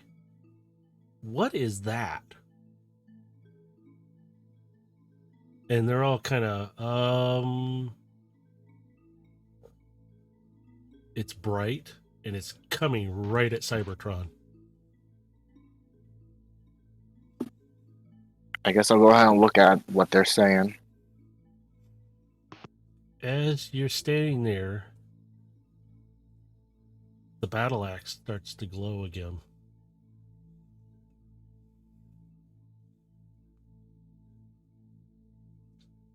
You feel it emanating the power. It's not going into you this time, but you see it on the battle axe. But it's changing. It's got symbols on it. You can't read them, but they look kind of like pictures, almost like glyphs.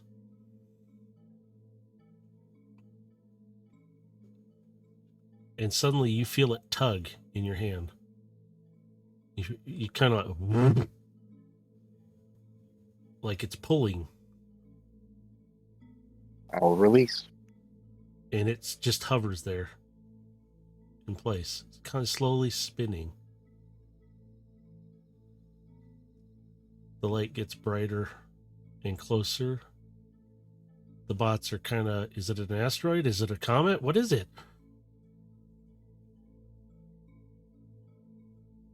Suddenly you hear a voice.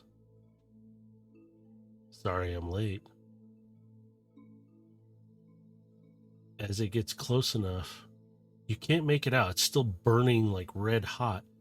The axe shoots into the air. By the way, this is mine. And you see it. You see talons grab it. And as it slows down and the wings span out. And it's a different type of bird, but it's still a bird. I think it's an upgrade. And his big wings just flap a few times, and he's floating there, and the axe kind of floats up and around him and onto his back, and you see it kind of disappear. He goes, and he kind of lands in front of you. He's not hawk. He looks like a hawk, but he's got different colors now. Reddish, orange. He's a bit bigger too now. And he kind of bows toward you. And he transforms, and he's got this new form where he's not beige and greens and kind of a purple hue. He's got more of a reddish orangish coloring with brighter coloring that kind of makes him stand out a little bit more. And he's sitting there doing his hands. Did you say? He just looks at you funny, kind of like, what did you say? That's all he keeps asking you.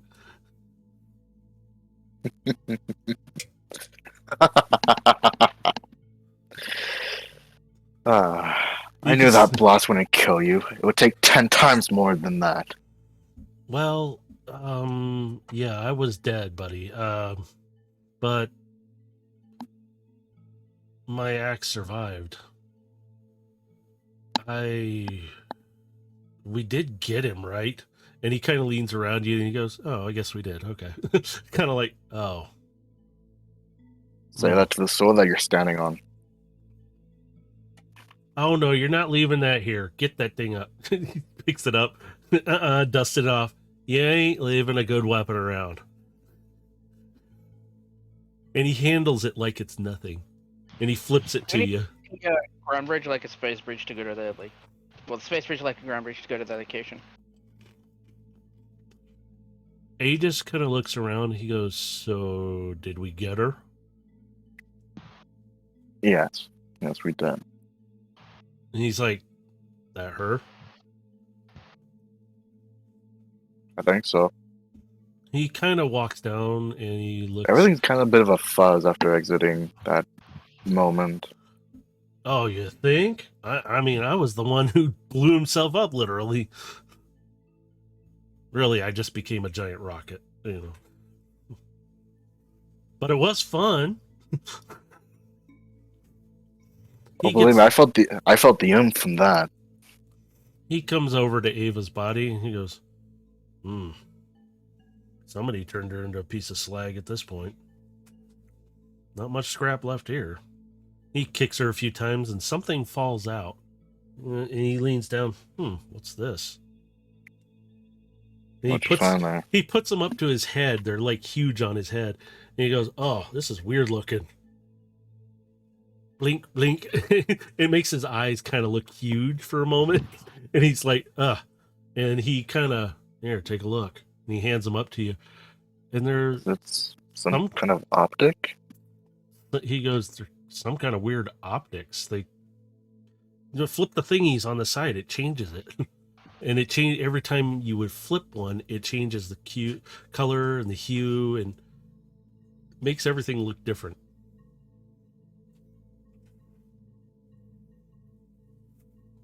My brain can't handle this currently. Yours either? Look at me. If anything, we should get back to the others. They're gonna love your new look. I like my new I'm look. standing right there. Alright. Oh. I've Hey. been here the whole time, actually. Hey, look, it's Big Bot. The weird part now is, Void Striker, you can hear him. It's nice to hear you for the first time. Does he have to talk to me? Wait, huh? Wait. I understand your companion now. And he stands there, and suddenly, Overload, you can hear him in your head again. Don't worry, we still have our connection. He just kind of giggles and starts walking forward to the gate. Huh. Guess that rebirth brought about new things as well. Come on. Through the space bridge. Gotta get you repaired. You're a little damaged. Get you buffed up, get a new paint job. Yeah. You all proceed through the gate. It closes behind you. Kiara's kind of sitting in the command console. She sees you come through, and she gets up pretty quickly. She still has carbine in her hands. She kind of runs in a little bit. It's like, We're back. wait, is this? And he kind of he's in his bot form. He's like, yeah, me. Hi, Kiara. And he's just like, just waves at her. And she's like, wait, I can hear him. Yeah, Void can also hear him, apparently. Everybody can hear me now, okay? Carbine stirs and looks down and blinks. And all you hear is beeping from her. And you can hear Aegis kind of go, yes, I know. Talus is here, it's okay. And she punches him in the chest at the same time. He looks up at you. Oh, sorry, it's Aegis. Yeah, that's my real name. Well, I mean, that much I knew about Talus? Yes. Talus. You want me to spell it for you? Do we have to go get the picture books? I like Aegis more. Me too. And Carbine's just kind of got her head up against his chest, and she's just bawling into it. And it's like, oh my god. Okay, it's all right. Let's go. Come on.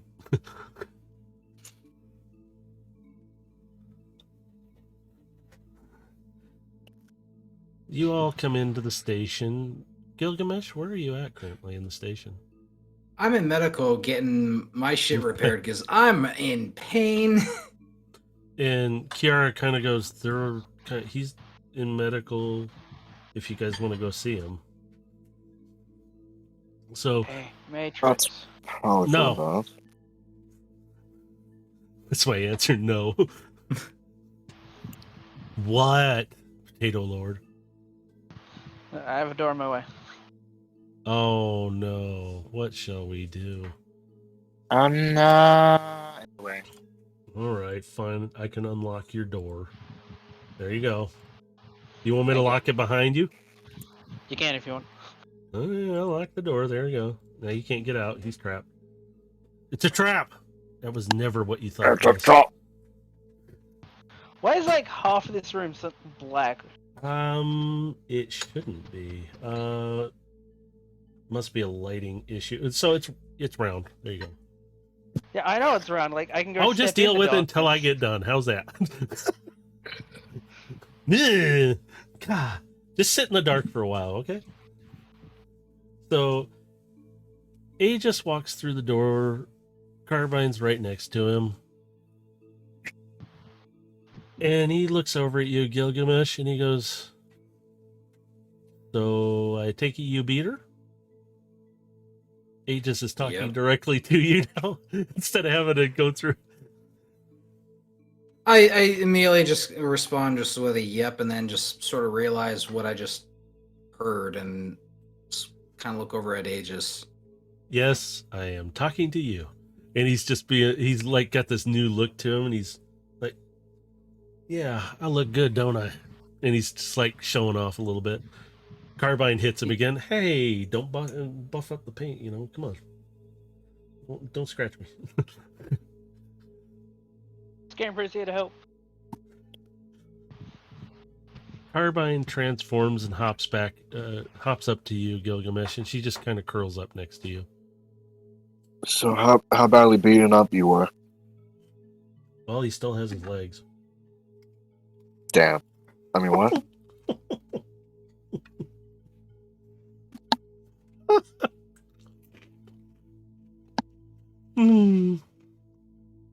Felix is working on you too, and he's patching you up. And he hooks up an energon flow to you. He goes, just rest for now, and the rest will take care of itself. Felix, want me to help? He's Want me gonna to lay help speed up back the process? on the bed Speed and up the just.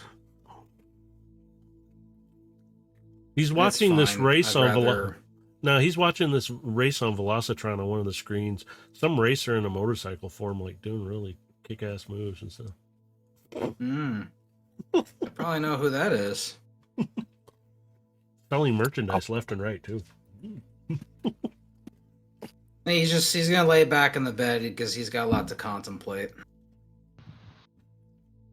Carbine doesn't say anything to you. She's just quiet the whole time. She just, like I said, curled up, sleeping. And he just kind of looks, well, I'll let you rest. We'll catch up later.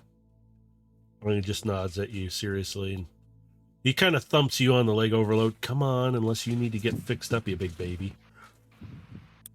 I won't lie. My energy feels kind of low. And he just kind of turns to you and he touches your leg. And you suddenly kind of feel powered up a little bit. He goes, there you go, you big baby. Maybe you can get to your charge bed now. That's a weird amount of energy. Oh, shut up and just take it. Ugh. There's a bunch of new features with you, isn't there? And he giggles as he walks away. Maybe.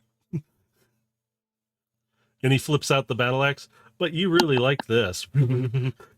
And he catches it back in his hand. And he puts it back. He keeps walking away. Ugh.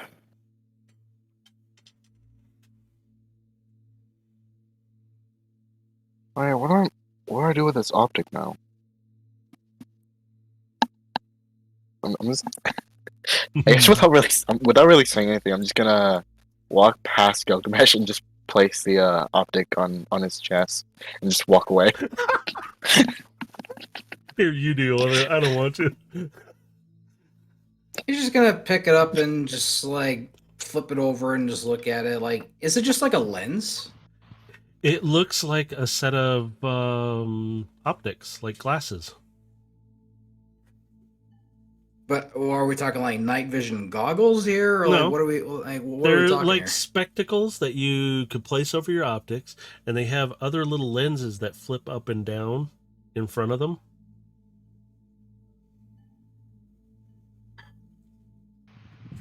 All right, so he's just gonna kind of just. All right, and you're just gonna put him in his inventory. Yeah, while you're sitting there holding him, Felix goes, It looked like something from history or something in our Cybertronian past. Weird. And he just kind of goes back Guessing to... he found it on someone out there. He didn't really say. This place seems to have a large archive, so you can check it out if you wanted to. Maybe there's something in there about him. Once I got my strength back. Yeah, you need to rest right now, though. I'll monitor your levels. You seem to be doing fine, though. You're strong. By the way, good job. I heard what you did. And thank you. And he kind of walks away quietly over to a console and sits down. He's just having a quiet moment within, just trying to understand how he's part of some prophecy and all this stuff. And it's like, how has he never heard of this until now? Like, why now of all times is this coming to the surface? Widow comes in. She's kind of by the door. Are you okay to talk? I am awake, so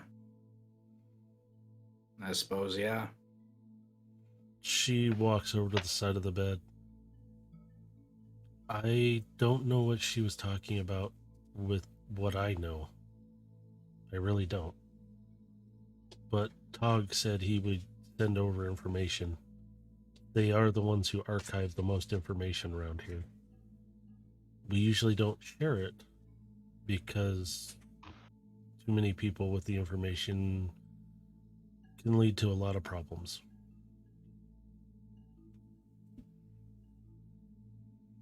How is it I've gone by millions of years and never once have I heard about this?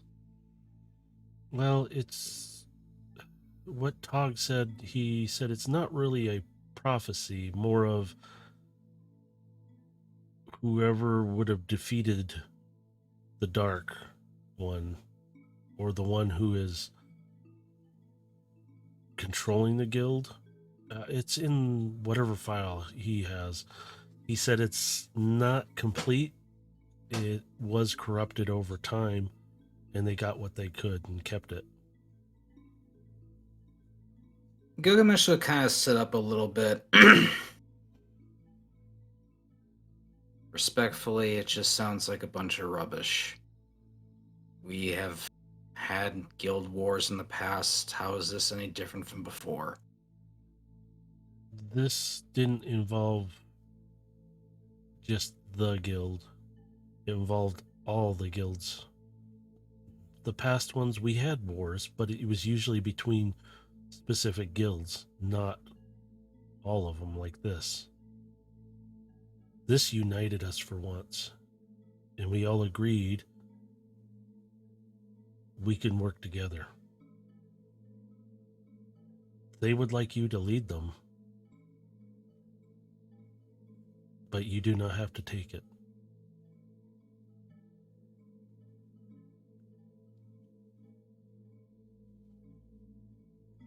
I wish it were so simple to just take up a position in leadership and make changes, but we still have a greater threat out there. Yes, right now, Cybertron, though, is being put back together.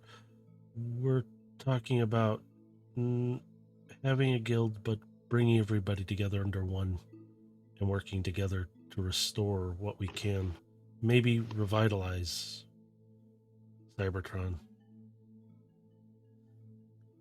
If you're not willing and wanting, you can always give the power over to another person. Or let me rephrase that, not power, the position. They will follow you. They have respect for you.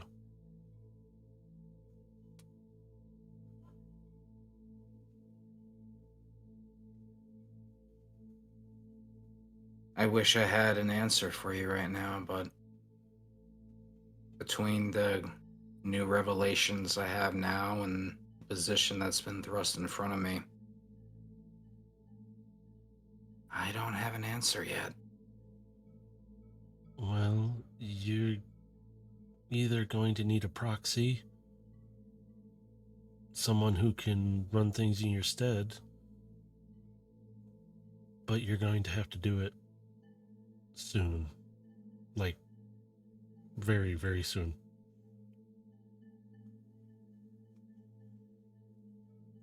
They look to you. She Why don't kind you of take looks. the position?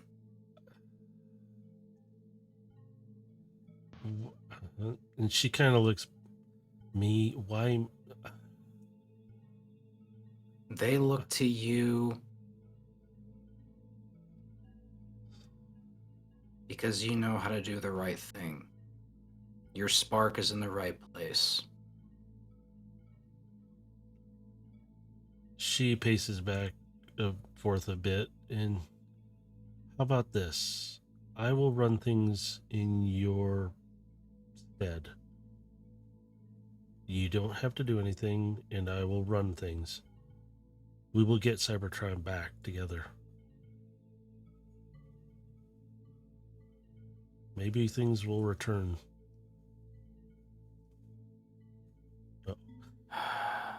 Well, until we can truly establish peace, I'd rather have you helping me with this.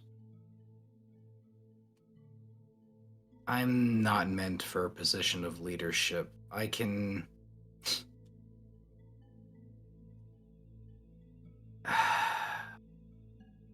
And she puts her hand... You've always told me that our place is out there, that we don't belong in offices and tangled in bureaucracy. She kind of plops down in the chair nearby, and she goes,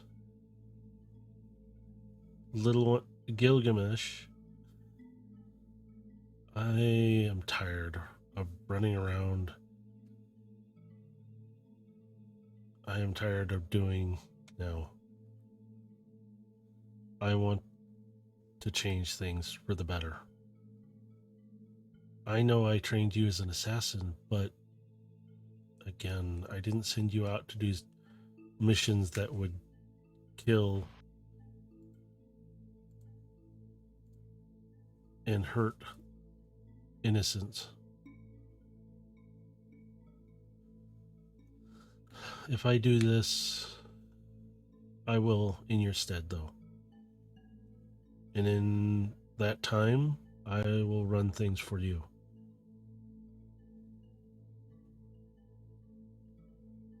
I can put in a word. I will put in a word with the council for you and let them know the situation. You will have to sign off on it. That's it. And I will take your position for the time being. And anytime you want it or choose it, it's yours. But I think my time now is to rebuild.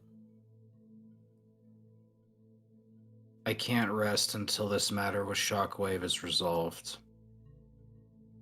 The mini-cons need our help. I'm gonna do what I can to help them. She stands up, puts her hand on your arm.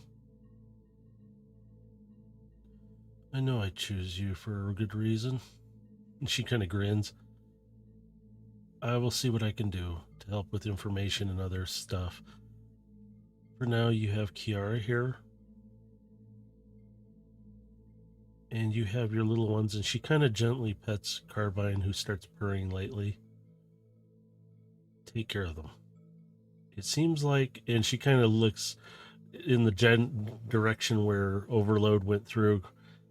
It seems like they have an interesting attribute about them.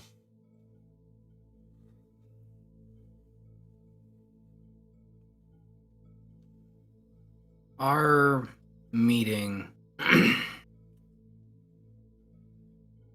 is unnatural.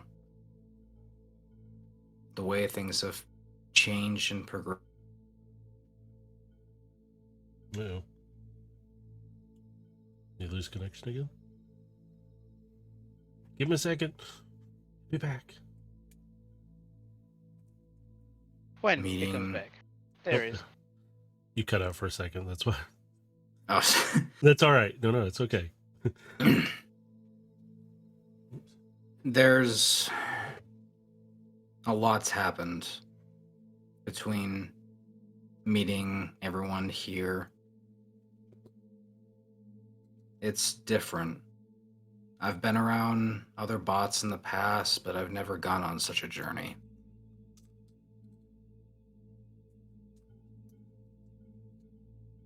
Everything about it is... well, unique. I don't know where all of this is going to lead me in the end. But I feel more now than ever that I must see this through, no matter where it takes me. I need answers. She reaches over and touches the symbol on your chest, and she goes, "It looks like you have more than even I expected to have happen. You've got a journey ahead of you. I think it will be good in all stands." She kind of gently pets Carbine again. "You're doing the right thing." And suddenly her comms beep. "They need an answer, so I need to go address them about this. So we're in agreement. I will run things in your stead then, right?" For the time being, yes. I will sign off on whatever they require. "I will go talk to them, and I will send you anything that needs to be signed if need be." And you could see her console. They're like, "What's going on? What's happening? Is he coming back? What? We need our leader." It's like, "I better go. Why don't you rest and heal up?" And she kind of gently pets Carbine one last time. "I think this one needs you a little more than anything right now. Because what she did..." "Yeah. I will message you later." And she kind of puts her hand on your cheek. "Heal up. We'll deal with things here." And she walks out of the room quietly. Thank you. She just kind of nods and just keeps out the door. And he's just gonna look down at Carbine and just gently give her some pets on the back of the head and just kind of wander off in thought. She starts purring, and the camera pans back and out of the asteroid. Oh, sorry, I'm getting and we'll end the session here. And the asteroid exploded and everybody died. No, I'm kidding. Oh, Overload. What do you think of your little buddy's new look? My very first thought is, because I've been playing Persona 5, is like, oh my god, he maxed out his confidant. In a sense, I have rolled. Let's fucking go! And Well, what a stand user being hit with the golden arrow. Well, let's put it this way. All these little incidents with your mini cons and certain things were rolls. Every one of them have been a roll. So, in a sense, if he had rolled lower than 50%, he would not have come back. He would have been forever kind of, in a sense... His spirit would have lived on in the axe. Yeah, in a sense, he would have been part of the axe communicating to you from the Allspark, in a sense. He's gone back to the Must great be nice spark. having a minicom partner. Well, now all of a sudden someone can hear them, so I'm assuming you might be getting a little buddy here eventually. He's getting the surfboard then, yeah. Mm-hmm. I'm not gonna lie. When I said to do my Tate's game or Silver, become the Silver Surfer of the Transformers universe. Oh Jesus, no. Okay, no, he's I, not I getting won't I won't lie. When I said die full descent, I was fully expecting a fucking Dragon Ball Z moment, and I was gonna get pierced alongside Torque. Well, see, Torque still had a good amount, so He's gonna get a piccoloed.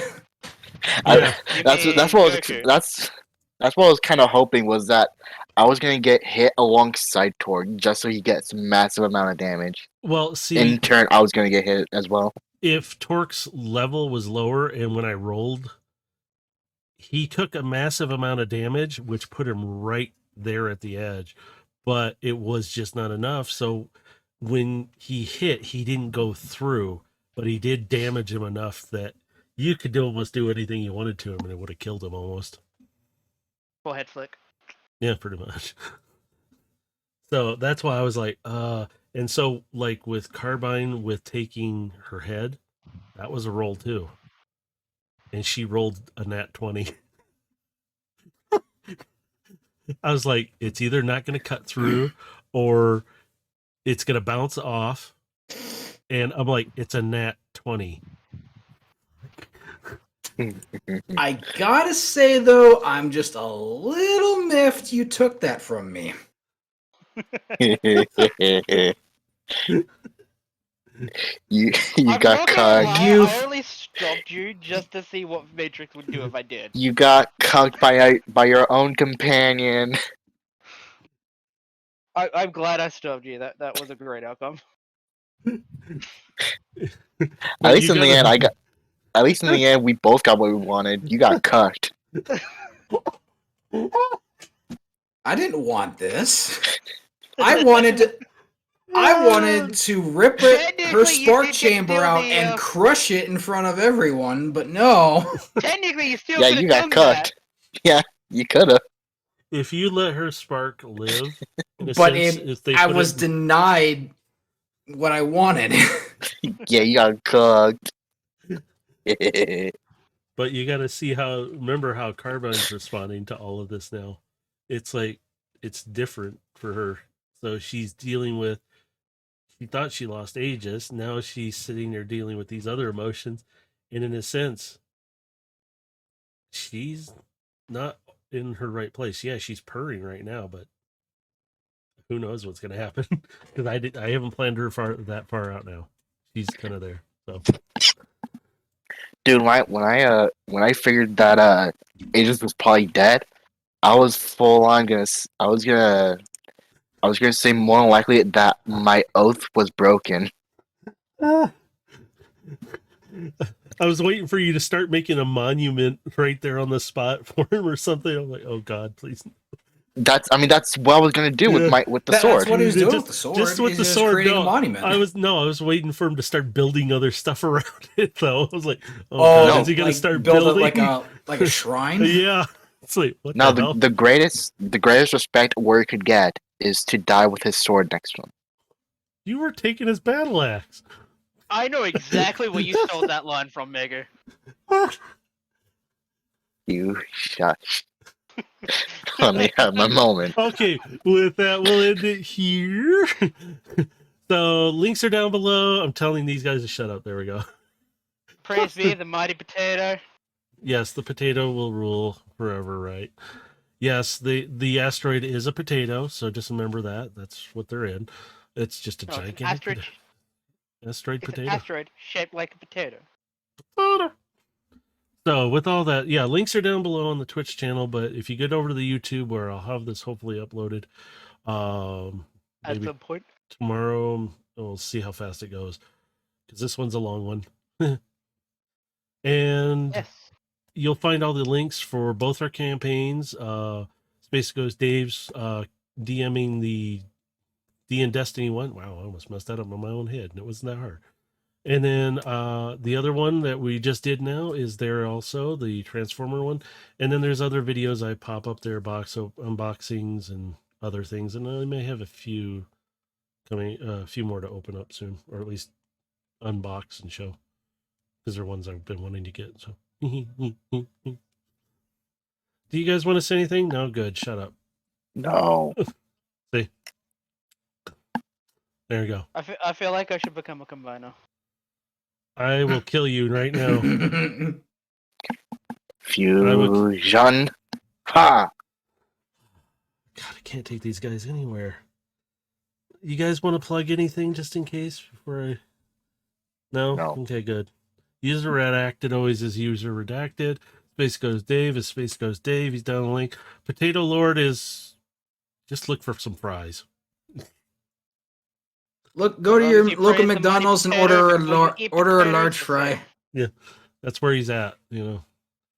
All right. Get the large. Yeah, get the large one. With all that, Find the elusive forever golden potato fry. somebody ate that already. Sorry. No, I know exactly where it is. Uh-huh. With that, wherever you're at in the world, you have a good morning, good I'm not afternoon, joking. good That's evening. an actual some fries you can buy in Australia. The forever My golden God. fries. I don't want to know. And be safe out there. Bye, everyone.